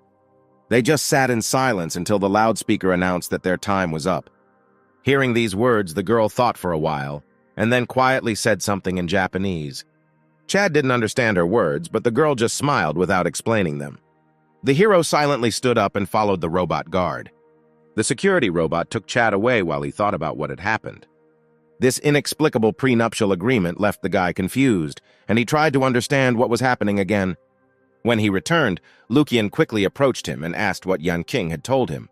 Chad replied that it was not Yan King and told them to continue following his plan. Lucian asked whether the hero really broke off relations with Lucas. The hero replied that it was, and added that they initially did not intend to use outside help to complete the task. Lucan said that the hero could still rely on him and followed him. At night, the countdown is 5 hours, 59 minutes, and 59 seconds. The situation in the inner world was significantly different from the situation in the outer world. Susan walked slowly through the brightly lit city. For a person who came from the outer world, this environment was like a labyrinth. As Susan walked, she passed many inner world natives, and seeing the badge on her chest, they all kept a safe distance from her.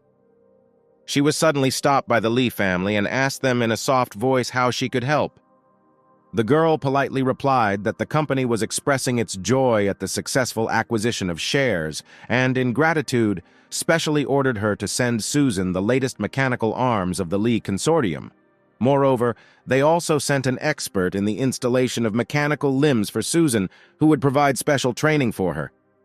Susan was extremely surprised, because the time travelers from Outworld had told her how evil the five families were. But now that she had met one of their representatives in person, she found them very easy to deal with, and they had invested in her clinic, provided her with the best mechanical prosthetics, and hired a professional to train her, as if they knew she didn't know how to install prosthetics. Seeing the misunderstanding in Susan's eyes, suddenly the girl said that 2 years ago she helped a woman who turned out to be one of the core members of the Lee family. She had been looking for her for 2 years and recently found out that she worked here, so she decided to thank Susan for her help in this way. Hearing these words, Cezanne calmed down a little and gratefully accepted the gift. The girl also said that the lady was very grateful to Susan and asked me to tell her that she was a very kind person. Susan didn't know what happened 2 years ago, so she was confused and only nodded in response. Countdown, 0 hours 30 minutes and 0 seconds. In the gym, Chad trained with Van, and according to his calculations, another half-month of training and Chad would be able to start weight training. But the hero's time was divided into 2. After half an hour, he would return to the outer world, and then, no one knew how many days later, he would return in the middle of the night to continue training. By this time, Lucas also appeared in the hall. He looked at the hero and asked if the time was approaching when he would return to the outside world. Lucas wanted to see with his own eyes how Chad would cross the border of the worlds, in the hope that perhaps he would be able to discover some secret. The hero didn't mind. He was covered in sweat, and the beef that Vaughn had given him to replenish his strength before training had helped a lot. He had to admit that training, supplemented with breathing techniques, although not difficult, was a lot of work. The body has too much energy. While Chad was eating, he noticed a slight worry in Lucas's eyes and asked what was wrong, and he, a little awkwardly, asked him to write down some chess games and bring them with him.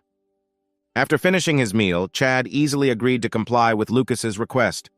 Under the gaze of Van and Lucas, Chad put the flash drive in his mouth. Then he suddenly remembered something and took out a ball of gold stripes from his pocket. Holding back his laughter, Van said that he now understood where the gold in Lucian's hands went. There were 10 seconds left in the countdown. Instantly, the fiery patterns on the hero's face began to spread across his cheeks. He used the flow of air he had felt earlier to wrap it in the gold in his palm. Li Shutong was shocked at this moment. 10, 9, 8, 7, 6, 5, 4, 3, 2, 1. The countdown has been completed. The world has once again plunged into darkness. As the darkness disappeared, Chad reappeared in his small apartment covered in sweat. He pulled the flash drive out of his mouth and looked at his palm. The gold he got from the inner world was still in his hand. The hero looked at his hand. He again had 7 days, which meant that the time periods for traveling in each direction were getting longer and longer, and it was unknown how long they would become in the future. He even admitted that perhaps one day he would remain there for the rest of his life and never return. However, this time he successfully transferred the gold, which meant that at least he had an advantage over others when moving between the inner and outer worlds. Chad smiled to himself. He did not go to bed but continued his training. Although no one else was looking after him, he knew that training was necessary for his own improvement. After the workout, Chad sat on the floor, letting the sweat drain. Standing up from the floor, he opened the voice translator app. That girl spoke very quietly, and he felt that among her words there must be some important information. Therefore, when he opened the application, he repeated word for word what Kamishiro Soran had told him. Chad froze in place when her words appeared on the screen that it was very pleasant to sit here in silence, since the boy looked very handsome, although he was silent, and the hero could not understand where the secret information was in this. Besides, it was not clear why did the girl say this in Japanese because Kamashiro's family also speaks Chinese. The hero was confused. He guessed that she might be a traveler from the outside world, or that the Kashimiro family still retains Japanese heritage. But then again, not many Japanese can speak Chinese so fluently. Suddenly, the notification sound on my phone rang. He opened the message and saw that it was Nicholas. He wrote that Jean from the parallel class was very cool. Chad was a little puzzled and asked what he was talking about. Nicholas, without answering his question, wrote to him to come to school quickly. Ching Chen got out of bed, put on his blue and white uniform, and headed to school. When he reached the school, he saw that a crowd of students had gathered near the classroom next door, and Nicholas, who was standing in the crowd, saw Chad, waved his hand, and called him to him. When Chad was next to him, Nicholas immediately took out his phone and showed him trending search queries. There was news about a resident of Chuan Province, Xiao Min, who came to Luo City on business, accidentally became a world traveler, and ended up in prison 18 in the inner world. In an interview, the guy said that since he was recognized as a traveler, he was placed in a hidden solitary cell. He was locked for all 7 days, however. According to him, in prison 18, there is a time traveler who has already become an important figure in the prison, and this a person could freely enter and exit all parts of the prison, and extraordinary people obeyed his orders, so Xiaomi was looking for this traveler and was willing to pay him to help him get out of the detention center. The hero felt a little sorry for Xiao Ming and Jin, because the lives of other travelers are rich and colorful. They admire the city's holographic projections and walk around the cyber city, but these two were imprisoned and are in isolation for days on end. When Jin returned last time because of his vanity, he admitted that he was in prison 18 and told everyone that he had already talked to Lucas, and then when his classmates asked about it, he did not answer anything. Keeping an inscrutable expression on his face, therefore, many thought that Jin would soon receive Lucas's legacy and become a superhuman. And now that the Xiaoming incident was known, classmates who saw this popular search immediately thought of Jin. Just when everyone was busy talking, Jin arrived at school, and upon seeing a crowd of people in front of his class, he instantly turned pale as he did not understand what had happened. Upon seeing him, the students immediately ran up to him, showing a hot search on Weibo. One of the students told the story of Xiao Ming and how he was willing to pay Jin to talk to Lucas in order to get him out of the detention center. According to Xiao Ming, a certain mysterious person asked him some questions in private, but Jin knew that it was not him, which meant that besides Xiaomi and himself, there is a third traveler in prison 18 who is the real boss, and he is just scapegoat. Jin himself was ready to beg this boss to let him out with Xiao Ming. He wanted to deny his identity, but the news had already spread like wildfire, so he tried to explain that the person was not him, but someone else. But one of his classmates reminded him that earlier, when he was asked if he had prison 18 other travelers, he said no. Jean was desperate, not knowing how to explain everything, but Chad, on the contrary, was pleased that he had attracted everyone's attention. Suddenly, local news cars arrived at the school, and the reporters rushed to the school as soon as the cars stopped. When Chad noticed this, he headed back to his class, pulling Nicholas with him. Before entering the building, a large group of teachers stopped reporters, but a figure silently jumped over the school fence and made its way into the territory. He found a random student on the school field and asked him where the 2-4 high school class was. The student pointed in horror where the class was. Entering the building, a middle-aged man hurriedly asked a random student who Jin was. Having learned about the guy's whereabouts, he ran to him. Xiaoming grabbed Jin and began to ask him to help him, but the high school student replied that he was not the one who was talking to him in the detention center. While Xiaoming was begging for salvation, 2 teachers pulled him out of the classroom. In the corridor, Xiaoming's scream was still echoing, and the students turned around to look at him.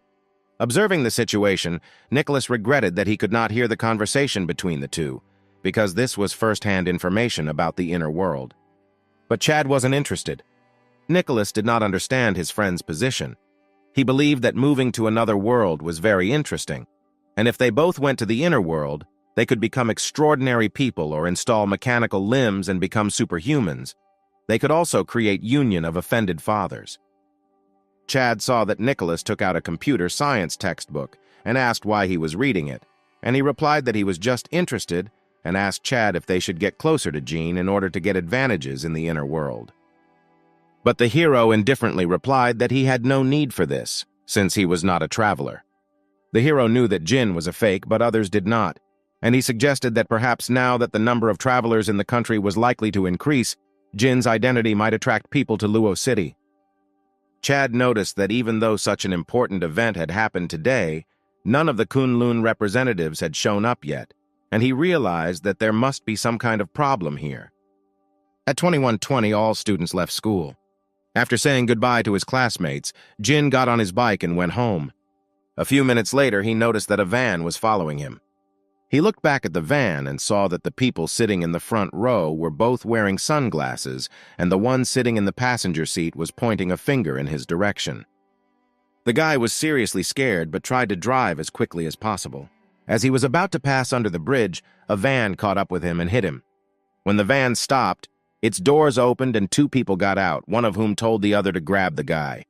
Two men wearing dark sunglasses walked towards the high school student without hesitation, and the most important thing was that these two men had mechanical prosthetics. Seeing this, Jin screamed at the top of his lungs and called for help. And as if on cue, a blinding light appeared behind the two, illuminating them. The roar of a car engine sounded like a metal beast speeding along the asphalt. The SUV aggressively rammed the van from behind. The van overturned from the impact and rolled to the side. The faces of the two bandits changed. They rushed towards a black SUV with two long knives in their hands. But before they could get close to the SUV, a blurry figure jumped down from the bridge, which was 5 meters above the ground. The figure fell too quickly, and before the bandits could react, it was already above them. The unknown person pressed his feet on the bandits' shoulders and pressed them to the ground. Sparks flashed, and the bandits' mechanical prosthetics broke into pieces. The figure that fell from the sky turned and asked Jin if he was okay. The man introduced himself and said that he was the leader of Kunlun Yuan. Jin sat on the ground with his mouth open in shock. Seeing that Jin was silent, Yuan turned and walked towards the van. As he walked, a dark red blade suddenly appeared in his hand. With one wave of his hand, Yuan cut the car in half. Jin, speechless from shock, silently watched the man's actions. A little later, several more SUVs arrived. Yulek jumped off one of them and said that he did not expect the bandits to attack in exactly the place where the boss suggested. As Yulek continued to admire his boss, he looked at the 4 unconscious men who were in the van and ordered someone to be towed the trailer and get him away as quickly as possible. From the words of the Kunlun leader, these 4, after being in the inner world for a long time, the chaotic nature of the society there causes some people to become bold and ruthless. These people decide to challenge the rules of the outer world with their newfound strength, so the Kunlun members must let all these people know that the world order cannot be challenged, at least not on their territory. Julek noticed that recently there were more and more such people, and offered to accept more travelers. But Yuan replied that there was no hurry. Yuan believed that the purity of the organization and his beliefs were much more important than its power. At least the power gained through blind expansion was not what Kunlun was aiming for. As Yuan suspected, the other travelers also had plans for Jin, because behind Jin now stands Lucas, who is the leader of the night organization. He is what Douglas from Hansha calls the boss, and it is extremely difficult to get close to such a person in the inner world. So Yuan first placed his men around the school and on Jin's way home, and they ended up waiting for these bandits. One of the Kunlun members examined the high school student and reported to Yuan that the boy had skin injuries on his arm, right leg, and right side of his face, but they were not serious. Yuan looked at Jin and said that he should not be afraid, since they are here to protect him, and they will guard him around the clock. He also asked the guy to be careful himself, and if something goes wrong, he should immediately call them at the phone number they already gave him. Yuan then got back into the SUV and drove off. A little later, a tow truck and police cars arrived to clear the scene. Looking after the departing SUV, Jin was perplexed, since they did not ask anything and did not try to win him over to their side. In the car, Yuan suddenly said that he thought it was a little strange. He explained his opinion by saying that this student had no courage at all. He also lacked basic vigilance, and it was unlikely that such a person could gain Lucas's approval. Julek suggested that perhaps Lucas didn't recognize him at all, but Yuan didn't allow that possibility, because according to Xiao Min, even a superhuman serves the mysterious traveler, so he must have gained Lucas's respect. Yuan suspected that there was a third traveler in prison 18. But this did not match the data they had. Yuan also did not intend to accept Jin into Kunlun, as he believed that he was not suitable. At 10 p.m., Chad was training in his room. The gold he brought from the inner world was hidden under his bed, and he suddenly thought that he needed to exchange the gold for cash. Otherwise, he would not be able to afford so much food needed for training. When he finished training, someone knocked on his door. He went to open the door and saw Tina, holding a plate of fried dumplings, who sweetly said that her mother had just cooked them and told her to share them with her boyfriend.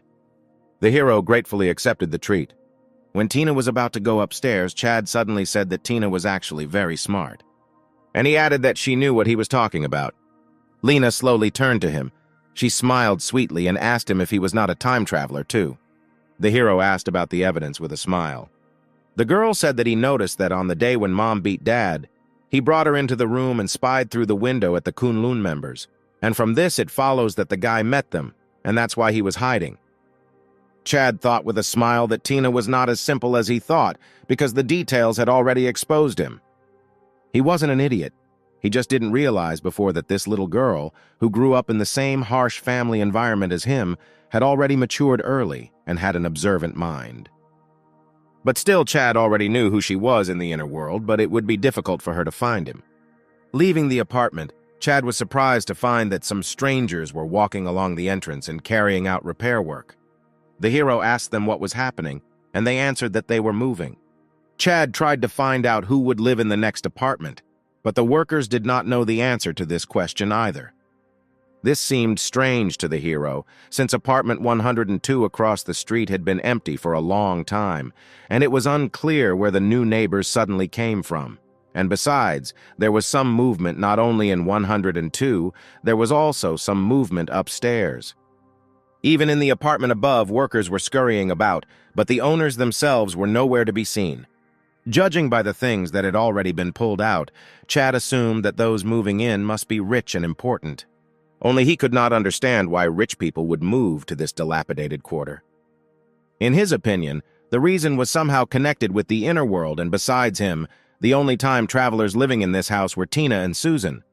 Up until this point, Chad and Tina had successfully hidden their identities, so these men were most likely coming for Susan. And when Susan left her apartment with her daughter, Chad warned them to be careful. Susan nodded with a smile and thanked her for her concern. Arriving at school, passing by Jin's class, he noticed that he looked lost, sitting quietly in the classroom with bandages on his arm and face. Chad opened today's trending searches and easily found an article about Jin being shot. The article even had clear photographs of Jin that were taken in front of the school, and from the angle, the man must have been hiding in the bushes near the school gates. Right below this news, another article caught the hero's attention. It was Simon's new video.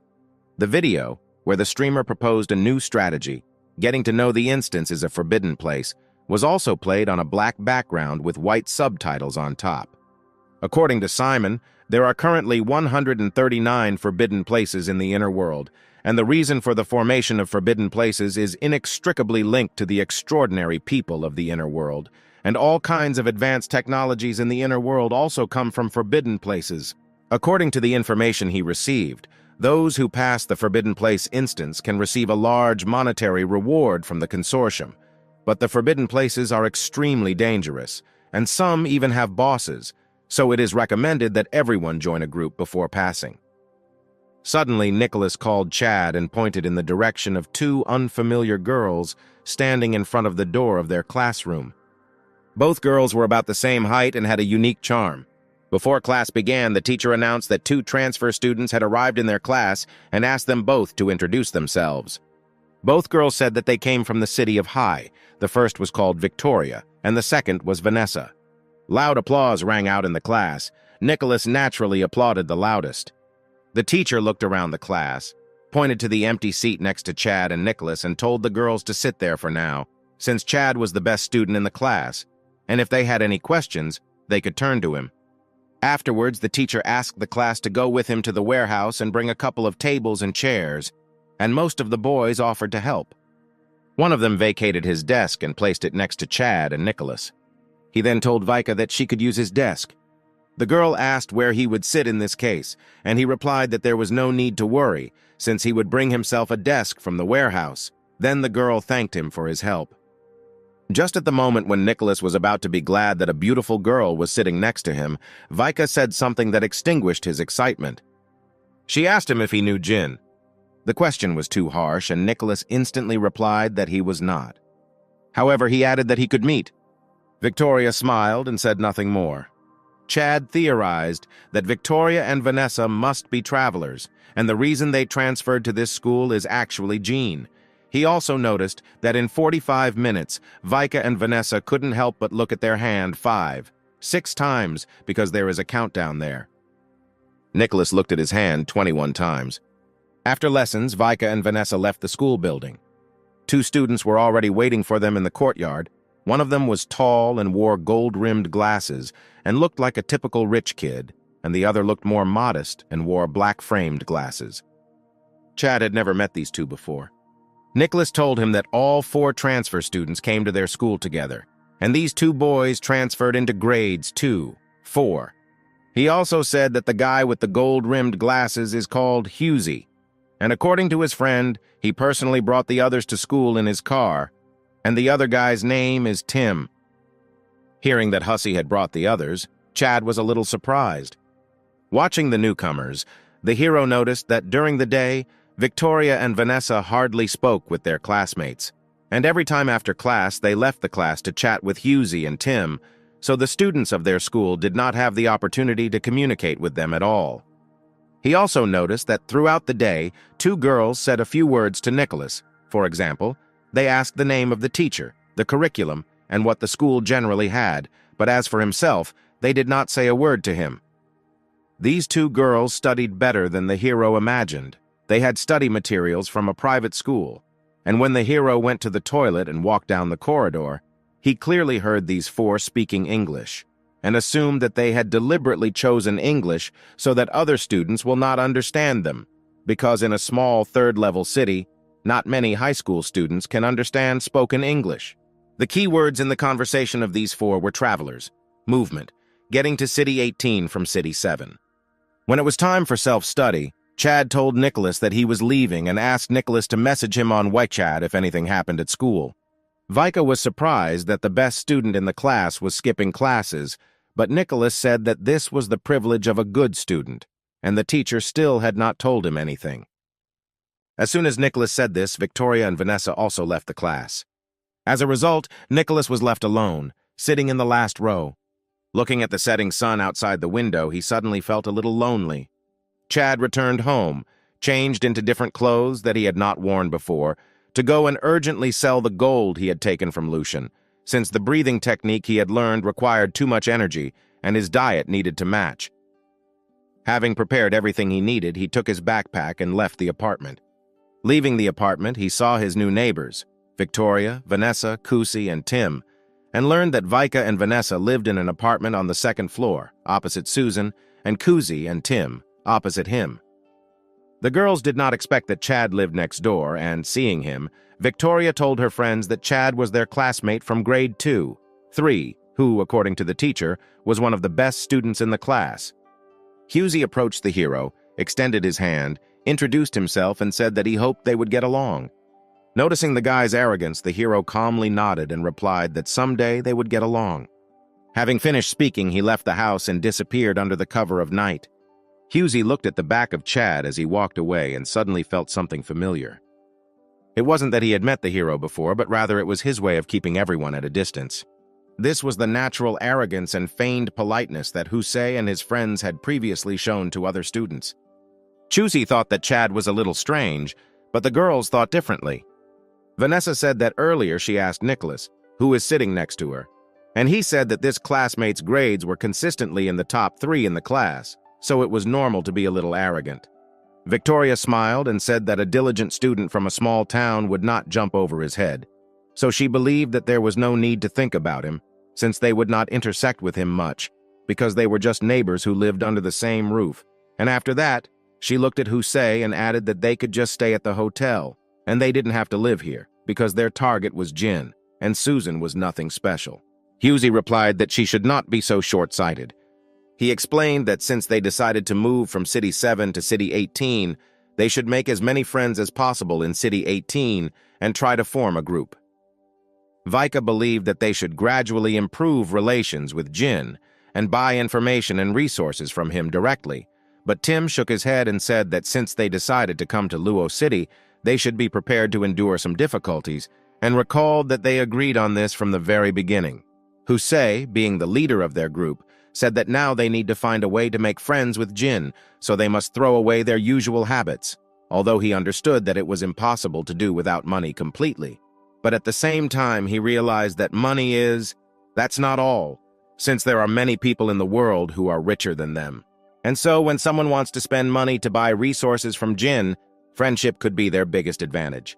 Initially, these four planned to study in the same class, but classes 2, 4 were overcrowded, so Victoria asked how the guys were doing in the new class, and Husei replied that it was easy to get along with Jin, but he did not answer their questions about the inner world.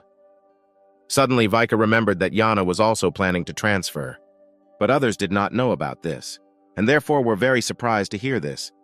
Tim became worried, thinking that she would transfer to their school, but Husei calmed him down, saying that there was no need to think about it yet, and he had not heard of Yana becoming a world traveler. Standing up from his seat, he suggested that we first go and meet our new neighbors. Victoria knocked on Susan's door. Hearing a knock, Susan assumed it was Chad and told Tina to open the door. The girl joyfully shouted to Chad to wait a minute and ran to open the door, but when she opened the door, she was disappointed. Seeing the girl, Victoria waved and greeted her with a smile. But the little girl, seeing that it was not Chad, closed the door with a bang, leaving the shocked school children standing there. Afterward, she returned to her mother and said that it was not Brother Chad, and when her mother asked who knocked then, she replied that it did not matter. The apartment door was not soundproof, so the guys could clearly hear their conversation and heard the already familiar name Chad.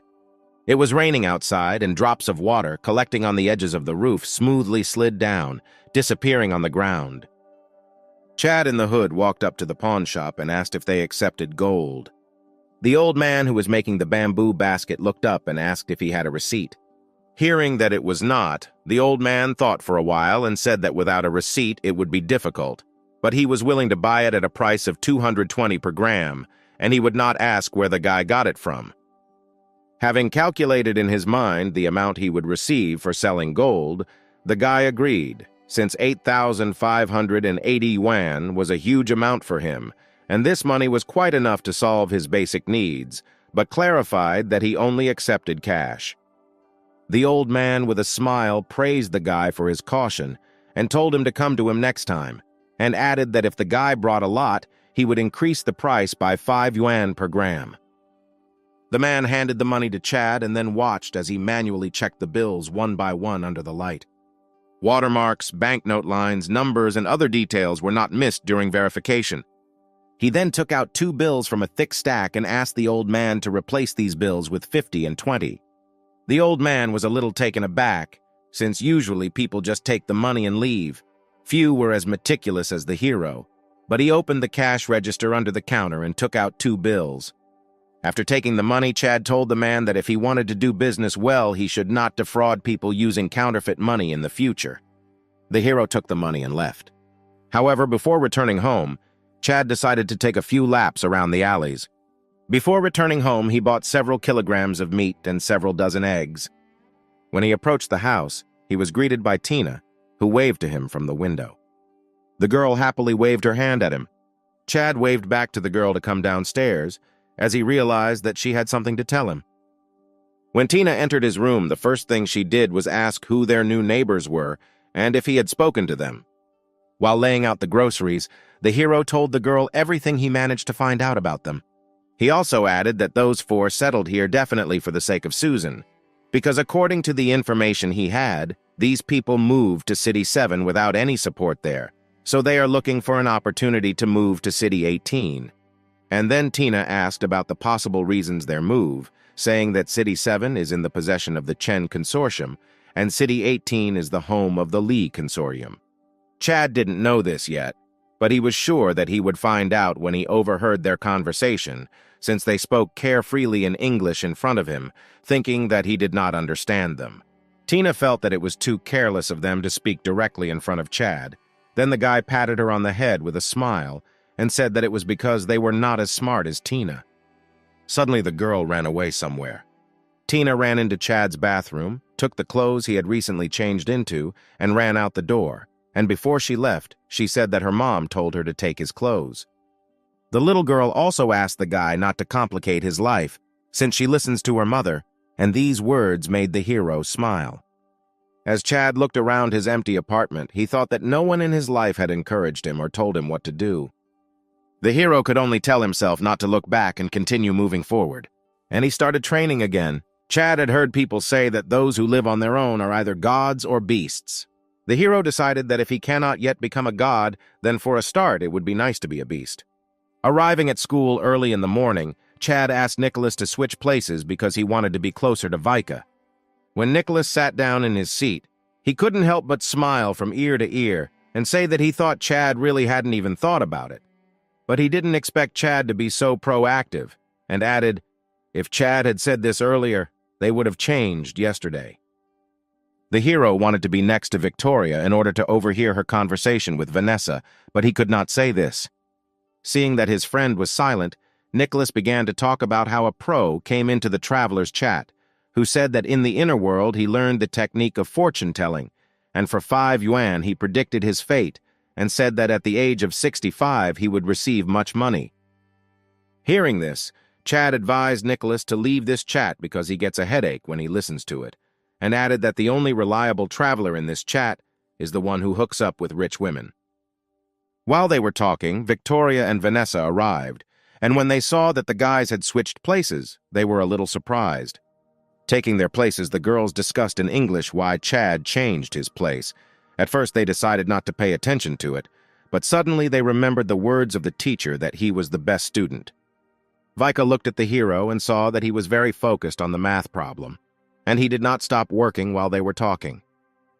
Based on the words of their teacher that even the best students from small towns have difficulties with a foreign language, the girls decided that he did not understand anything, and even more so, they were sure that it was impossible for a normal person to listen and do something at the same time. Thinking that the guy didn't understand them, the girls relaxed and began talking about their escape from Chen-Lei and moving to City 18. The girls were right. Even for Chad, it was difficult to solve problems and analyze their conversation at the same time. However, they did not know that the sounds that appeared would forever remain in his memory. He couldn't live life again, but he could reproduce it. After the bell rang for recess, Husey called the girls to talk in the hallway. During a break between lessons, Victoria, Vanessa, Kusi, and Tim met again in the corridor, and the girls said that nothing special was happening in their class. Only one classmate deliberately moved closer to Vika. Husey immediately suspected that the guy might be a traveler, as he felt that something was wrong here. Victoria and Vanessa looked at each other and said that this shouldn't happen. Husey reminded them that they were in Luo City. It was one of the 19 cities where time travelers appeared the most, and it wouldn't be surprising if one of their classmates turned out to be a time traveler and warned them that they needed to be careful, because if that guy could understand their conversation in English, they could be in trouble. But the girls were sure that he should not understand. After listening to the girls, Husey told them that during the next lesson they should observe how often he looks at his hand. The girls agreed and returned to class. Throughout the lesson, Vika secretly watched Chad. However, during the entire lesson, he never looked at his hand, even when he was simply staring into space with nothing to do. After the next lesson, the guys gathered again, and Victoria said that in 45 minutes, Chad never looked at his hand, even if he had nothing to do. Then Tim suggested that perhaps he realized that someone might be watching him, so I deliberately didn't look at my hand. But Husey ruled out this possibility, believing that teenagers are not so restrained and patient, and it is impossible for them to think through every step so carefully. Then the guys again came to the conclusion that he most likely really liked Vika, but the girl was not happy about this. Next, it was the guys' turn to talk about their successes, and Husey said that there had been no progress yet, since Jin was too good at pretending to be a fool, and the guys had not yet found an approach to him, so they decided to slowly build a relationship with him. At Tim's suggestion, the guys decided to get closer to Susan first in order to at least learn about the current situation in City 18. However, she was also not easy to get along with, so Husey suggested starting with Chad. They decided to use Chad to meet Susan. After the lesson, the hero looked at his phone, looking for as much information as possible about time travelers. Just as he was concentrating on the phone, the girls called Chad and Nicholas and said that they had just gone to the school store and brought them water. Nicholas hesitantly took the bottle. While Nicholas was excited, Chad, on the other hand, was still looking at his phone as if none of this had anything to do with him. The hero accepted the bottle of water but asked that next time there was no need to be so polite. But the girl replied that they were neighbors and should get along with each other. My classmates were shocked to hear this. Chad sat calmly in his seat and immediately understood what she was trying to do.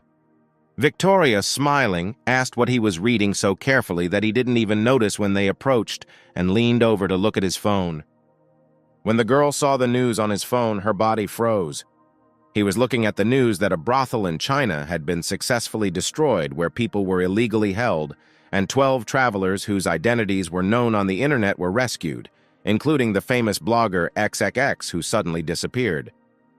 The news reported that the criminals were holding 12 kidnapped people in an abandoned factory and using intimidation and threats to extract information from them about their identities in the inner world.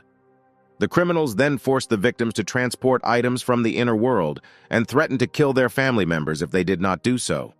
At the crime scene, law enforcement officers seized a large amount of drugs from all over the world, most of which were genetic drugs, and 2 genetic drugs were also found at the crime scene, which could not only improve physique, but also treat genetic diseases, including hereditary congenital deafness and hereditary congenital heart defect. Currently, law enforcement had arrested 4 suspects. 9 others were still at large, and according to the confession of the arrested suspects, all 9 people were time travelers. This was shocking news, because at first most people thought that such illegal activities occurred mainly in foreign countries, but now it has begun to happen within the country, and now probably no one will dare to publicly claim to be a traveler anymore. At this point, every traveler has realized that they need to stay hidden to be safe. After reading this news, Chad suggested that perhaps the man who attacked Susan earlier had the same thought. Over time, this criminal news spread throughout the country. At the same time, a young man in a black cloak was walking somewhere. Having reached the door, the young man picked up the ring on the door and knocked. A little later, a man looked out from behind the door and looked suspiciously at the young man and asked who he was. The young man took off his sunglasses and smiled and said that he was Hyesung from the 9 Kingdoms. However, the man immediately closed the door and ran to report to the boss that it was Hyesung. After some time, the doors opened again. More than a dozen men came out and stood along the edges of the yard. They warily watched Hyesung's every move. The young man said with a grin that there was no need to be so afraid of him and asked where Boss Yuan was. Julek replied with a smile that the boss would be back soon and suggested that they sit down and drink tea for now. Hyesung did not hesitate and headed inside. Sitting on a chair in the center of the room, he said that this Chinese-style furniture was too hard, not very comfortable to sit on, and asked if they had wine since he did not drink tea. As he spoke, the Kunlun members looked at each other, and seeing that he had just sat down in their boss's seat, someone wanted to come out and say something, but Julek stopped him. Opening the doors, Yuan said there was wine and entered the room. Coming closer, he said that they had wine and meat for the guests, as well as guns for the jackals. Hyesung adjusted his black cloak, but did not get up, and said that the day before yesterday he invited Mr. Yuan to a meeting, but he refused, so he had to fly here from the capital. Sitting down on another chair, Yuan asked why there was such a rush. Hyesung asked Yuan if he had read the latest news, and he replied that he already knew that Hyesung saved 12 travelers, but he shouldn't have come to Kunlun for the sake of praise. Hyesung replied that he didn't need to praise him. He just wanted to ask Boss Yuan if he had thought about his proposal. He also added that now, there are fewer and fewer people in Kunlun, which does not meet the needs of the time, since the world is becoming more and more chaotic, and they have so little manpower that they will not be able to maintain order within the country.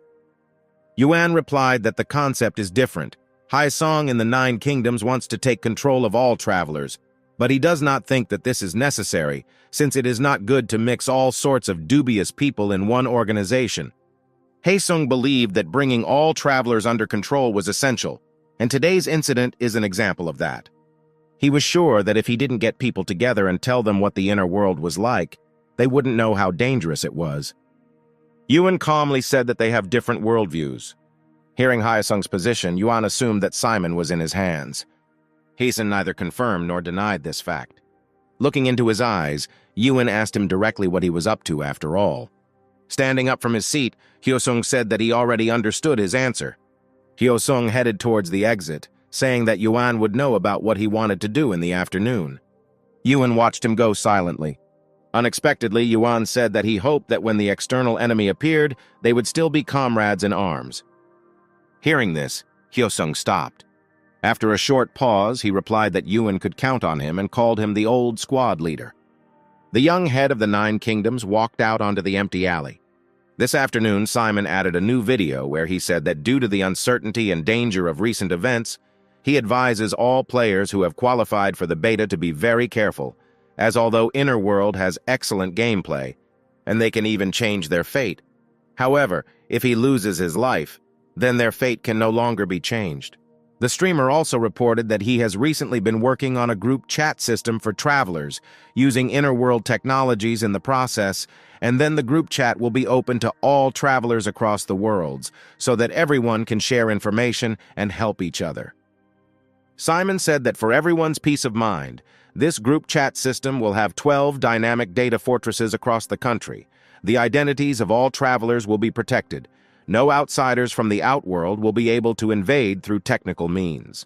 Finally, he added that after creating a group chat, his strategies will only be published in the group.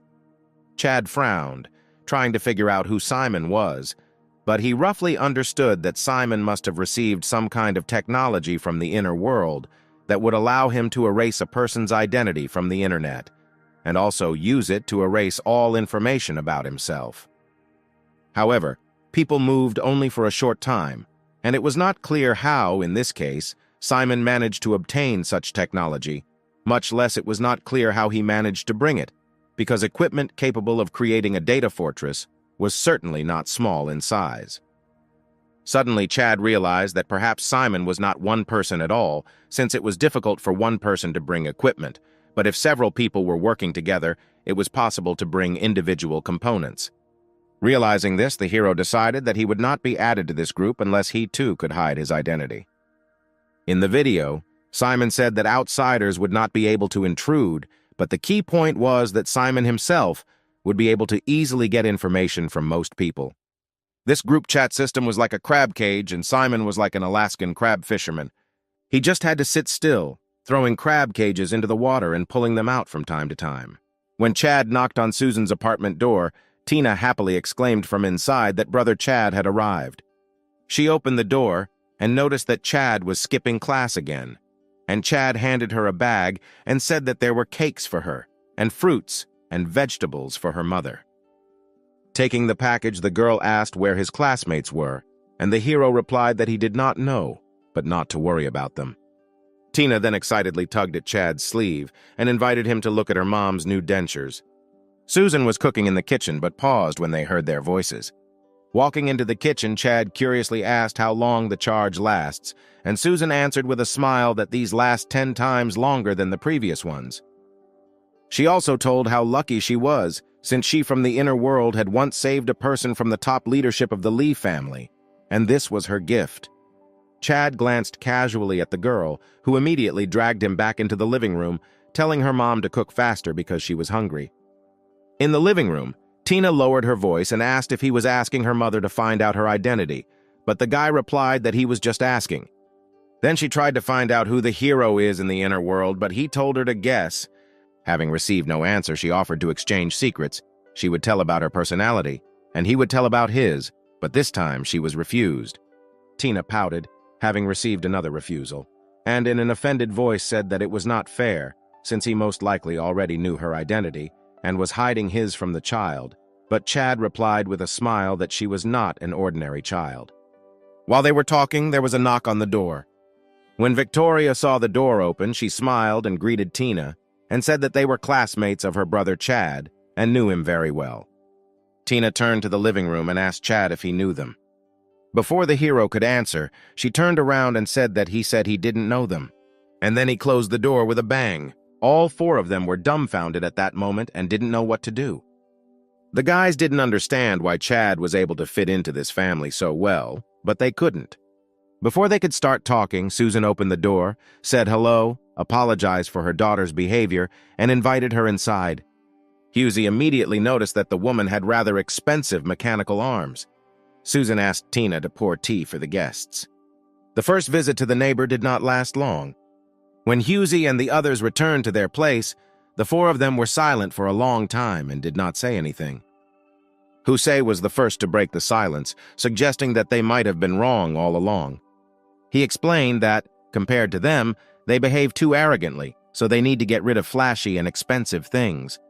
In addition, he noticed that Susan's mechanical arms were very detailed, and such could only be found in consortiums, so he assumed that she was rich in the inner world.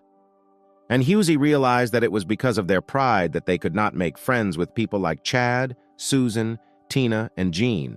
But Vanessa still believed that they were truly better than them. But seeing the expression on Kusei's face, she agreed with him. Then he said that the next morning, the first thing they should do is pick up their school uniform, exchange their expensive watches for regular electronic ones, and also become simpler and try to make friends with their classmates, and most importantly, put aside their pride. Victoria muttered that their school uniform was so ugly that she wished she could wear her own clothes. Hearing this, Husey said in a stern tone that it was impossible. 4 days left until the end of the countdown. While getting ready for school the next morning, Chad stopped in front of the mirror and looked at his abs, which were gradually showing features. Thanks to a strange breathing technique, fiery patterns gradually appeared on the hero's cheeks. Now he understood Lucas's words, that with the help of breathing techniques, a person who did not exercise could reach a level in 3 months that others could only achieve in 5 years. When Chad arrived at school and walked into his classroom, he was shocked by the scene in front of him. He saw that Victoria and Vanessa were wearing their school uniforms, and with their neat appearance, they looked more like ordinary students rather than the top students of High City.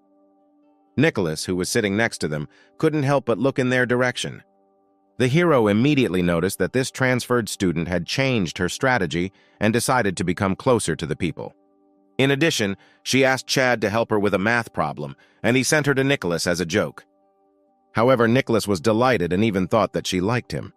Noticing that Nicholas was reading a book on programming again, Chad asked if he had contacted the hackers in the inner world, but he continued to deny that he was a traveler and replied that it was just a hobby. Seeing how hard Nicholas was studying, the hero suddenly realized that he also needed to learn something. As he thought about this, he suddenly remembered that it would be beneficial for him to learn Japanese. Because he had a fiancée inexplicably appear in the inner world, he could only rely on the translator to understand what she was saying.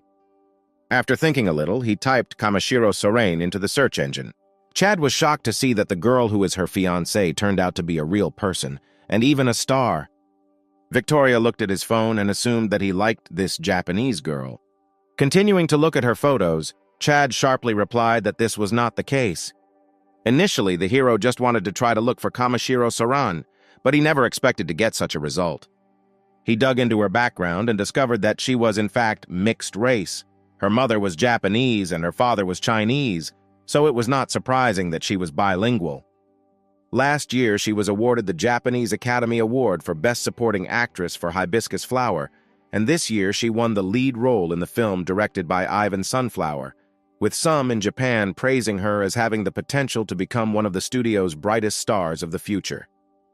According to the information received now, the Kamashiro family is not separated from other families by the sea, and since, according to Lucas, the entire sea has become a forbidden place, if the Kamashiro family were on an island, it would be impossible to cross the sea to get inland.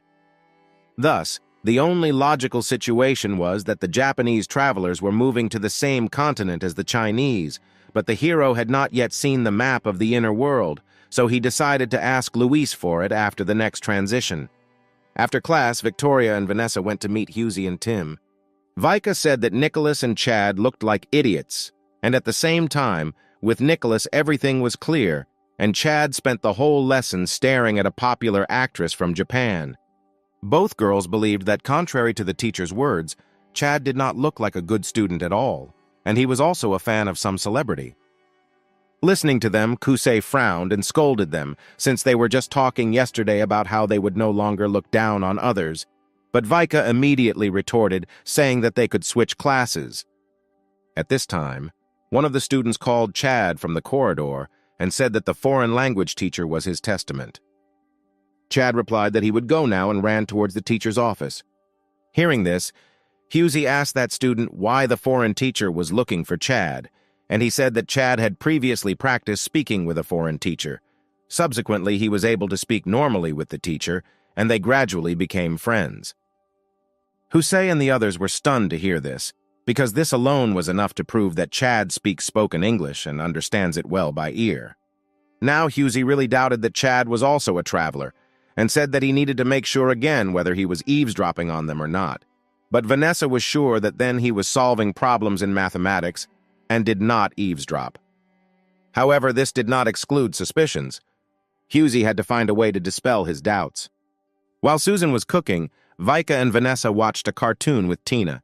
Suddenly, Victoria asked Tina if she could ask her a question, and Tina asked in response if the girl would give her candy if she answered. Victoria, taking chocolates out of her pocket and handing them to her, answered of course with a smile and asked if these would be suitable. Having received Tina's consent, she carefully asked whether she knew Chad the traveler or not, and Tina replied that she did not know. Vika considered her reaction quite normal. Besides, she believed that a 10-year-old child could not lie. Vanessa asked the little girl if she had ever asked about this.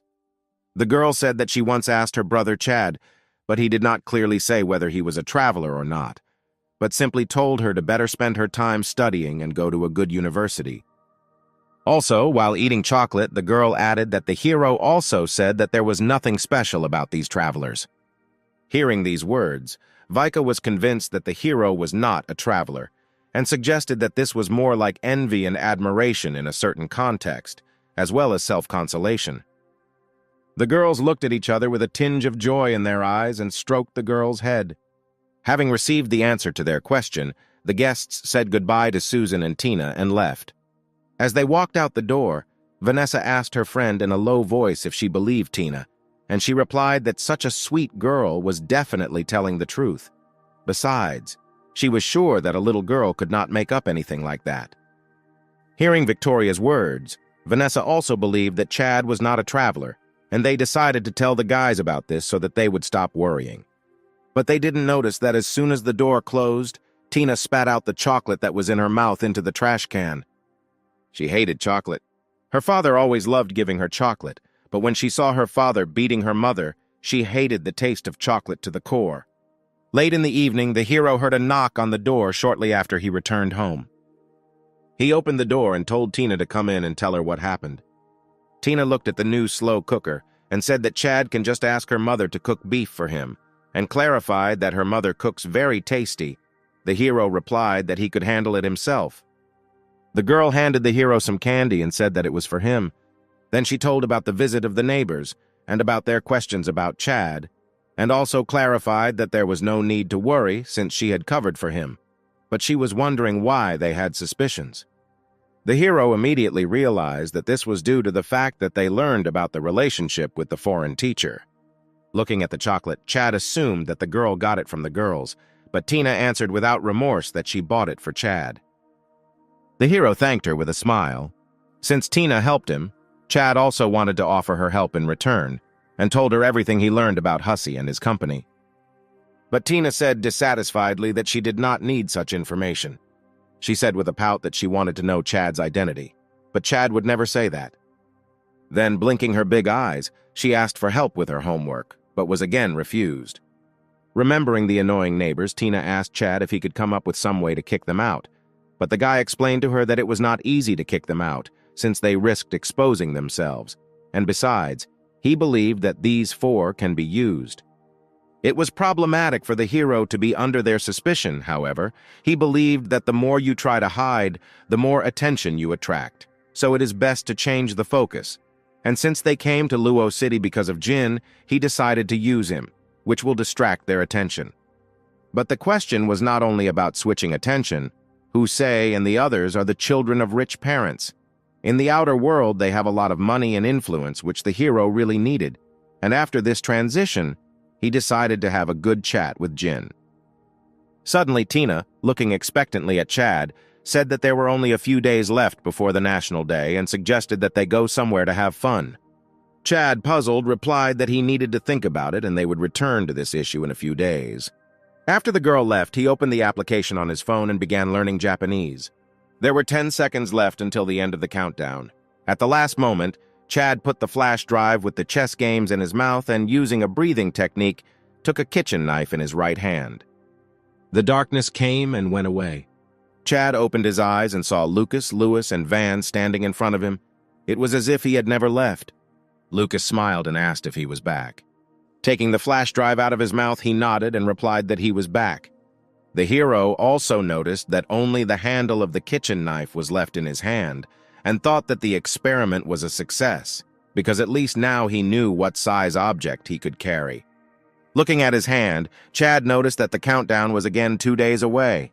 It was the same familiar prison number 18, but this time everything was a little different, because instead of a cold prison cell and oppressive loneliness, people stood in front of him, waiting for his return. Although this house was a little gloomy and mysterious, it was quite enough for the hero. First of all, Chad reached out and handed the flash drive with the chess games to his teacher. While Lewis took the flash drive, the hero asked Lucas if he noticed any changes when moving it. Lucas replied that Chad had previously said that the transition to another world takes a second, but this is not true.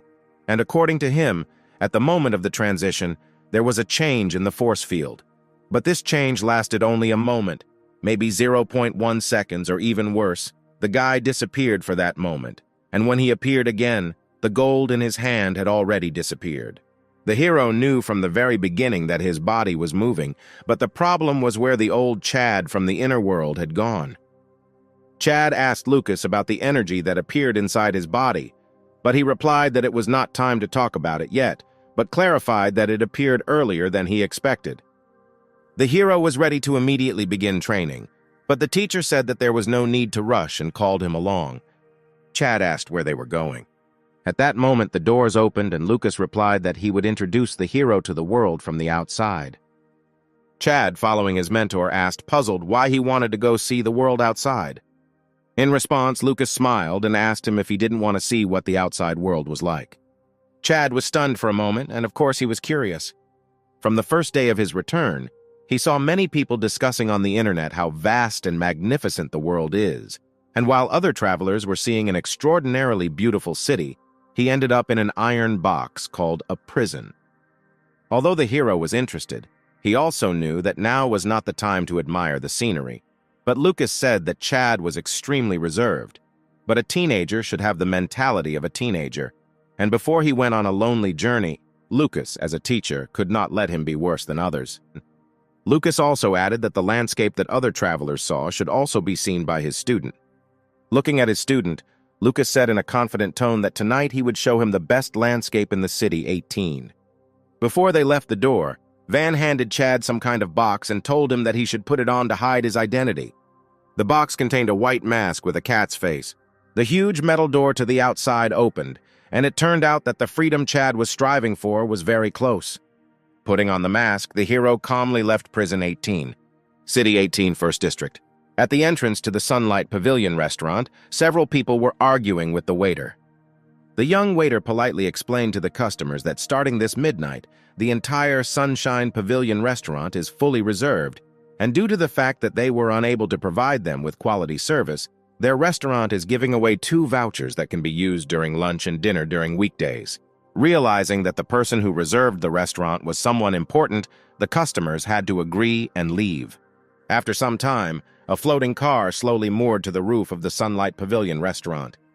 Lucas got out of the car and Chad followed him. The waiter waiting for them handed Lucas a hot towel to wipe his face and told him that the place was ready for him. The security cameras in the entire building had just been turned off. The hero, who was wearing a mask, waved his hand as a sign that he did not need it. Lucas smiled and told Chad that maybe one day he would get used to the fact that in this world, as long as you have money and power, everything will be done just right. The hero looked around with curiosity and suddenly asked his mentor why he decided to stay in prison number 18 when he could leave at any moment. Lucas replied that it was because he still had unfinished business. Since it was already 1 a.m., Chad asked if the restaurant was open at that time. Chad replied that life in this city that never sleeps has just begun. Hearing this, the hero was surprised to ask if people don't need to sleep, and Lucas revealed that the Ching family had previously discovered the unique effect of neural connection technology, which can simulate neural waves outside the brain and help people fall into deep sleep, and 2 to 3 hours of sleep per day is enough. However, Lucas clarified that this technology has a side effect. After using this technology for a month, a person will no longer be able to fall asleep, no matter how hard he tries. He also clarified that technology is a double-edged sword. No one knows whether it is a blessing or a curse. Lucas said that, for example, the Lee family once developed GMOs that made it possible to create fast-growing trees, corn, and soybeans. But after 30 years, large tracts of land were no longer suitable for life, and the Kashima family, which was originally the most advanced in animal husbandry. After the change, animal geneticists have discovered that their livestock cannot reproduce for more than 3 generations. While people continued to enjoy the fruits of science and technology, they constantly suffered from the backlash of nature. And although people began to sleep much less, their productivity did not increase much. But this created a void in the spiritual world of people. At this time, Chad looked down and saw a large ship flying between the skyscrapers, which was decorated with torches and patterns. Lucas followed his gaze and told him not to look there, as it was a mechanical cult cruise ship, and every second of liquid oxygen it used came from the blood and sweat of the believers.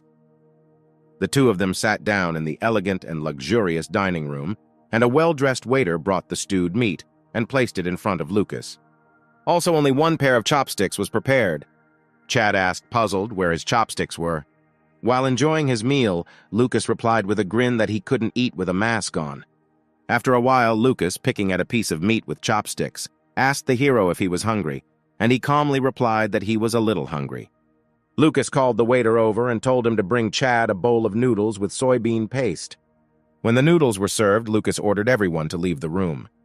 After everyone left, he told the hero that he could now take off his mask. Chad looked out the window while he stirred the noodles and noticed that it was one of the tallest buildings in the city, 18, and if you looked around, only 2 buildings could rival it in height. As if reading his thoughts, Lucas said that these were the buildings of the Ching and Lee family. Chad looked out the window and asked his mentor if this was truly the most beautiful view in town. Lucas told him that the Eternal Tower was built on top of 6 buildings, and it is with these 6 buildings as a foundation that a person can see the beauty and reach the maximum height right now. And if you ignore the graffiti, feces, sewage, and crimes occurring right below them, then this can be considered the most beautiful landscape. Today, Lucas showed Chad the beauty of the city, and if they ever got the chance, he promised to show him its ugliness next time. He also pointed out the windows and said there were binoculars near them so diners could admire the scenery while enjoying their food. Chad silently walked up to the binoculars and, looking through them, saw everything that his mentor had told him about. Suddenly, he saw a large plane slowly landing on the runway. A group of commandos jumped off and headed towards the Eternal Tower in a tactical formation. Chad turned to Lucas, but he just smiled calmly and invited him to eat while there was time. Seeing Chad calmly sit back at the table, Lucas asked with interest if he was afraid. The hero replied that if the teacher allows his student to die on the first day of his stay in the outside world, then he is too incompetent. Lucas's loud laugh echoed throughout the room. Meanwhile, armed special forces divided into groups and invaded the building. Outside the Eternal Tower, 2 attack helicopters surrounded the building. At the same time, more than a dozen armed helicopters and floating ships had just taken off from a temporary military base in the distance. Even further away, the heavy floating ship of the Ching clan rose into the air. Everything looked like a giant network, gradually tightening into one point, and just at the moment when the network was ready to close, the calm voice of the commander was heard in the Special Forces communication channel, who ordered to stop, check the charging of the mechanical limbs, and report to him. After this order, everyone fell silent and turned off the communication system with headquarters for a short time. After making sure that his voice would not be heard in the command center, he reported that Boss Chen had said that if they wanted to get out alive today, they could not open fire, and warned them not to involve others in this. Some subordinates did not understand the commander's words, but he repeated again that under no circumstances should they open fire. But before they could turn on their communication devices, a black figure silently landed in front of them. The special forces asked in confusion who he was. Having received no answer, they suddenly lost consciousness. The stranger calmly stepped over them and left, saying in parting that they should not interfere with others eating. A young man in a suit entered the restaurant and walked towards Lucas. Lucas had already finished his portion and was calmly watching the young man who was eating noodles with soybean paste. The young man saw Lucas's face and Chad's back, and just as he was about to speak, Lucas raised his hand slightly and told him to wait until the hero finished eating. The young man was stunned for a moment and remained standing in place. Chad continued to eat, not paying attention to those around him, as if he did not hear the deafening noise of helicopters outside the window and did not see the dozens of floating ships surrounding the Eternal Tower. Having finished eating, the hero put on his mask again and looked at his teacher and said that he had already finished. After that, the young man walked to their table, and Lucas greeted the eldest grandson of the Chen family with a smile. But Yahoo bowed and politely asked Lucas to return to prison 18 without further ado, saying that they had no intention of starting a war with the Knights and Hensha. Lucas smiled and replied that there was no need to worry as they would leave after they chatted for a while. Then Yahoo replied that in that case he would leave them alone, but noted that they would only leave after Lucas left. The helicopters even turned off their spotlights and reduced the roar of their engines to the lowest possible level. Lucas looked at Chad and said that a lot of people get nervous as soon as he leaves prison 18, so now Chad needs to understand why he doesn't leave.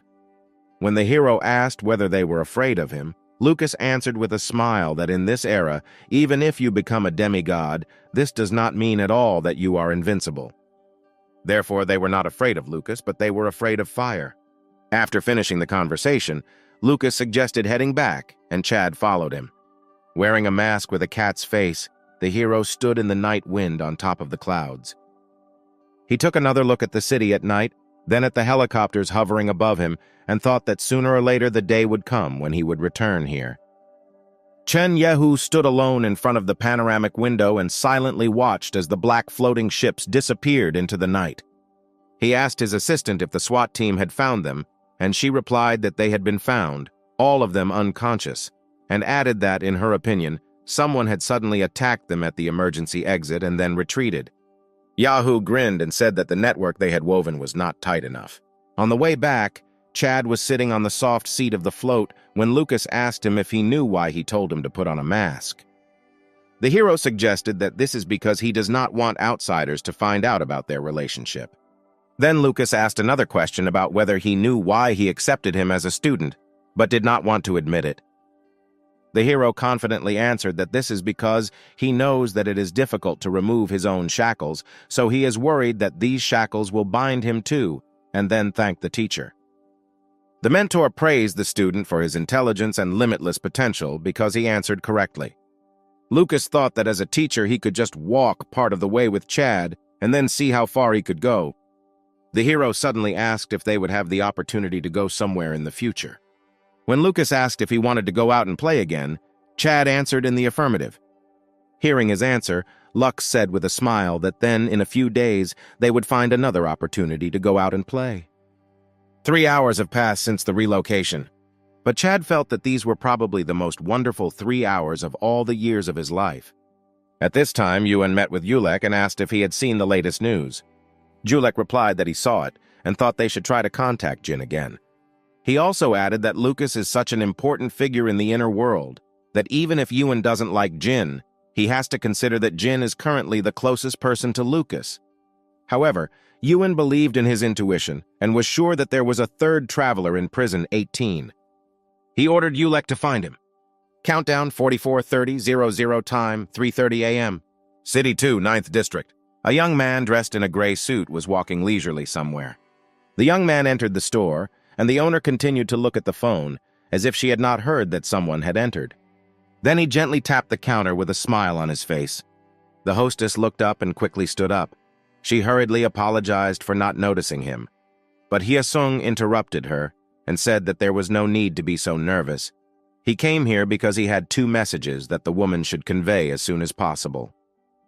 Firstly, Su Yue and Xiaomiao's identities as travelers had been revealed, so she needed to tell Simon to immediately cut off contact with them.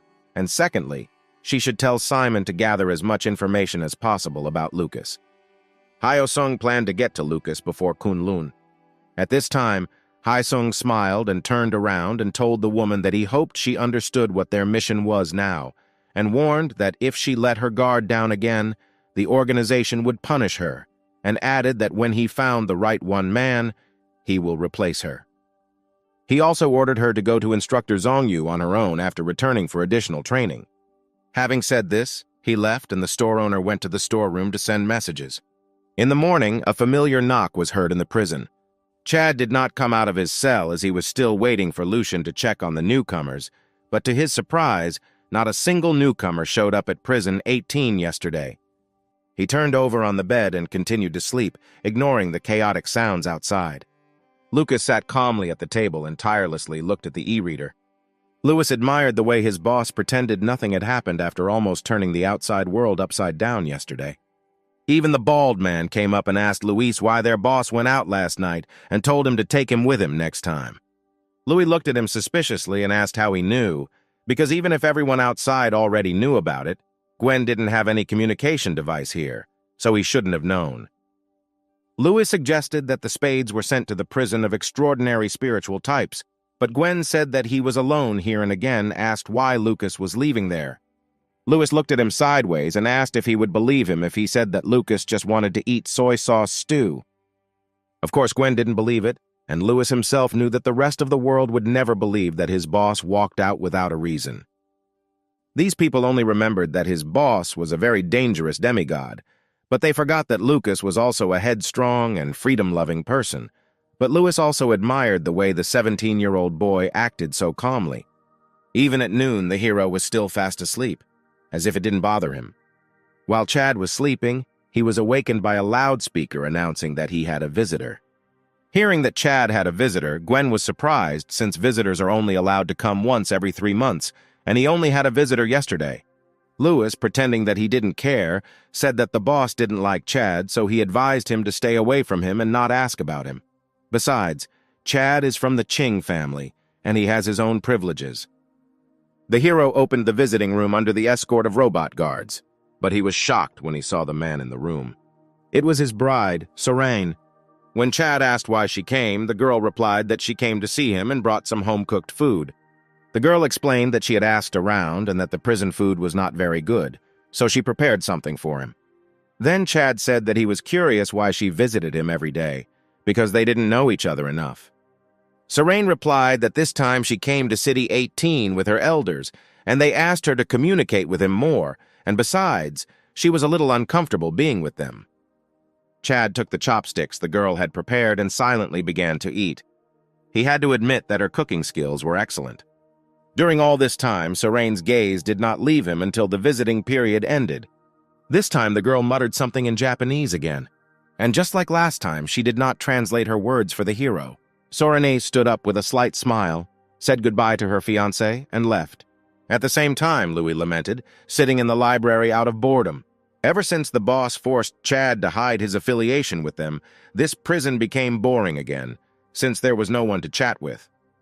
At that moment, the metal gate suddenly opened. According to prison rules, today was supposed to be the end of Jean's solitary confinement, but the problem was that he couldn't go back because he couldn't see Chad's face. He immediately informed Lucas about this, and he told him to ban him again, and in the evening they would decide what to do next. As soon as he said this, the security robot that was dragging the guy to the square stopped. After a moment, he turned around and dragged Jin back through the gate and headed towards the detention center. Jin roared and felt miserable, because every time the countdown ended, the rules of the world forced him to move to the inner world and spend several days in prison. Suddenly, the doors of the isolation ward opened. In the empty and gloomy corridor stood a lone man, calmly examining him, his face adorned with a mask in the form of a cat's muzzle. Jin asked in horror who he was, but after thinking a little, he realized that this must be the third traveler in this prison. As the guy slowly entered the room, the doors closed again and Jin asked in a panic what he was going to do. After a few seconds of silence, Chad wrote on his electronic device that he had seen the news and knew that others had mistaken Jin for him and showed Jin. Jin's eyes widened with fear and he began to make excuses and say that after returning, he would immediately announce that he was the wrong traveler. But Chad wrote that this was not necessary and that he wanted Jin to pretend to be him. Jin immediately refused. He was too scared. He told the hero everything that had happened to him since he was mistaken for Lucas's close associate. Ignoring all his complaints, Chad asked if he knew the length of his sentence, but he did not know, since he was already in prison when he was transferred. Chad wrote that according to the news, he participated in a robbery, theft, and attempted murder, and received a combined sentence of 99 years and 7 months for several crimes. After reading his term, Jin began to despair, but suddenly asked the hero if he really continued to communicate with him in writing, because he was afraid that he would recognize his voice and assumed that they knew each other. Chad walked up to him, looked him coldly in the eyes, and then said that the organization was using him as a scapegoat. Organizations in the inner world often do this. After being targeted by the Federation Security Committee, they randomly choose a loser to take all the blame on myself. In an instant, Jin felt how the person's aura changed. Chad's voice was deep and bewitching, and if Jin had heard this voice before, he would certainly remember it. Chad asked him if they could continue their conversation since he had already heard his voice, and Jin immediately apologized for the misunderstanding. The hero looked at Jin and said that he came to make a deal with him. Jin would pretend to be him, and he would help drop the charges against him. Jin asked him how he would help him, and the hero replied that he would find the real criminals and force them to confess. Jin was afraid that the guy would deceive him, but he had no choice. Jin was silent for a moment and finally agreed. Chad explained to him that there would be people in the outworld who would be attracted to his personality, and all Jin had to do was understand their needs and convince them that they could buy what they needed from him. In short, he wanted to reach these people through Jin. With a slightly trembling voice, Jin asked about his benefits, and Chad replied that after each transaction, he would receive a share or reward. The hero could offer, for example, improved prison food, news privileges, or virtual entertainment devices. Jin was stunned. He didn't expect this third settler to have such power in Prison 18. He hesitated, but still said that he was afraid of the dangers he would have to face if he played his role. Chad asked him to tell him more. Jin revealed that according to Kunlun's version, someone noticed him because of Lucas and wanted to use him to get closer to him, so they attacked him, but Kunlun set up an ambush near the school in advance and caught them all. After hearing his story, Chad realized that this was really dangerous, although he didn't really care about Jin too much, but he didn't want to lose his contact. The hero asked Jin what he wanted, and he immediately answered that a Jin injection. Chad closed his eyes and thought. After a few minutes, he opened his eyes and said that he would get an injection for him. However, he added that the guy must prove that he deserves it and that he understands what it means to cooperate with him. Hearing Chad's words, Jin enthusiastically said that he would definitely show himself and said that at the moment there were 4 people who were trying to get close to him and he was still trying not to pay attention to them. He also noted that they were very rich. From the description, Chad immediately understood that Jin was talking about the new girls. Jin promised that after returning he would find out what they needed and see how he could get money from them, but Chad immediately warned that he did not need any cash or watches. He would only accept unmarked gold bars.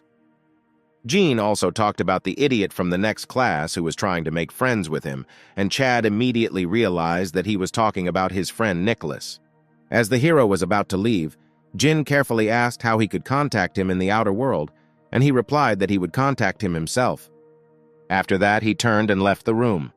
Jin was glad that while he couldn't get close to Lucas, he did get close to his successor. Jin believed that that guy was the main hero of this world. Only when the door closed behind him did Chad breathe a sigh of relief. The fire patterns under the mask gradually disappeared, as changing the voice was the second function of the breathing technique. Lucas asked if the guy was Chad's classmate and how the conversation went, and Chad replied that he needed a Jin injection. Lucas, Van, and Lewis were surprised when he asked for a Jin injection for Jin. The hero explained to them that he needed Jin to prove to the outside world that he could give them what they wanted, and Jin must have some ability to protect himself. Otherwise, he would easily spill the beans if he was caught and tortured. Chad realized that Jin was very spineless, so he looked at the issue from a different angle. He decided that since Jin would spill the beans if he was captured, it would be better to make sure that others could not capture him. There was only an hour left until the end of the countdown. The doors to Jin's cell opened again, and he glanced at the familiar cat mask, then at the small suitcase the man was holding in his hand. Chad looked at him coldly, detailing the precautions he would have to take once he returned to Outworld. There was 0 hours, 52 minutes, and 41 seconds left until the end of the countdown. Saying that he had to remember everything well, Chad opened the suitcase and showed 2 syringes inside. One was for an allergy test to see if there would be rejection from the body, and the other was for a genetic injection. According to Louis, the Lee family's genetic injections had serial numbers from 001 to 005, and in order to constantly strengthen oneself, one had to start with number 005, then move on to numbers 004, 003, 002, and finally 001, and each injection required an interval of 1 month so that the person can gradually become stronger and consistently move to the next level. This type of genetic injection had great advantages: low rejection rate, fast adaptation, and no damage to internal organs, but level B was the limit of FDE gene drugs. Moreover, FDE 001 and FDE 002 injections were very difficult to find on the market. Chad explained to Jin in detail how and in what sequence the injections should be given, and also that the first injection would cause pain for 15 minutes and the second for 5 hours. When he left the room, he did not leave but waited silently, and Jin immediately administered the first injection. To be honest, Chad initially underestimated the effect of the first injection, so now he could imagine how much it hurt, just listening to Jin's moans. Jin's painful cries did not stop for the entire 15 minutes, and Chad doubted that he would give the second injection. Louis had his doubts too, since the pain of a genetic injection cuts right to the bone, and many people give up after the first injection because they don't have the courage to endure 5 hours of continuous pain from the second injection. Next to him, Wang added that everything in the world has its price, and even if we talk about genetic drugs with the fastest effect, then suffering in exchange for the best life is inevitable.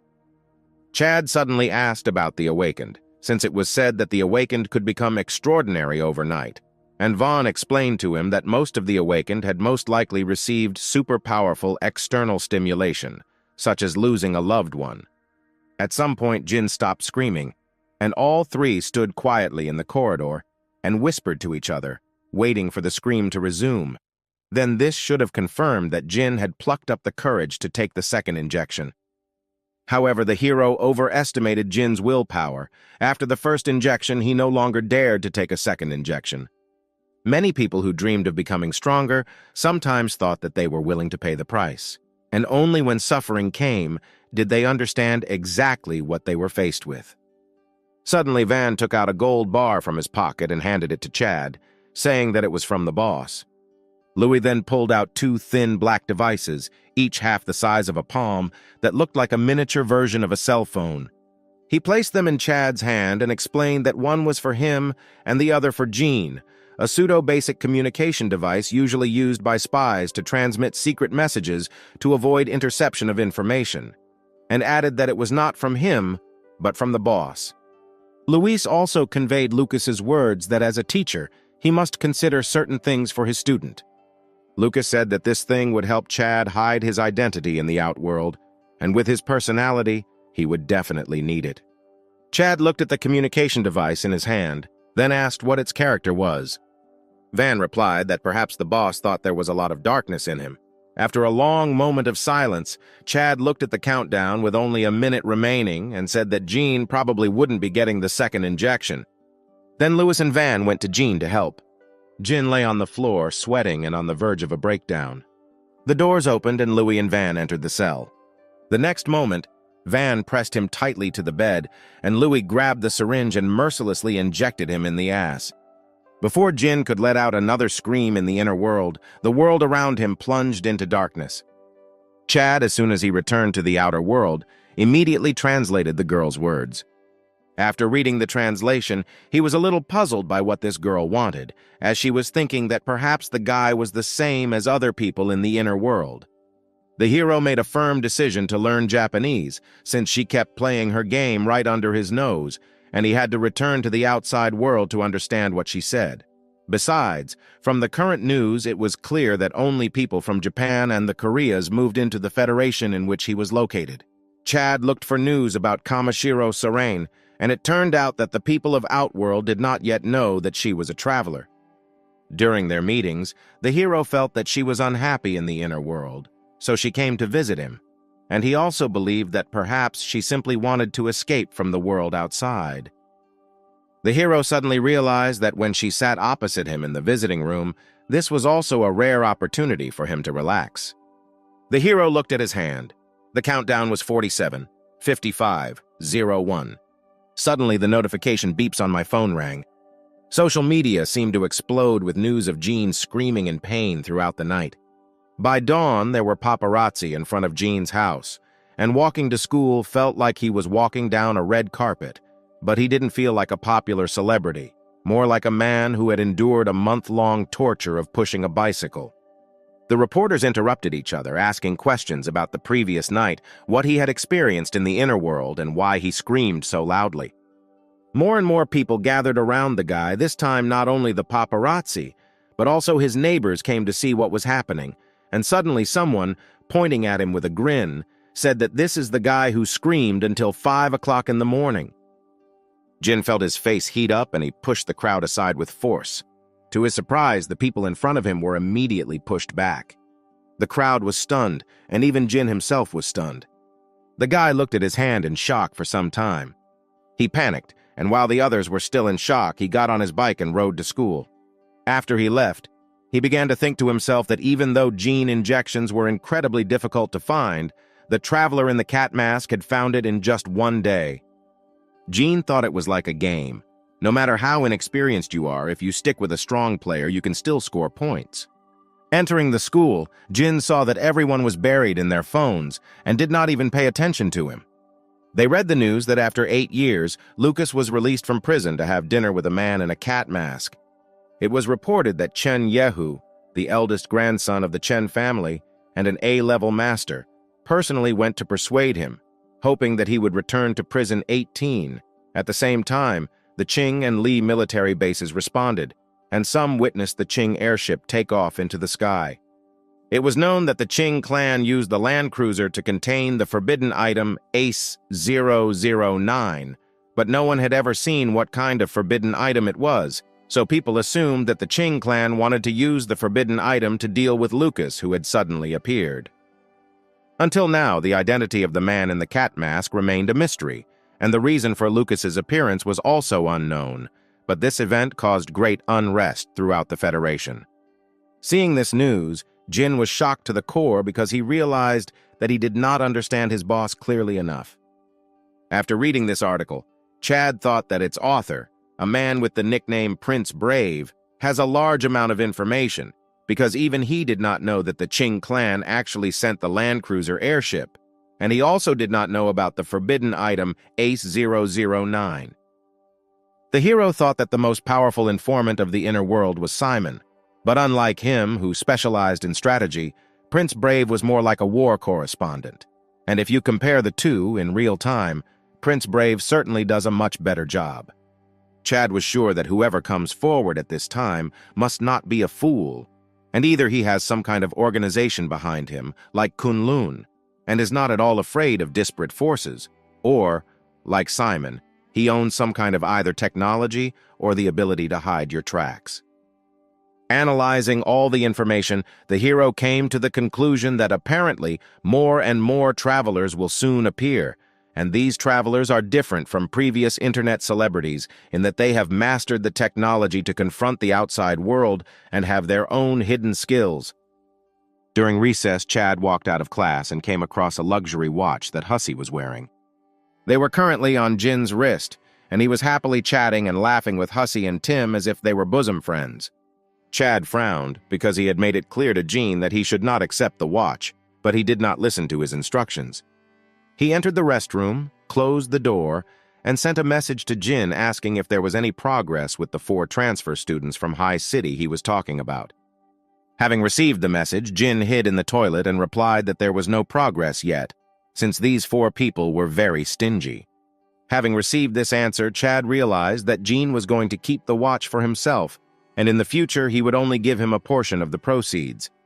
First, Jin would trick Hussey out of some things, giving them only after he got his share, and then he would get an additional benefit from Chad like a gene injection, and in the end, he would profit on both sides, and Chad and Hussey would become his tools for making money, and if their classes weren't next to each other, Chad might fall for his tricks. A few minutes later, Jin sent another message, saying that the people from High City wanted to know how to quickly gain a foothold in City 18 and what help they could give them. Then Chad asked about the wristwatch, and Jin jumped in surprise when he read his message. Jin realized that the boss already knew everything and suggested that perhaps they studied at the same school. Jin, with trembling hands, typed out the answer that he was guilty and would definitely return the watch. A few minutes later, Jin came out of the restroom, and Husei, who was waiting for him outside, suggested that he go to a bar since he hadn't been to a bar since he arrived in Luo City. But Jin refused, congratulated him on all the holidays in advance, and returned the watch. Husey stared at the guy in shock while he, putting the watch in his hand, said that the cooperation would continue, but from now on he would only accept gold bars. Having dealt with Jin, Chad also left the toilet and suddenly received a new notification. Clicking on it, he discovered that it was a new friend request from Tina, but as far as he remembered, she did not have a mobile phone. Tina wrote to him that Kunlun sent her mom a warning that the 9 escaped suspects may already be in Luo City, and 2 travelers have already gone missing in the past 24 hours, so he should be careful. After reading the message, the hero thought that according to the news, the methods of these 9 fugitive suspects were inhumane, and if these people came to Luo City, many travelers would likely suffer. He immediately asked Tina if she could contact her mother now, and she replied that she was next to her. The girl wrote that they were safe now, but she was scared, so she asked Chad for permission to spend the night at his house. Tina also forwarded to Chad the message that Kunlun sent to Susan, and in the message, Kunlun warned that all 3 travelers who disappeared in Luo City had at some point accidentally revealed information about themselves on the internet, and of the 200 known travelers in Luo City, in this situation about a 5th was located. So Kunlun asked everyone to be careful and, if possible, not to inform others of their whereabouts. Chad didn't expect there to be so many registered travelers already, but he was sure there were even more travelers hiding. The criminals arrived in Luo City in a hurry, and they did not have enough time to study the detailed information about everyone, so the hero thought that if Susan and her daughter were not at home, they would not be able to find them, and wrote to Tina that he would return today home early. He suggested meeting at the entrance to the courtyard at 1740, and also added that he would first scout the road to make sure there were no suspicious people there. In the evening, Jin unexpectedly wrote to Chad that he had made some breakthrough with the transfer students, and although they had not yet talked about the deal, however, the guys were willing to pay a few gold bars in advance as a gesture of sincerity. But Jin also wrote that he was giving up his share, and in return asks to improve the conditions of his imprisonment. Chad looked at the device while no one was around and replied that it would depend on the results. After that, he took up important matters. This time, the 9 suspects were different from the previous 2. They are organized and have a plan, and so much time has passed without any of them being caught. Such a criminal organization was the most dangerous of all. Chad looked straight ahead and memorized every person who came into his field of vision, and so far, they were all his neighbors. He quickly glanced at Susan's balcony, and everything was in its place. Even the folds on the curtain remained the same as in the morning. After making sure that there was no ambush, the hero wrote to Tina, saying that they could come to him. Soon Susan and Tina quietly entered his apartment. Finally, Tina relaxed a little, and Chad told Susan that since he was not a traveler, the criminals would not come to him. Susan thanked the guy for his help with a smile and headed to the kitchen to prepare dinner. Chad sat down next to Tina and asked her if she knew anything about Lucas. Sitting on the sofa with her legs dangling, Tina said that she heard from her sister in the inner world, who greatly admires Lucas, that there had been no news from Lucas for many years, and his sudden appearance was a shock. The hero took a futon out of the closet. He told Tina that she and her mother would sleep in his room and he would sleep in the living room. Suddenly, the girl asked him where he was when Lucas was having dinner at the Sunlight Pavilion. Chad replied that he was on a light rail train and saw only an aircraft flying towards the Eternal Tower. Unexpectedly, Tina said enthusiastically that she had shared a lot of information, so now he should share his own. The hero thought for a while and said that he could only share information from the outer world, and said that he believed that he should join Simon's group chat, but before that he must obtain a program to protect data from the inner world so that his identity would be protected as well. He spoke about his assumptions that Simon is not one person, but rather an organization that intends to unite all travelers. Tina suddenly asked, tilting her head, if he really only shares information about the outer world, because if he talks about the inner world, then she will reveal his identity, however. This time, Chad did not succumb to her persuasion. While they were chatting, suddenly there was a sound from above, as if something had fallen to the floor. Chad and Tina knew there shouldn't be anyone in the room upstairs, but someone appeared there. The little girl looked at the living room ceiling in horror. The hero motioned for her to sit quietly in place, and the frightened girl cowered on the sofa. Tina subconsciously wanted to turn off the TV, holding the remote control in her hand, but Chad stopped her. When the criminals arrived, they most likely had already noticed that the lights were on in Chad's house, so pretending that no one was home would, on the contrary, attract their attention. Chad gently patted Tina's hand and told her that everything would be okay since he was there. The girl wiped the corners of her watery eyes and nodded. Inside the house, everything seemed to be going as normal, and Chad turned and walked into the kitchen, signaling for Susan to continue cooking. He wrote on a piece of paper that the criminals are already upstairs. From now on, you need to behave naturally, and there is no need to panic yet, since they don't know that Susan and her daughter are hiding below, and showed it to Jiang Shui. After reading the note, the frightened woman continued to cook, following the guy's instructions. Susan patiently prepared the dishes and brought them into the living room, and suppressing a shiver, she handed Chad a paper asking what they should do now.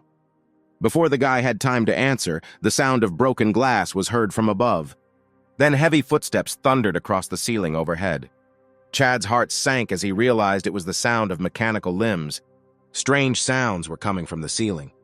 Searching his memory for a similar sound, he realized that it was the sound of a zipper rubbing against the floor.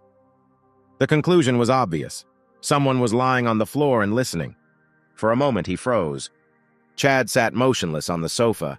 At a time like this, there was no need to do anything. He just had to calmly wait for the criminals to leave.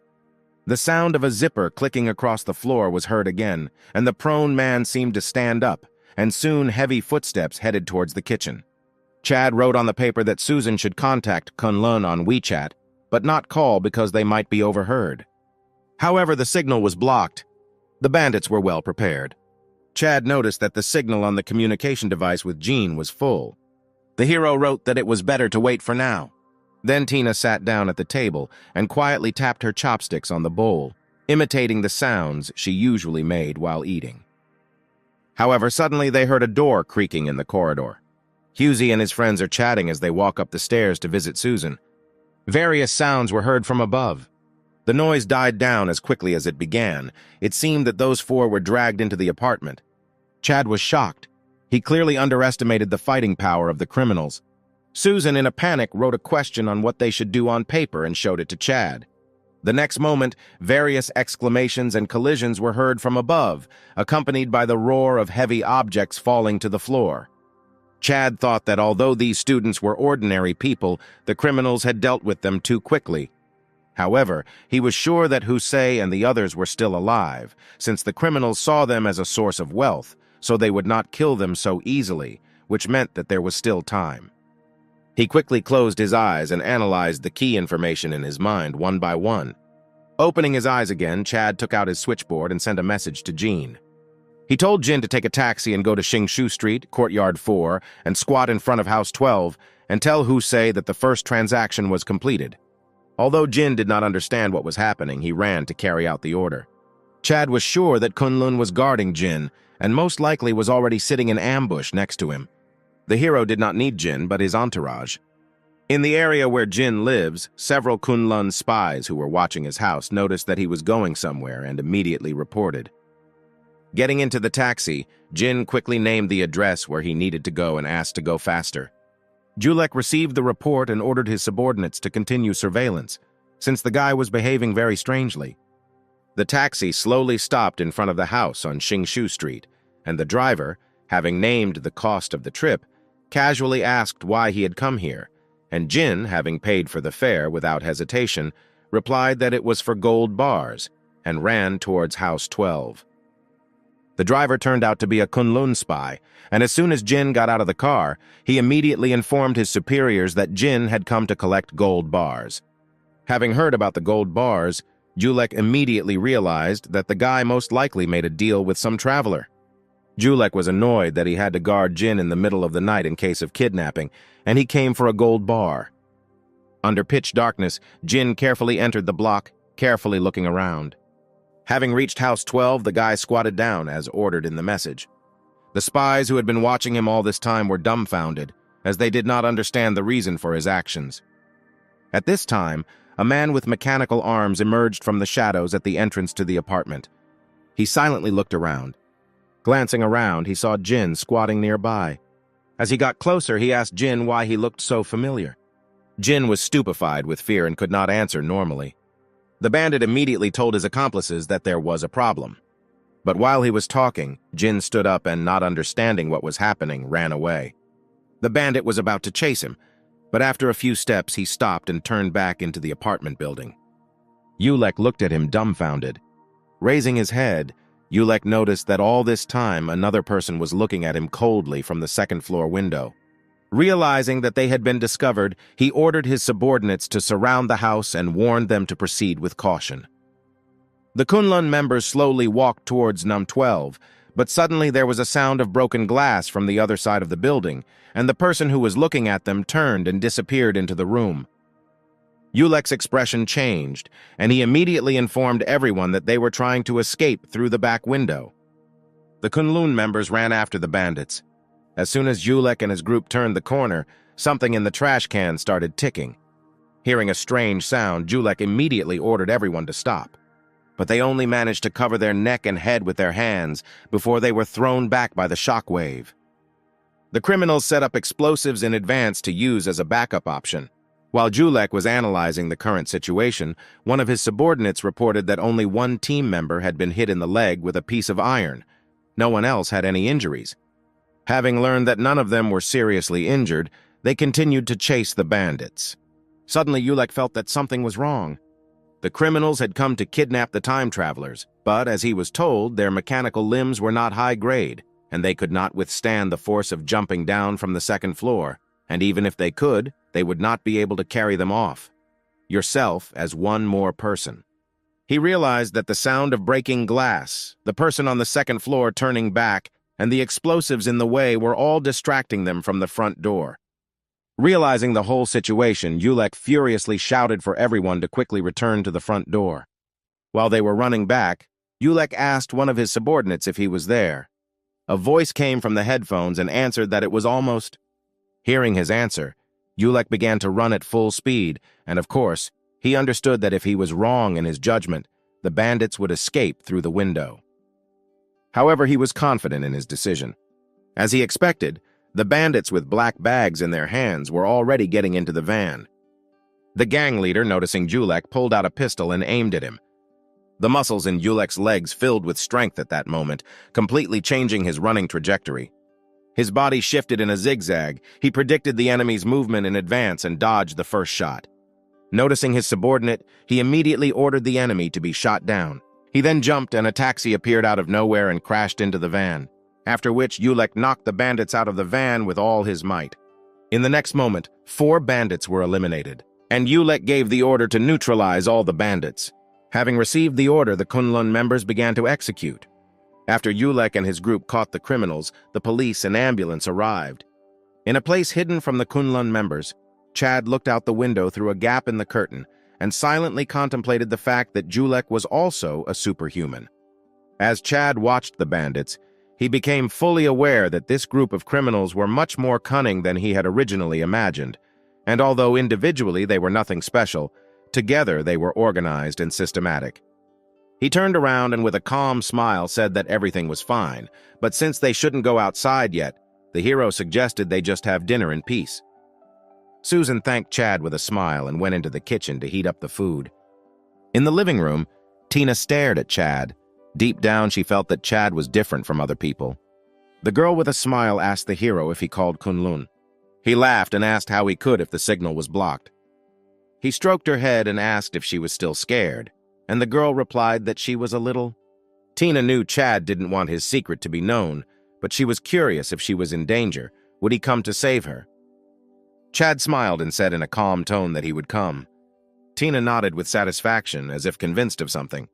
But soon after that, she grumbled under her breath that of course it is good if he does not reveal his identity to others, but hiding everything from her is too much. After all, she is just a child. The hero just smiled without answering. Tina and Chad continued to watch TV while waiting for dinner. Susan stood in the kitchen, her body still shaking slightly. Thoughts were running through her head that if the girl had suddenly turned off the TV then, or if Chad hadn't reminded her to continue cooking, they would have been in trouble. Susan soon returned with hot food and they sat down to the table. But as soon as they tried the dish, their facial expressions instantly changed. Susan was so scared while cooking that she completely forgot to add salt to the food.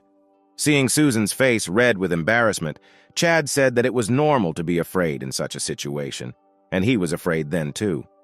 At the same time, in the Luo City Hospital, the injured Kunlun members, who during the operation looked like ferocious dragons and tigers, were currently whining on their beds, asking the nurses for another dose of painkillers. However, most of them did not involve serious injuries. Husei, who was also in the emergency room, immediately realized that these were the effects of overload in those who received the low-number gene drug. At this time, Yulek was the last to be taken out of the ambulance. He was met by one of the Kunlun members, who said that a separate room had been prepared for him, but Yulek refused, saying that he would lie next to Husei. He also ordered his subordinates to verify the identities of the 4 new girls they had rescued. After some time, Julek lay down on the bed next to Husseya. Taking the opportunity, Hussein thanked him for arriving on time and saving them. To lower the guy's guard, Julek began interacting with him as a teenager, bragging about his achievements and talking about how cool he was. Suddenly, Hussein asked how Kunlun knew that they were in danger. Julek replied that it was not they who found out, but someone else. However, he did not specify who exactly. Suddenly, a Kunlun member entered the ward with a plastic bag and said that 4 phones had been found in the car and asked if Hussein recognized them. Husey took his phone and checked it first. To his surprise, he discovered a new message from Jin, who wrote that this was their first transaction, and so that he would not forget to pay him in gold bars later. Husey was stunned. He immediately understood who Julek was talking about. With this message, he was able to connect all the dots. Jin knew that he was in danger and took the opportunity for Kunlun to help him. Hussein decided that this was why Jin wrote that the first deal was completed. Instantly, his impression of Gin skyrocketed. However, Hussein could not understand how Jin knew that they were in danger. After some thought, he wrote a message to Jin, thanking him and promising to pay double the price for the first deal. Seeing the message, Jin was overjoyed. He thought that this time he could steal the gold bar without being noticed. At this time, Julek unexpectedly asked Hussein how they were able to be caught. At first, Julek thought that the bandits had caught Susan and her daughter, but upon opening the bag, he discovered that this was not the case. And besides, he did not know Hussein and his friends. Hussein explained that they had just recently moved to Luo and enrolled in a foreign school. Today, they went to visit their neighbors from the 201st, but instead, they met bandits. Then Julek asked if they were travelers. Husey replied that no, that it was just a coincidence. A Kunlun employee came in with a stack of reports and announced that he had found Susan, after which he handed over the papers to Julek and said that having received the message, she and her daughter hid downstairs in a friend's house. The employee paused and said that they needed to pay for medical expenses, but the reserve funds were not enough. Husey offered his help, but Julek refused. He explained that according to their boss, if a guy made a donation, and then he and another ordinary person were in danger at the same time, the organization would save the closest one first. But if he was the closest one, Kunlun's impartiality would be questioned. The organization had its own ways of getting money. While Yulek was reading the dossier on Husei and the others, a Kunlun employee told him who Husei's father was. Hearing how rich his family was, Yulek understood why the guy wasted money so much. Yulek suddenly turned to Husei and asked how many gold bars he ran around to give to Jin. Husei was stunned. He realized that his secret had been revealed. After thinking a little, he replied that this time it was 1,000-gram gold bars. Yulek became convinced that Husei was Jin's buyer. Convinced that Husei was a traveler, Yulek ordered all 4 to be registered. After which Yulek reported to the boss about his conclusions, that Husei had made a deal with Jin for a favor, but when Jin came for the gold bars, he accidentally pushed Kunlun into contact with the bandits. Yulek was sure that he was right and expected his boss to praise him. However, Yuan thought differently. He replied that his analysis was wrong. Yulek was dumbfounded and asked what was wrong. Yuan explained that it was strange that after Husei had arranged to meet Jin, he went to visit his neighbor instead of staying and waiting. Yulek also realized that this was not logical, but more likely that Husei did not even know that Jin would come, and they did not agree on anything. Yuan also believed that Jin silently waiting for a man who asked him for a favor while squatting outside the house for more than 20 minutes was extremely suspicious. However, it's another matter if someone of higher status asks to wait. Now Yulek realized that Yuan was leading to the fact that Jin had a boss. He realized that his initial analysis was completely wrong. Someone deliberately hid one clue, so Yulek came to the wrong conclusion, and this clue is the most hidden, but it is also the most important. It has now become apparent that there was another unknown person this evening. There was a man who controlled everything from behind the scenes. According to Yuan, this man was the 3rd traveler in Prison 18. The unknown person controlled Jin and wove a thread that connects them all, but at first glance he seems friendly. Yulek offered to interrogate Jin, but the boss did not agree, because he believed that in this way they risked turning a potential ally into an enemy.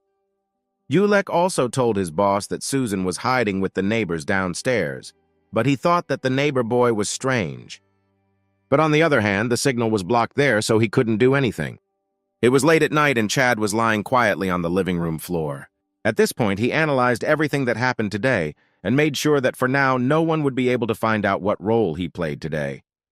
What happened tonight seemed to have nothing to do with him, but all the causes and effects were tied together thanks to him. Just like in the game of chess, he was always more suited to the role of a player rather than a piece. He also didn't want to become someone's pawn.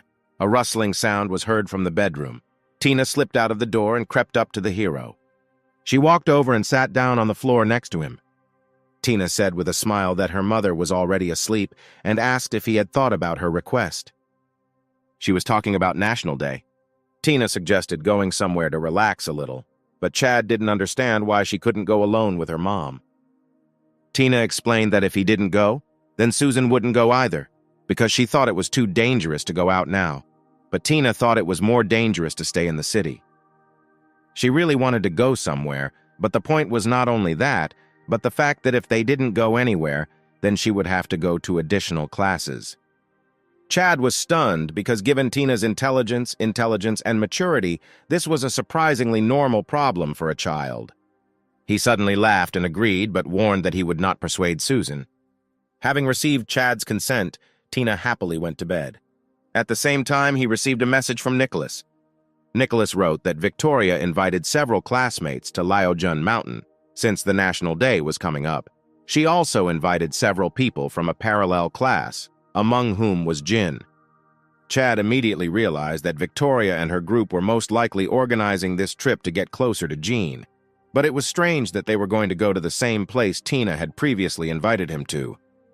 Since Nicholas was invited, but he was not, the hero assumed that the guys invite only travelers, and most likely they already realized that Nicholas was also a traveler, although he continued to deny.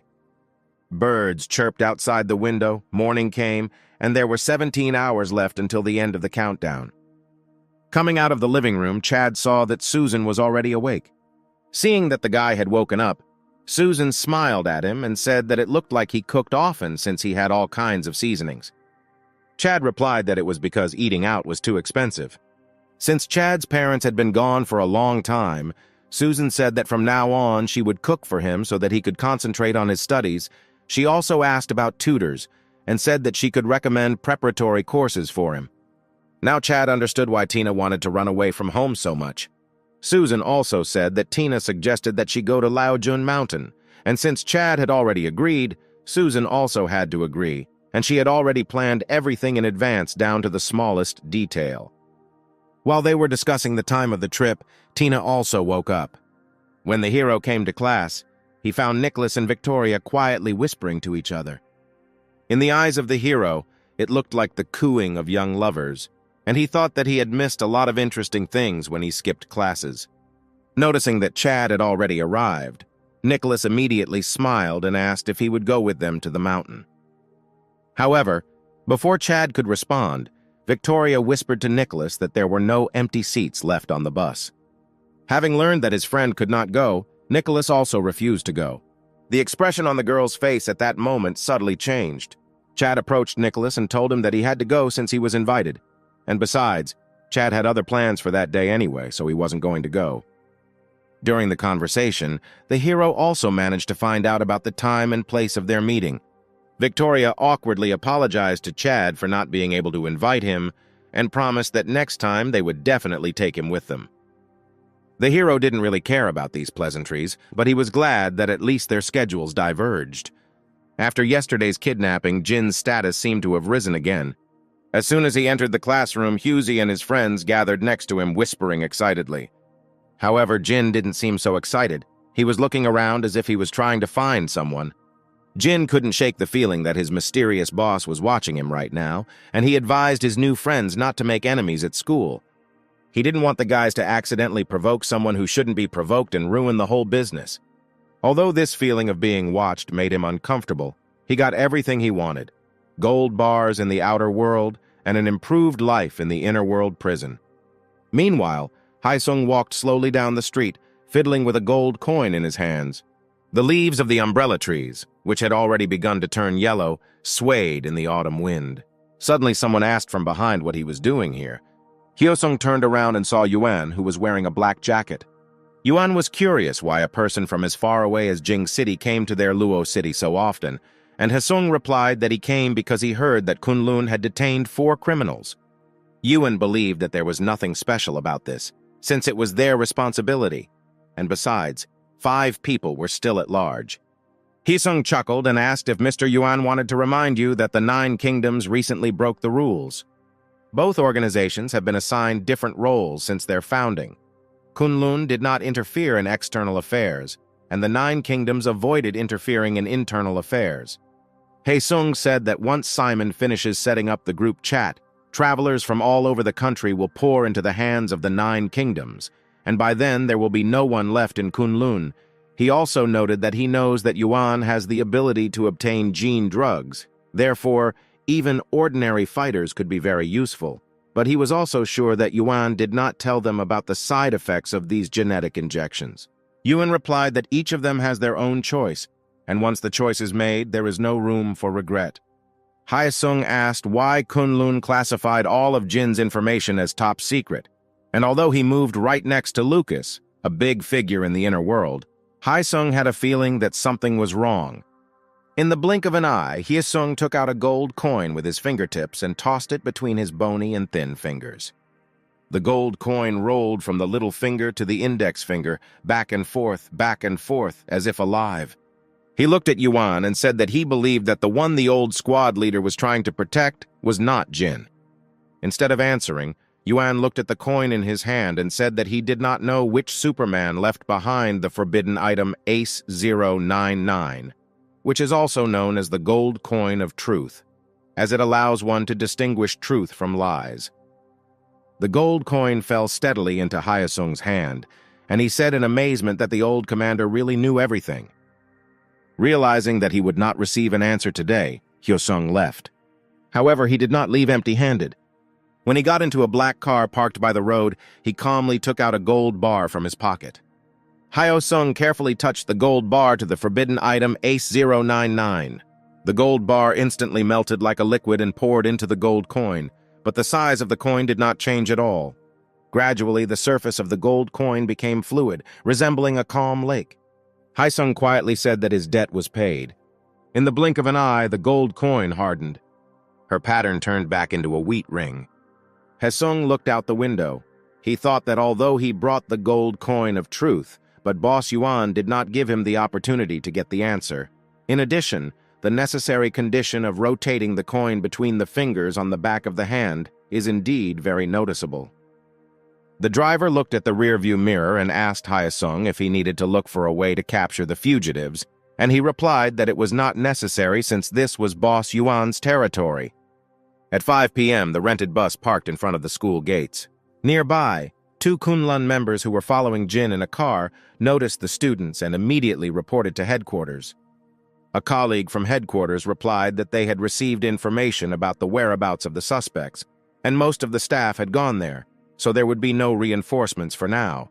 But today they should keep up with Jin, and tomorrow headquarters would send replacement people.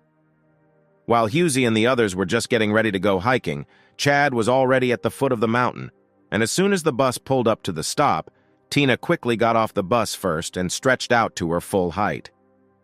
Susan was also about to get off the bus with her, but just as she was about to get off, Chad suddenly grabbed her shoulder.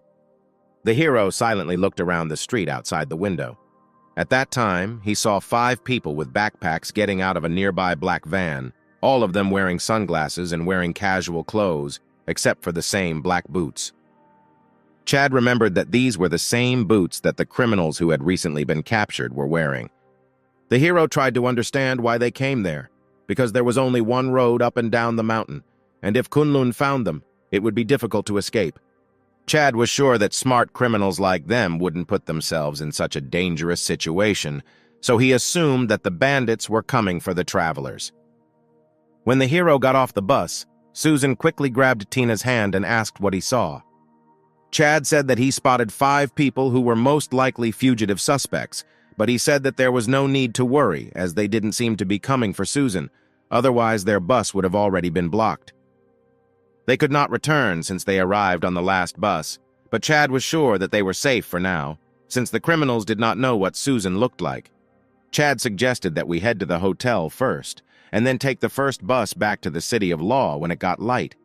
Arriving at the hotel, the first thing he did was write to Jin to stay at home and not leave for 7 days, since he was sure that without Jin, Husey would cancel this trip. Chad returned to the room and closed the curtains. Then he opened the gap and began to look around. After a few hours, Susan suggested that Chad get some rest while she monitored the situation, but Chad shook his head and said that she didn't know what the criminals looked like, and instead asked her to bring some food because he was hungry. Tina was also worried about Chad, but he didn't leave the window a single step. Suddenly, Chad noticed something and asked Susan and Tina to be quiet. At that moment, he saw familiar figures passing by their window. He saw 2 people walking slowly down the street, looking around warily. When they were out of sight, Chad looked at the time, 11:55 p.m., with 5 minutes left on the countdown. Chad frowned as the criminals were already in a fighting stance, a gesture of readiness to fight at any time.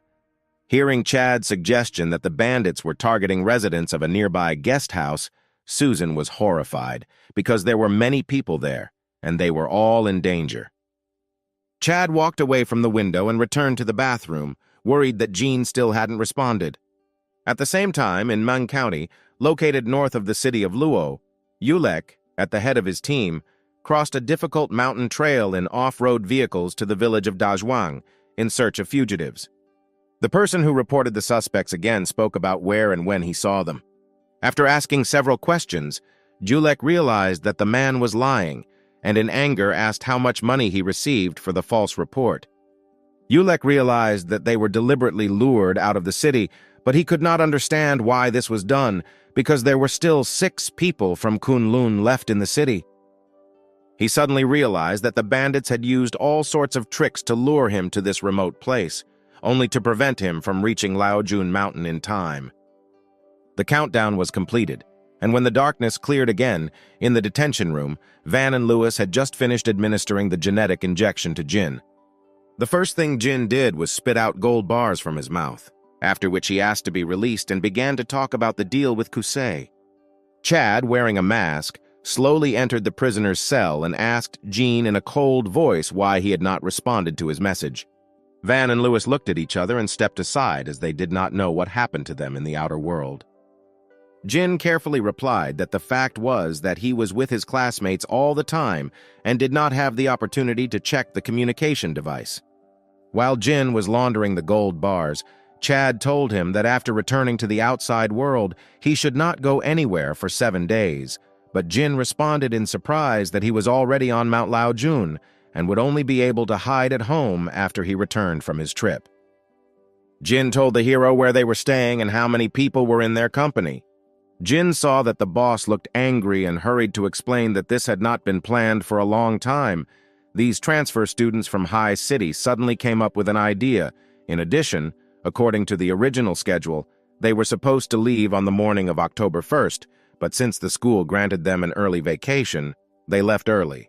Hearing this, Chad realized that the criminals had come for Jean and the other travelers, but he did not understand how the criminals knew that Jean and his friends were there and were staying at this particular hotel. The answer was obvious: there is a traitor among them. The hero told Jin about the criminals and that someone told them about the guy's route. The bandits not only knew which hotel they were staying at, but were also warned that the school children would arrive a day earlier than planned. Chad told Jin to remember what he was about to say, because your life would depend on it, and said that according to his informant, 5 fugitives had surrounded the Yunshang house. They were carrying weapons, and they probably intended to take all the people into hotel hostage. Jean was shocked, but Chad tried to calm him down, explaining that the criminals wanted to catch him so they could use his inner world identity so they wouldn't kill him. After being silent for a while, Chad said that he needed Jean to do 2 things for him when he returned. First, he ordered that Jin tell all his classmates to run away, since at least the fugitives wouldn't catch them all at once, and also not to ask tourists for help, because that would only involve innocent people. Secondly, Jin must remember during these 2 days of movement whether anyone left after they arrived at the mountain or whether anyone was talking on the phone the entire time. Chad was sure that there was a traitor among his classmates who went to the mountain. Having said all this, the hero turned and headed towards the exit. But just as he was about to walk out the door, he suddenly turned and stared at Gina straight in the eyes. He suddenly realized that he had missed one important detail. He went through his memories. There had to be a clue there. Chad appeared to return to Susan's destroyed apartment and calmly looked around. Steps, explosions, shots scattered but full of action. Suddenly, the hero remembered that one of the 4 transferred students was dragged into the room alone. He asked Jin who suggested rescheduling the trip. Having learned that it was Victoria, he turned away and left. Walking along a dark corridor, the hero told Van and Louis about what happened. Taking off his mask, he said that he did not yet know whether this would affect him, and he was of little interest to Jin's fate. However, now that Jin had finally created a stable source of income for him, all his efforts could go to waste again, but this was not so important. Chad's only concern was that Nicholas might die. After a short silence, he called Wang to train. Van and Lewis looked at each other, as neither of them expected Chad's will to be so strong. The hero looked at their surprised faces and calmly said that there is nothing more he can do until he returns, so he believes that it is better to use this time to become stronger, and in the future, when he is faced with a similar situation, it will no longer be like this powerless. Louis was deeply touched that even though Chad had not yet gone through many moments of life and death, he was still able to calmly suppress his panic with absolute calm. When Chad returned to the training ground, he saw Lucas calmly looking at an electronic reader containing Outworld chess endgames. Seeing the expression on Chad's face, the teacher smiled and asked what was wrong. Chad tossed the flash drive into Lewis's hand and then told Lucas that this was all the classical music sheet music he could find in Outworld. Lucas smiled and said that he liked this gift, and now he owes it to Chad. The hero curiously asked if the teacher owed anything to anyone else. Lucas replied with a grin that he still owed one person, but that person now hated him to the core, and it would be difficult for them to meet again, so he could only repay the debt in the next life. Chad felt there was some deep history to this. Lucas realized that Chad was faced with a difficult task, but said that he would not help him, since the guy could think soberly and not bother him. Lucas said that in this world there is a species of bird called the Qingshan falcon, and when they become adults, Even airships cannot handle them. But when they are young, they are very shy and do not dare to take off on their own. And when the time comes for them to mature, the adult falcons grab all 7 chicks to the edge of the cliff and push them down one by one. Those who spread their wings will remain alive, and those who continue to fall will fall and die at the foot of the cliff. But the one who survives from the moment he can fly becomes the ruler of the sky. Chad wondered how strong these birds were, since there was no such bird in the outer world. Lucas replied that they were very strong, and talked about how he accidentally came into their territory when many years ago he was taking the 3rd test of life and death, and one of the Qingshan falcons chased him for more than 15 kilometers. Then Lucas almost died. Lucas suddenly said that in addition to superhumans, the Forbidden Lands can also be formed after the death of other special creatures. For example, after the death of the Qingshan falcon, the plants around its corpse will become stronger and even develop a couple of offensive abilities. Lucas also said that there is no way to contain the forbidden places, so it is possible that this is the principle of purifying the earth, and perhaps one day giant creatures such as dinosaurs will appear again. And under such circumstances, Lucas assumed that only extraordinary people could survive. Lucas said that if Chad wanted to go for a walk, he would take him to see the real forbidden place. But Chad told the teacher that it was better to wait until next time, since in these 2 days, he should think about what he should do after returning. Then Lucas asked if he had already come up with something. Chad thought for a moment and answered that it was murder. The hero had never killed, so he wanted to learn. Chad came up with a method. During these 2 days, Van would train him so that he would memorize all types of fighting skills and reactions of the enemy during the fight so that he could take the initiative. But later he discovered that although this method was quite feasible, it would take time lax. Lucas realized that Chad played chess the same way. After thinking a little, Lucas said that in fact one technique is enough to kill a person. He told Van that he should teach Chad just one move and then tell him about possible ways to counter the opponent. It would be much easier that way. The hero was worried that 2 nights would still not be enough. Then, before leaving, Lucas ordered that all prisoners be locked in their cells and allowed to leave only during meals, so that Chad could train during the day. Chad was stunned because even though he said he wouldn't help, his teacher did everything he could to help him. Luis followed the boss, however. Before leaving, he said that he had killed the 2 suicide bombers they had caught earlier. But he added that he learned that they were from the 4th branch of the Qing family, but why they targeted Chad could not be found out. After Louis and Lucas left, Van and Chad immediately began training. Wang first talked about the different ways to kill a person, since a blow to any part of the body with enough force could incapacitate an opponent. However, times have changed, and many people have been able to rebuild themselves to reduce the damage from fatal blows, some implanting a biomimetic alloy into the skin in the neck area to prevent the enemy from cutting their throat. Some have also modified their joints so they can withstand more impact. But there was a place that was often overlooked, the internal organs. Chad felt that something was wrong here and asked if everyone knows that organs are the most important and fragile parts of the body. Then why don't they introduce biomimetic skin there? Wang replied that it was mainly because nanobionic skin is extremely expensive. Based on what the hero had previously said, Van had concluded that the gang's mechanical prosthetics were not the best, so they probably did not have the means to protect their organs. Wang said that the best option in Chad's situation is to rupture the spleen, mainly due to its location, because it is not protected by the spine or ribs and can be pierced from the front or back, and most importantly, very few people know how to properly protect it. If a person is stabbed in the spleen, he will almost certainly bleed out and die. Since Chad did not have a knife suitable for the task, Van lent him one of his own. If a hero wants to attack a weak point, he must first know where it is. But since all people are different sizes, their weak points are also not the same. So Van decided to visually show Chad the different body types so that he could pinpoint where the spleen was located. To this end, Van handed the hero night vision goggles. Suddenly, the entire prison was plunged into darkness. Wang led Chad into the cell, and after the doors were opened, Ye Wang entered first and pinned the prisoner tightly to the bed. He paid no attention to the struggling prisoner, but pointed to a place under the ribs and told Chad that this was a vital place, and one blow here was enough to take his life. Van then led the hero to the next cell. He held the frightened and confused prisoner close to him again, explaining to Chad how this man was different from the others and why, after which he pointed to the place where it was necessary to strike in order to take his life. From 1 to 6 a.m., Van taught Chad nonstop. Van then trained Chad to make accurate strikes while teaching him different attack methods. Tirelessly, Chad continued to practice his movements without stopping. He was holding a knife in his hand, and his opponent was not empty air, but Van, who really consisted of flesh and blood. Van was like a mountain. He easily parried the attacks no matter how fiercely the hero attacked. If the first step was recognizing the vital point, they now moved on to the second step, fighting techniques.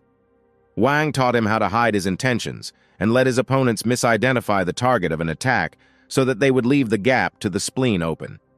There were over 160 such techniques, and Van intended to teach Chad all of them. Van told Chada to remember that combat is an unpredictable thing, and skilled dagger masters can deliver many blows in 1 second, but in reality only one of them is a true attack. Close combat was the most dangerous psychological game. Van could teach Chad these practical techniques so that he could master basic assassination skills within 2 days, and he would have to imprint it all in his brain. The third and final step was actual combat. However, memorization alone was not enough, and Van believed that Chad should also clearly understand his body's capabilities. The prisoners eventually realized that something was wrong, and as one, they began banging on the doors frantically. Gwen was the most furious among them, kicking his door as if his life depended on it. It was only after Lucas walked past his cell that the bald man finally calmed down. When Van said he could take a break, Chad fell to the floor, exhausted. After lunch, when Chad woke up, Lucas asked him if he had mastered the basics, and he replied that he had almost. Wang added that compared to him, ordinary people are much worse. And for example, when he first learned knife-fighting techniques, it took him 3 months to reach his current level. After a short rest, Chad was ready to continue training. Louis offered to help with the training. Having said this, he stood on the field and beckoned the hero with his hand. Chad thought for a moment, and then stepped forward with force and attacked Louis with a knife. Louis chuckled, finding his attack too childish. When the tip of Chad's blade almost pricked his leg, Louis quickly pinched it between his fingers. Fortunately, his reaction was quick, otherwise he would have bled to death. Chad was stunned. Louis had previously told him that he lacked fighting skills and relied more on his abilities, but even so, he was able to stop the blade with 2 fingers, which was simply incredible. Louis was surprised and angry because he was sure that this blow was a false blow and the real target of the attack was the spleen. While observing their training, Lucas asked how Chad was with his intuition, and Van replied that at first his progress was not as good as Chad's. Lucas smiled and told Van to continue training. Van decided it was time to teach the hero how to use surprise attacks. At midnight, Van brought Chad back to the cell, and after the doors were opened, Van ordered the prisoner to lie down on the bed. The prisoner instantly turned on the bed. Van taught Chad to identify where the spleen was located from his back. One by one, the prisoners were forced to lie face down on the bed. Countdown, 15 hours, 0 minutes, and 0 seconds. 2 security robots entered the open area and told Chad from the speakers on his chest that he had a visitor. Van and Louis were pleasantly surprised that 2 mechanical guards were sent after Chad. Van and Louis explained to Chad that one, their prison guard, who assesses a prisoner's threat potential and assigns him the appropriate number of guards, means that Chad previously only needed 1 guard, but now has 2. Now the hero understood why he still had not seen a single human guard. At this time, Lucas threw him a towel and told him to change his clothes before going to see him, since this was most likely a girl from the Kamishiro family. Chad shook his head and said that there was no need. Lucas was stunned for a moment, because he did not expect that Chada did not care at all about what others thought of him. Besides, Lucas made inquiries and found out that this girl was like a blank sheet of paper and was not at all like the hypocrites from the Kamishiro family. Chad explained that if he went to see her now, in the future, if someone checked the time, it would be possible to guess that Van had trained him, so he couldn't go to see her. After finishing speaking, the hero returned to training. Countdown, 9 hours, 0 minutes, and 0 seconds. Van walked along the floor without making any noise, and Chad sat on the floor next to him, watching his movements. The hero discovered that no matter whether Van was running or walking, he did not make the slightest sound. Chad memorized everything in his mind, as he knew this last lesson was the most important. Countdown. 2 hours, 0 minutes, and 0 seconds. Suddenly, the doors to the isolation ward opened. Jin, looking into the darkness, asked in a trembling voice if anyone was there. There was no answer, and after a while he finally plucked up the courage to go outside. At that moment, he suddenly felt that something was wrong and turned around sharply. But there was nothing in the dark corridor behind him, but vaguely he could hear breathing at a strange frequency. He started running as fast as he could. The next moment, he turned around in fear and saw a mask with a cat's face right in front of his eyes. Jin was scared to death when he saw a strange mask in the dark and gloomy atmosphere of the dead of night as soon as he turned around. While Lewis led the guy back to his cell, Van analyzed Chad's actions and pointed out the mistakes he had made. The most important thing in a surprise attack is not to be detected, however. Due to the hero's haste, Jin felt his presence. Hearing their conversation, Jin said that he only heard breathing. The biggest secret to walking silently was the ability to control the force of your steps. However, his shoes were cheap, and although he had good control over his movements, the rubber on the soles was too hard, so he decided to try without them.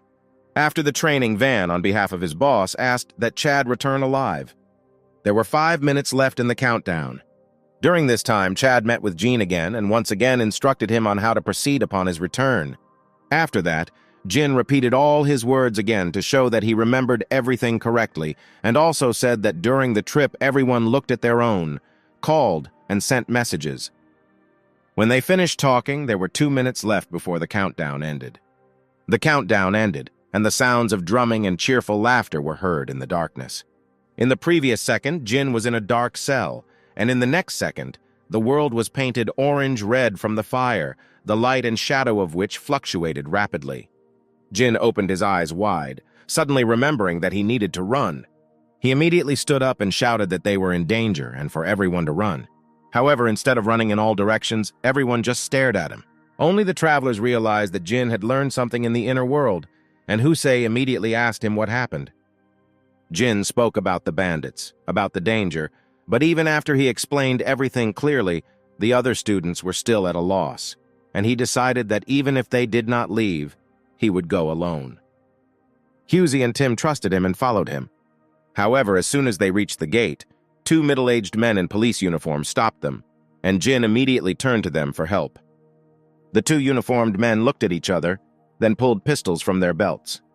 They stepped forward and pressed the muzzles to the chests of Jin and Husei. The bandits took them hostage and ordered them to return. The boys had no choice but to comply. Meanwhile, the other bandits took control of the waiter, the manager, and 2 Kunlun members, and entered the hotel courtyard.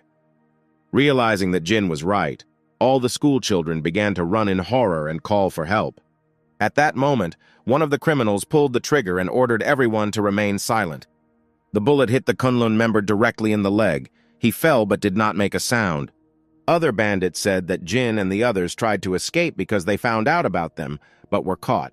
Hearing this, the criminals realized that the guys received this information in the inner world. At this time, a criminal in a black cloak stood in front of the students. He said with a smile that he was not interested in ordinary people. He just wanted to find travelers among them and leave with them, and asked for cooperation. The students were terrified, but the fear of weapons and the threat to the lives of their classmates preserved at least some rationality in them. A man in a black cloak ordered to gather everyone in the yard and take away all their means of communication. At this time, Jin counted the bandits and realized that there were more of them than the boss said, and was worried that the boss would not be able to cope with them. Hearing the noise, the owner of a nearby hotel went outside and, seeing a policeman there, asked what had happened. The policeman replied that it was a regular fight between drunks, and the man left, but he thought it was strange and decided to call the police. But before he could return to the threshold of his house, he felt something foreign in the chest area. The knife blade entered through the ribs and tore his heart and lungs diagonally. Having hidden the man's body in the hotel, the criminal in a police uniform returned to the street, closing the door, as if nothing had happened. At this time, everyone in the Yunshang Hotel gathered in the backyard, and the criminals collected their phones. A man in a black coat approached Jin and asked how he knew about the bandits. Jin trembled, but was silent because he did not know what to answer. Then the man suggested that Jin had a traveler, an accomplice outside the hotel. Seeing that the criminals were not worried at all, Jin assumed that they still had hidden cards. At that very moment, Chad stood silently in the room. Tina stood next to him, and Susan, who had also just returned, stood behind him. The hero noticed that the owner of their hotel never returned. Seeing the knife in his hands, Susan asked what he was going to do, but the guy silently took off his shoes, after which he told Susan and Tina to lock the door and left the house. Susan wanted to help too, but Chad refused. In response to the request, he only asked to trust him and promised to return. Having followed the criminal, Chad noticed that he had a gun, and the police baton was only for show. The hero counted and realized that every 10 minutes the criminal lowered his head and pressed the radio to answer something. Suddenly there was a gust of wind, and the fire, built from wood, flared up, flooding the world outside the courtyard with bright light. Chad was at a distance from the criminal, and at the moment when he realized that the criminal seemed to see something from behind the light of the fire, he tensed. But he looked in his direction with doubt on his face and slowly began to approach. The hero's heart sank. But at that moment, the little girl called the policeman. Tina stood at the door and timidly asked him if he had seen her mother. In an instant, his sixth sense told him that something was wrong. He subconsciously took out his baton and swung it behind his back, and with his right hand he reached for his belt, intending to pull out a pistol. A young man in the fog silently appeared behind him, within striking distance of a knife, and first of all, the criminal tried to take the knife from him. After a short struggle, Chad guessed the moment and stabbed him in the spleen. At this moment, realizing that he was running out of time, the criminal tried to get a walkie-talkie. But the young man pressed him with force, thereby pressing him against the wall. Chad covered his mouth with his left hand and twirled the knife with his right. He pulled out the knife only after the criminal's breathing and heartbeat had stopped. He finally understood why Lucas said he had to use a knife for the first kill. Now Chad knew what it was like to kill a person. He turned and looked at Tina, who was standing nearby. The little girl was in a speechless stupor, stunned by the scene that had just happened. Chad walked over and squatted down in front of her. At this time, Susan hurriedly appeared looking for her daughter. Realizing that the girl appeared here not by chance, but to help him, he wanted to raise his hand to pat Tina on the head, but then he remembered that his hand was covered in blood and slowly pulled it back. But before he could remove it completely, the girl reached for his hand and placed it on her head. She asked him to be careful and be sure to return. Chad smiled and promised to return. After that, he took the gun from the criminal and hid the corpse. At that moment, a voice was heard from the walkie-talkie on the chest of the corpse, and the criminals began counting down. Then Chad, changing his voice, reported instead of the corpse. Chad was shocked to realize that there were 8 criminals, not 5. He asked Susan again and went after the rest of the bandits. The hero quietly sat down on a tree branch, hidden by thick foliage at the edge of the road, and began to watch the criminals. After observing a little, he realized that 5 criminals were in the yard and 1 was guarding outside. In the courtyard, Jin sat cowering in fear on the ground, and the leader of the criminals squatted in front of him, putting a gun to his forehead and asking him something. The Kunlun member was injured and lying on the ground. At that moment, the hero noticed how one criminal grabbed Victoria by the hair and pulled her out of the crowd. The girl was dragged along the ground, kicking her legs, but in the end she was dragged into the hotel. After some time, another criminal squeezed through the crowd and pulled Nicholas out, intending to take him into the house. Chad looked at this scene in confusion and decided that he couldn't wait any longer. The criminal stood calmly, leaning against the back door, smoking a cigarette. In an instant, the criminal's pupils suddenly shrank, but his mouth was already covered with a palm extended from behind, and a cold knife, like a thunderclap, pierced his lower back from behind and passed through his spleen. The next moment, he heard someone standing behind him press the radio button and say 5. Numbers continued to sound from the radio, and no one noticed that 2 of their comrades had already died. The criminal untied Nicholas, waited until he calmed down, and then asked about who he was in the inner world. Nicholas responded in horror that he was a hacker and also gave the address where he lived. Upon hearing the address, the criminal assumed that Nicholas was rich in the inner world. However, the guy explained what the content was. While they were talking, the hero sneaked up behind him and stabbed him with a knife. He tried to radio, but Chad took the radio away. Nicholas immediately recognized his friend, but pretended to understand who he was. Chad calmly said that there was no need to pretend and ordered to follow him. Nicholas followed him excitedly. Before they could leave the room, someone shouted that the criminals were going to kill everyone. Kunlun's member lay on his back on the cold concrete floor with his chest bloodied and his eyes open. Another member of the organization shot one of the criminals to give the school children a chance to escape, but another bandit killed him. When the gate opened, the students struggled to get up and escape no matter what. Then the criminals started shooting at school children. They killed everyone except travelers. Since the plan failed, the criminals decided to escape with the travelers. Chad silently looked at the corpses. He had not seen their death with his own eyes, so his emotions were inhibited. Chad told Nicholas to stay in the room and not tell anyone about him and left. Chad understood that Nicholas had already been saved, and it was too dangerous to pursue the criminals, but he could no longer stop. Now he realized that Van was right, and there was no turning back. At this time, Vika ran out of some room. Chad looked at her coldly and saw that her clothes were neat. There were no signs that she had been bullied, and her makeup was still neat. He immediately realized that she was the traitor, and the next moment he raised his hand and shot at her. The bullet hit the girl's left and right legs, and she fell. Then he moved on without stopping. Kusei was still trying to negotiate with the criminals to convince them to release the school children, but the leader of the criminals only laughed. After that, he waved to his companion to open a plastic bag containing more than 10 prepared Molotov cocktails. The next moment, the leader took out a lighter and lit a cigarette, and then set fire to a rag and a Molotov cocktail and ordered the bottles to be thrown. The criminal standing nearby swung his hand and threw it vigorously, and the Molotov cocktail hit another hotel along the road. A furious fire broke out in an instant. Countless tourists, not yet fully awake and dressed haphazardly, ran randomly out into the street. The leader really wanted to take Jin with him, but he was afraid that he might take revenge in the inner world, so he ordered him to be killed. However, no one answered him. The leader immediately turned his head, but saw that in the fog nearby the seventh was already lying in a pool of blood. With a cold face, the criminal removed the silencer and pulled the trigger, aiming at Jin. But at that moment, when Jin was faced with a choice between life and death, courage suddenly flared up in him. He bent down and pushed the criminal next to him, and he quickly ran into the darkness, dodging as he ran. His speed and explosive power were incredible. At that moment, a shot rang out from nowhere, and the bullet hit the thigh of the criminal who was holding Jin. Before the wounded criminal fell to the ground, the hunter in the darkness fired another shot and hit him in the head.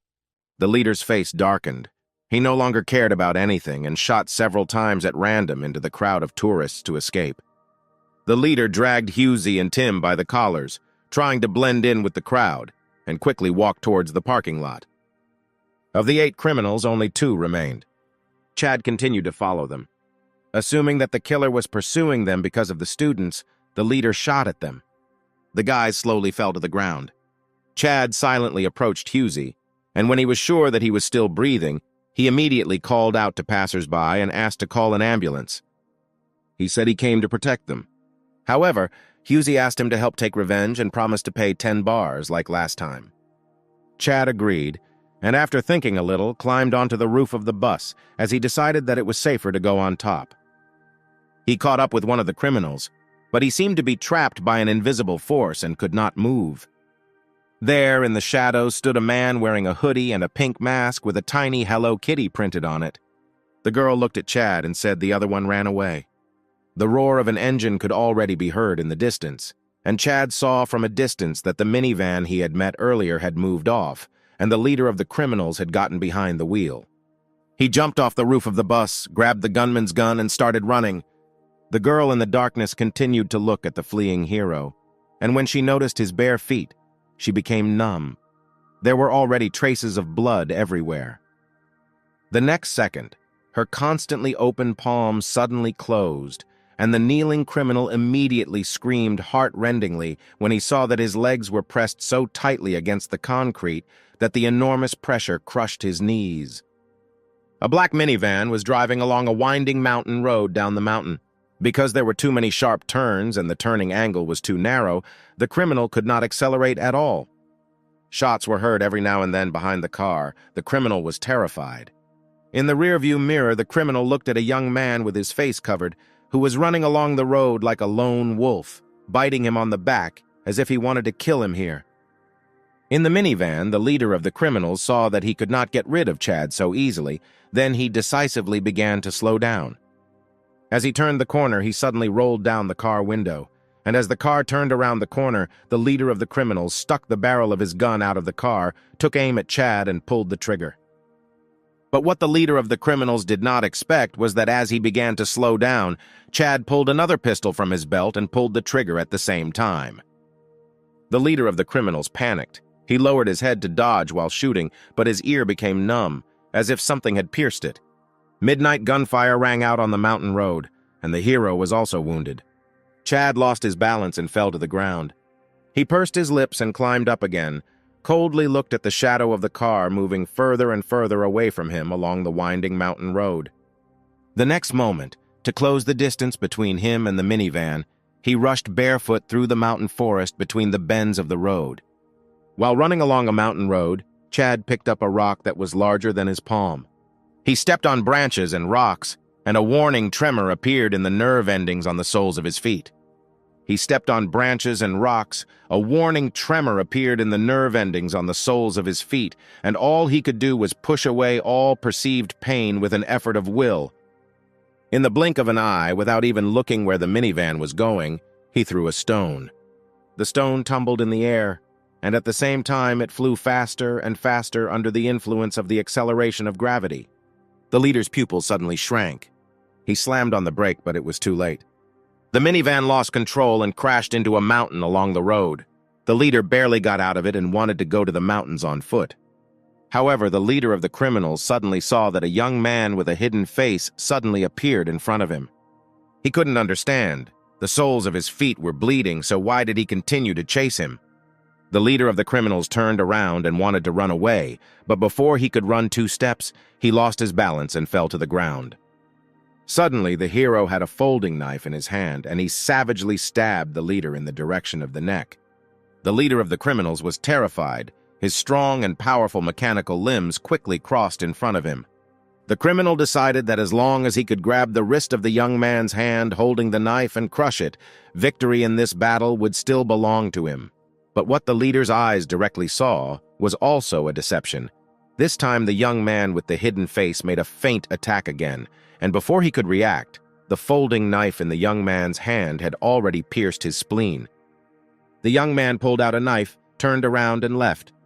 Chad took a few steps when at that moment a mobile phone rang in the pocket of the leader of the criminals. Chad walked up to the car, carefully took his cell phone out of his pocket and pressed the call button. The caller was silent, as if he was waiting for the leader of the criminals to speak first, but Chad was also silent all this time. The person on the other end of the line finally reacted. He chuckled slightly and asked if the criminals were already dead. Chad said nothing and hung up. In the morning, the police and Kunlun members conducted a thorough search at the scene of the crime leader's car accident. The Kunlun members, led by Ulek, also arrived at the hotel, where there were the corpses of 2 Kunlun members, criminals as well as innocent citizens. The officers reported to Ulek that there were 8 criminals in total. All but 1 were dead, and 1 had shattered knees, as if he had been left for interrogation. They also talked about how exactly the criminals were killed. The surviving schoolchildren also spoke about how members of Kunlun saved them at the cost of their lives. Ulek silently listened to the report of his subordinates, trying to restrain his emotions. The escaped students also managed to survive, although 3 of them were seriously wounded. The subordinate reported that Kusei and Tim were wounded in the stomach by the criminals. Only the intestines were damaged. They had already been sent down the mountain for an operation. They would live. He also said that there was another girl named Victoria, but she received strange injuries, and according to her, she was shot by a masked criminal. She was wounded in both legs, and as a result, she was dragged out of the hotel into the yard by a student named Nicholas. Otherwise, she would have burned alive inside. Hearing this, Ulek ordered that special attention be paid to Victoria, since the one who killed the criminals could not just shoot at her twice. Nicholas was the only one, besides Victoria, who saw the masked killer, and he said that the killer was about 176 centimeters tall, barefoot, with slight wrinkles around the eyes, as if he was in his 30s. One of the employees reported that bloody footprints were found on a mountain road, and Julek immediately went there. Having collected all the evidence from the scene of the accident and on the mountain road, everyone returned to the front door where the corpses of the criminals were stacked. Julek understood that the masked killer was extremely dangerous, but at the same time he did not want to pursue the man who avenged his comrades. Julek looked at the other corpses and suddenly noticed that one of the corpses was missing a walkie-talkie. Assuming that the guy in the mask still had the radio, Julek tried to contact him. However, except for the mountain wind, no one answered him. At this time, he was lying on his back on a clean bed, he clutched a folded towel in his teeth, and Susan was treating her wounds. Chad felt like there were some changes happening in his body.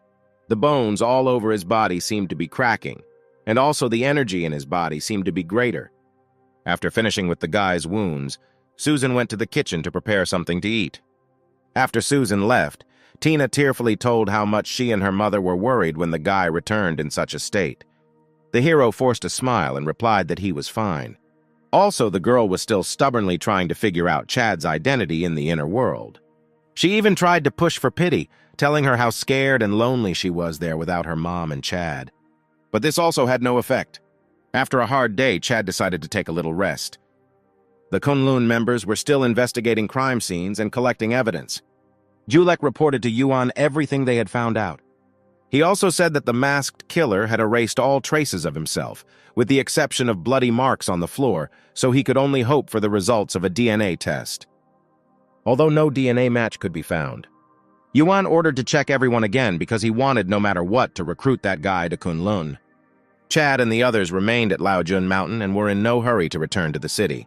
While Susan was again treating the hero's wounds, she suddenly remembered that he could be identified by DNA, but he said that everything was fine.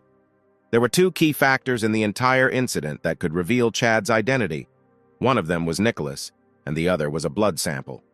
But as for the first, he completely trusted Nicholas and was confident that he would not do anything stupid and would definitely reveal some information that would mislead Kunlun. In the latter case, Kunlun would not be able to find suitable genetic samples for comparative analysis, since his father was not his biological father. The hero turned on his phone and found that his class's group chat had already exploded. Everyone admired Jin for being the first to discover the bandits and believed that the masked man was his subordinate. After that, he checked the news and made sure that there was no one among the passers-by who could identify him. In addition, the guest registration information was completely burned in the fire, so other than Tina, Susan, and Nicholas, no one could confirm his identity. He suddenly remembered one very important thing: gold bars. At this time, Jin and his classmates came to the hospital to visit Husei. The bodyguard stopped these students, and a respectable middle-aged man asked them who they were. The guys replied that they were classmates of Husei. Then the man asked which one of them was Jin, and he reluctantly raised his hand. Husei's father joyfully thanked Jin for saving his son, and also wanted to reward him somehow, but the guy refused. Suddenly, the communication device in Jin's hands vibrated, and he ran to the toilet to read his boss's message. Jin, who was secretly happy just now, broke out in a cold sweat the next second. After reading Chad's message, he immediately promised to return all the gold bars. When everyone had left, Husei's father entered the room, and he immediately asked what he thought about Jin. The man wasn't sure yet, but he suspected that someone was behind Jin. However, regardless of the situation, he promised Husei that he would always support him. The man also advised his son not to give Jin too many gold bars, because he thought that if he asks for gold bars, then he probably needs money, and if he has too much money, then he will no longer need money, and therefore he will no longer need Husei either. Therefore, before offering a higher price, Husei needed to become his friend. When Husei woke up early in the morning, he immediately told his father about Victoria, but by that time she had already escaped with the help of her parents. Even though the Kunlun members felt that there was a problem with her, but no one expected that she would turn out to be a traitor. Husei was determined to take revenge on Vic for his betrayal after moving to another world, and his father supported his decision. The time has suddenly come when the travelers must move again. At this time in Japan, Sorain was looking at her mobile phone. She read the news about the kidnapping of travelers on Laojun Mountain, which spread to Japan. While the girl read this, she became more and more discouraged, because initially she just wanted to be an artist, so she did not understand how and why she suddenly found herself drawn into all this. In the outside world, she has to worry about others finding out that she is a traveler. In the inner world, she needs to be careful with the Kamashiro family so that they don't find out about this either, as the Kamashiro family conducted a detailed investigation within the family and used horrific torture on the 7 travelers they found.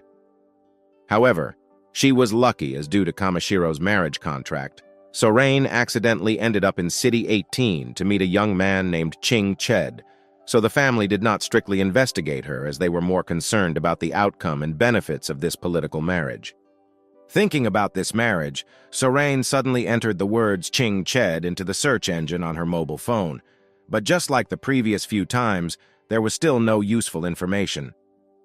As the young girl's thoughts floated in the night sky, the countdown reached 0,